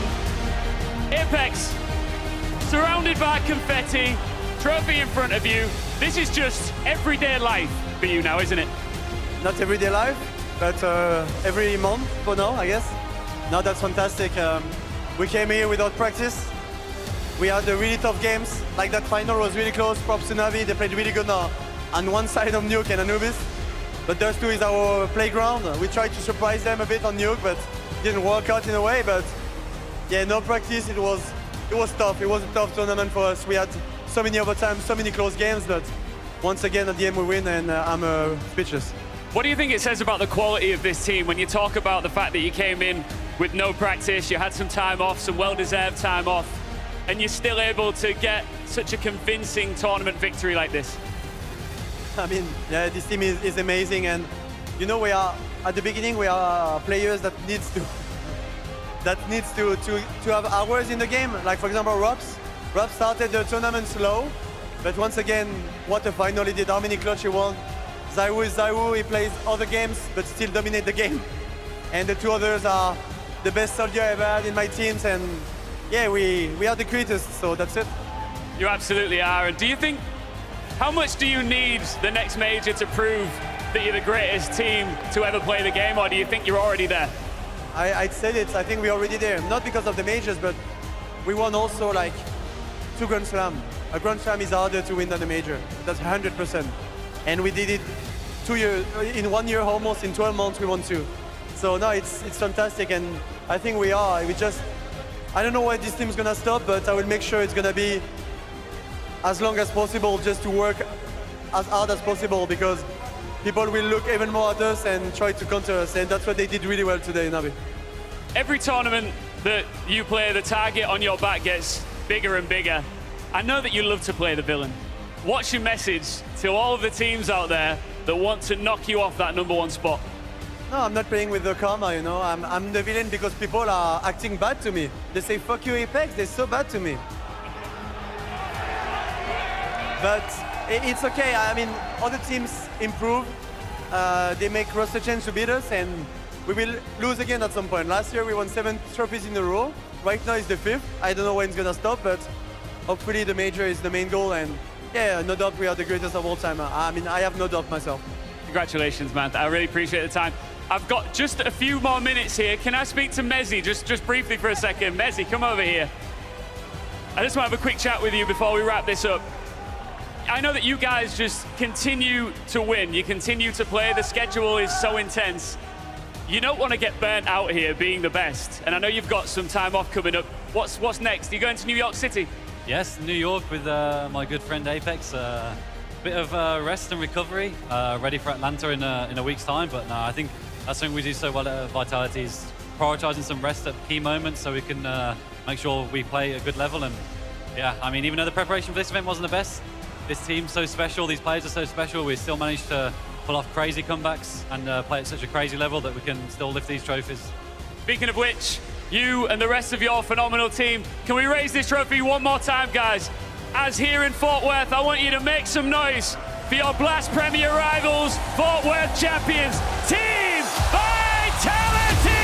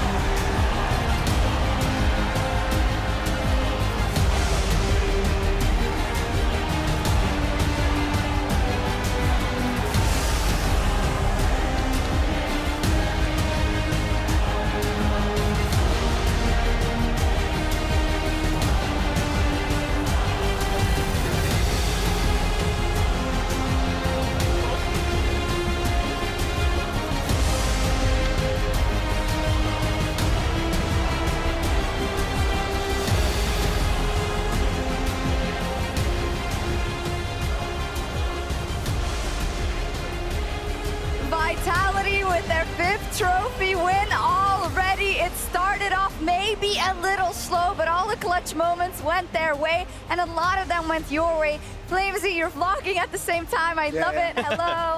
Hello, YouTube. Hello. But I doubt they hear anything, but hopefully. Yeah, after you upload Just it. edit maybe. this audio. Yeah, 100%. So, Flamesy, how was it for you today? There were some tight games. There was an overtime. It had everything, but it seemed like you were just way too good for NAVI. And that nuke was crazy. I was we're losing 11-0. We're just telling each other, guys, like this is the focus is not on this map. The focus is on the next map. Let's just play competitive. Let's just try to get round by round.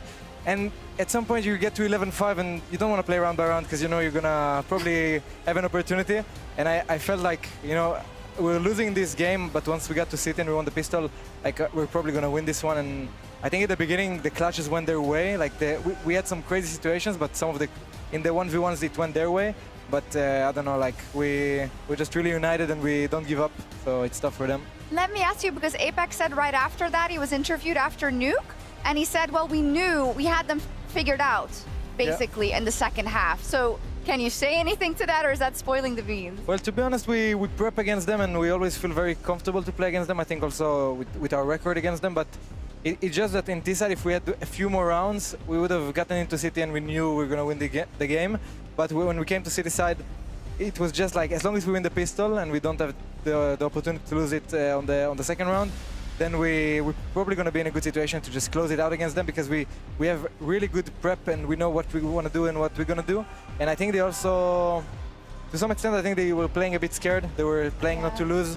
It felt like they were really passive and really back, and they didn't do the things correctly. It's true. All right, I have a question, because I've talked to you a lot on grand final desks at this point, but how does this one feel? I mean, does it feel as exciting as some of the other ones? I feel like this is the calmest I've ever seen you after a grand final. Man, it's yeah, to be honest, like we're fucking tired. Like the Grand Slam took a lot of energy out of us, and then we have 4 days off, the jet lag to Europe, then jet lag again to America, and we just came here and we didn't have expectations to win.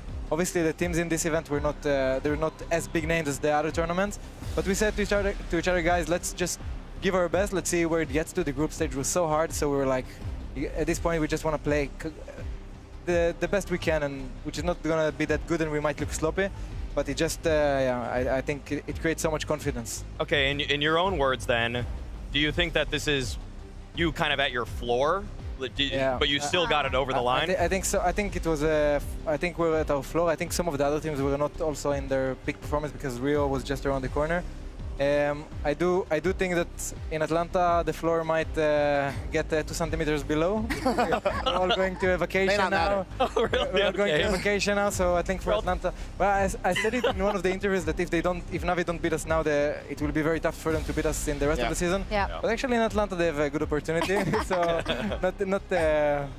nothing against them. They play well, but it's just you know we're really tired. People are not in form. We had 5 days off. In those 5 days, the spray changed, the movement changed. Yep. We came and we were like full newbies, and yeah, somehow, yeah, well, God bless. First things first, you are Maui and I's MVP for this tournament. HLTV, get it right, okay? Yeah? Well, so hopefully. first of all, so we were talking about this a little bit yesterday backstage, you know, about how you've improved your individual play so much this year. In fact, I don't know if you're aware of this, but this is one of the best tournaments of your entire career rating-wise. It's in the top 5 of your entire career is this event, absolutely. Shit, this tournament. you were not shit. You should be the MVP. So again, what allowed you to have such strong play throughout these playoffs? Well, I think, to be honest, I was obviously because we had a lot of time off. We had a lot of energy to grind in this event, and I think that you know, I could feel the team was a bit tired in some situations, and like all of us, like including me. But I was trying to prep every game really well. Like I will not say I did it as Apex because he preps really in depth of their game, but I tried to prep to be able to assist Dan in the calling and the solution and stuff like that. So I think in many of the games I had a lot of say into what my area is going to go to, and then it gave me a lot of options to kill people, to kill enemies, and that's what people value in the sense of like the statistics. On the other end, we just I think I came with an open mindset, fresh mind, because it's just, you know, I didn't come here and like, we're going to win this tournament, we have to win this tournament, this is the most important one. I just came with an open mind, and I think I just, you know, I was happy even if we play bad to try to get back into these games, and everything is just an opportunity, you know. I think last major, in Austin Major, we came to the game against Legacy at the beginning, and we were all like tired for some reason. We didn't have energy, and we were scared to play. And I feel like this tournament kind of gave us the same taste. But it's good that we have the same taste and we can manage to go through that and break through that and keep playing Counter-Strike, even though, you know, we might have played down to the other team level sometimes, but it's still positives when you can play really good across 5 players who haven't put an hour in the game in the last 5 days. So. Absolutely. Apex also gave a quote. He said that he talks to you guys and like, I know you're tired, I know you're fried, we have to. Tell me a little bit about how he reigns with an iron fist. He's talking a lot, this guy. He was talking a lot. I mean, the special thing about Dan is that he's, yeah, I don't know, he's very old. He's, nothing, not old, sorry, not in this case. He's old because he's been in the game for so long. He won all the trophies there is in Counter-Strike. He won them a few times as well. And he still has so much motivation to keep winning, and it's crazy, you know, he's so hungry. And from him, at the beginning when I won trophies, I didn't feel the same as him about those trophies. He really, it's his baby, it's his little baby, and he always wants us to do as best as we can. And obviously this is once in a lifetime roster.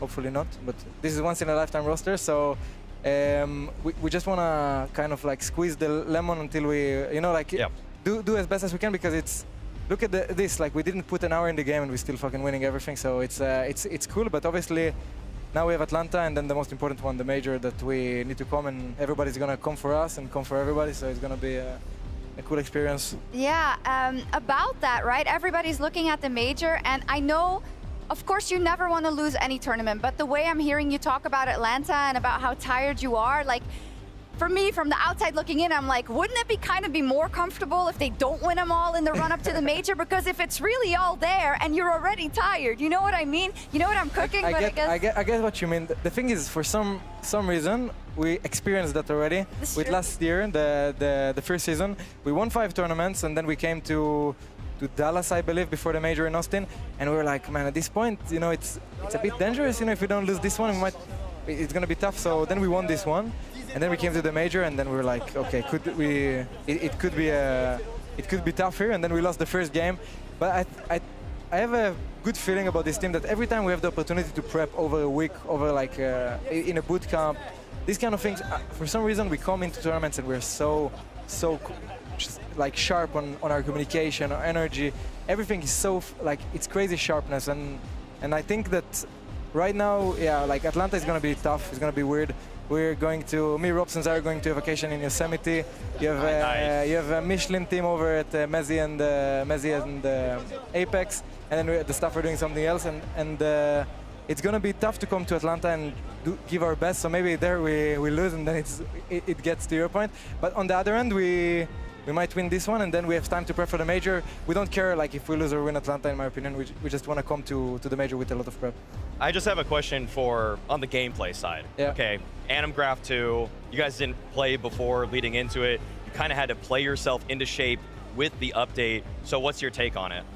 Well, I think the movement, I don't feel like a huge change. Like I feel like some people pick differently, but I don't feel like, yeah, the game is so different. I think the spray, for some reason, I like it, but it's not like I don't feel like it's a good, I don't know, like it's not good for the game, but I feel like it's more consistent, but it's easier to spray now. It's easier to like shoot and do it consistently. So I think it's overall like good. I feel like you kind of got like the CSGO spray, the CSGO like bullets again, but the movement, yeah, I don't feel like a huge difference for me. I feel like you pick an upper, he kills you. You pick a rifle, you know, so it's the same shit. But I do feel like along more time, like if we give them 2-3 more months, I think in the end it will be better. And I think this update right now, it's actually it's like a small win for the game. Very nice. A final question.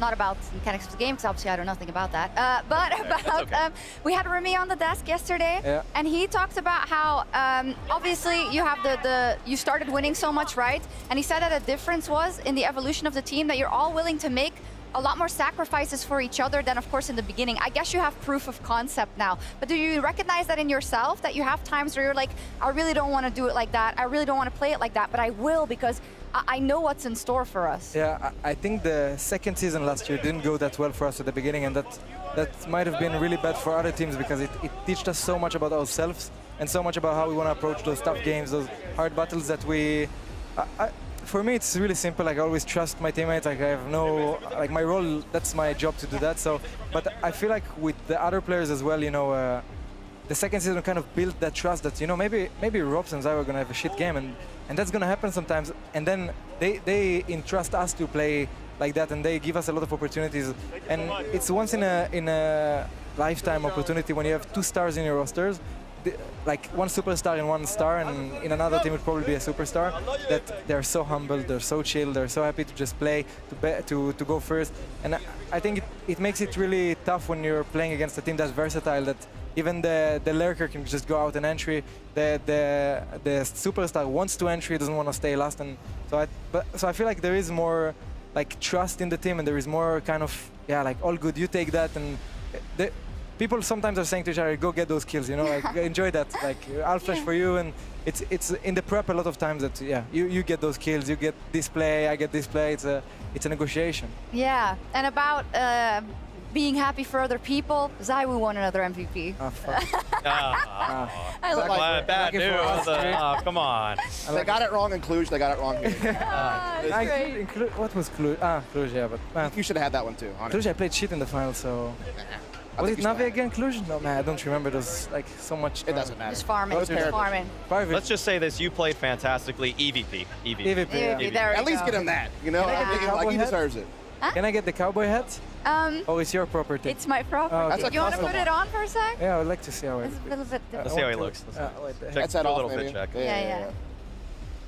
Very cute. He can definitely pull it off, 100%. Yeehaw. Oh yeah. It's a little small, yeah. You have a big head. It's better than those hair clips. It's Okay, actually, what is the meta of the hair clip? Give me the meta. So my girlfriend, she wants me with long hair. And okay. And where I'm from, my family, if the woman is happy, everybody's happy. You don't need to do that much. That is how it works. Yeah, exactly. Everywhere, not literally worldwide. So happy wife, happy life. Exactly. Yeah, exactly. So my thing is, I'm gonna grow long hair, and it's tough. It's not an easy.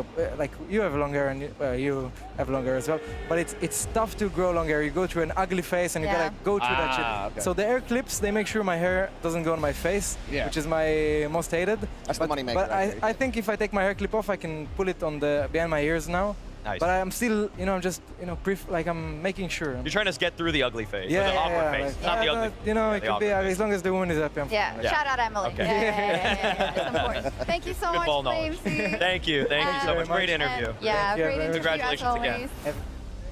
Bye bye.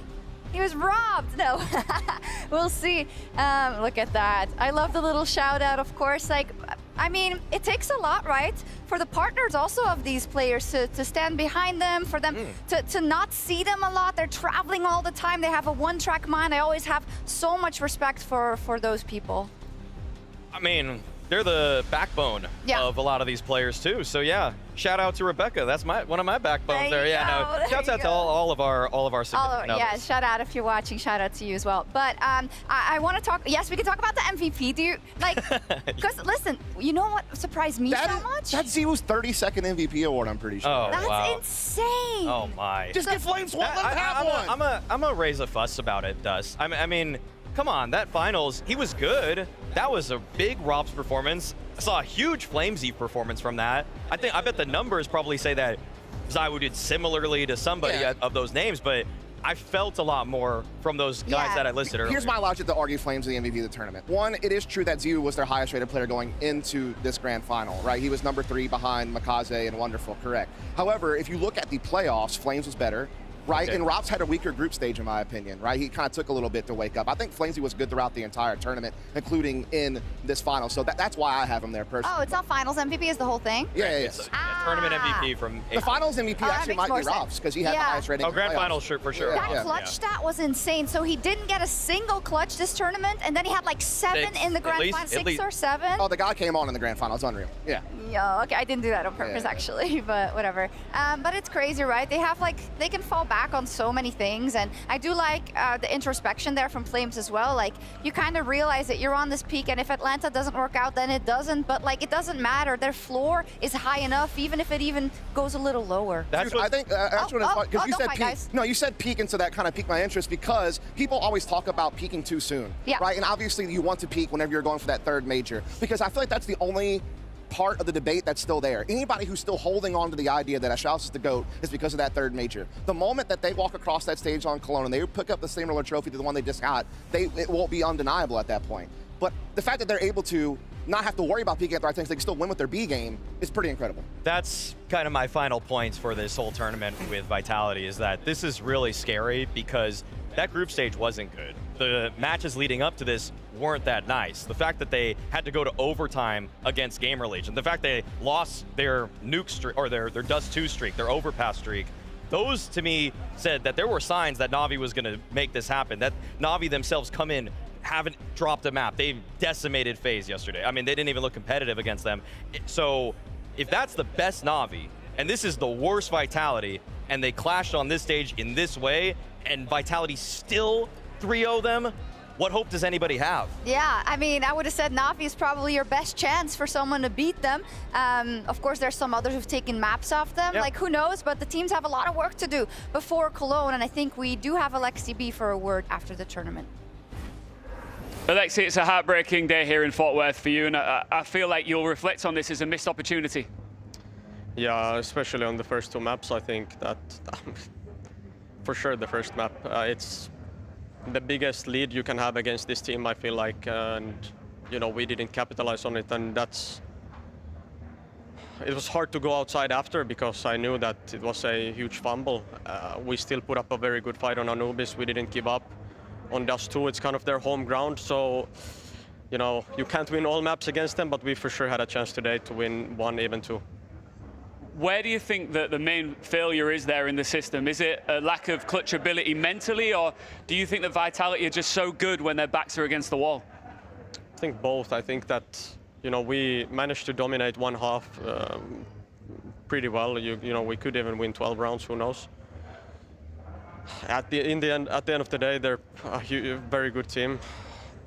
We somehow let it slip. It's hard to put into words what I'm feeling right now, but yeah, I definitely think that we had what it took today to, you know, give them a match, because I don't think that we can even say we gave them a match when we can't win a map, you know, like, it would be nice to have the score 2-3 or, you know, go to the final stretch, and that didn't happen today again, so I'm very disappointed in that. I think Apex, he just said to me out there after raising the trophy that it was a tough final, you know, despite the fact that it was a washout. I mean, you did push them. Yeah, you can say whatever, but at the end of the day, you know, it's 0-3 again, so. Thank you for your time. Thank you. Yeah, warranted, right? It really doesn't matter. It's 0-3. Again, that record from August 2024 at IEM Cologne still stands. They cannot even win a map. Now, I do believe in seeing the journey of a team, right? And of course, despite what Alexi feels like, yeah, that momentum swing after that. It's true, you don't get this many rounds against Vitality. It's so hard to recover. He said it there himself, to go outside, to realize that you let it slip through your hands, right? But do you see a hopeful sign that they can use this as building blocks for maybe a Cologne? There's an eerie similar comparison to make here. It's the fact that obviously when Vitality built their era, it was off of 7 titles in a row, with Mousesports constantly playing second fiddle, becoming the #2 team in the world during that time period.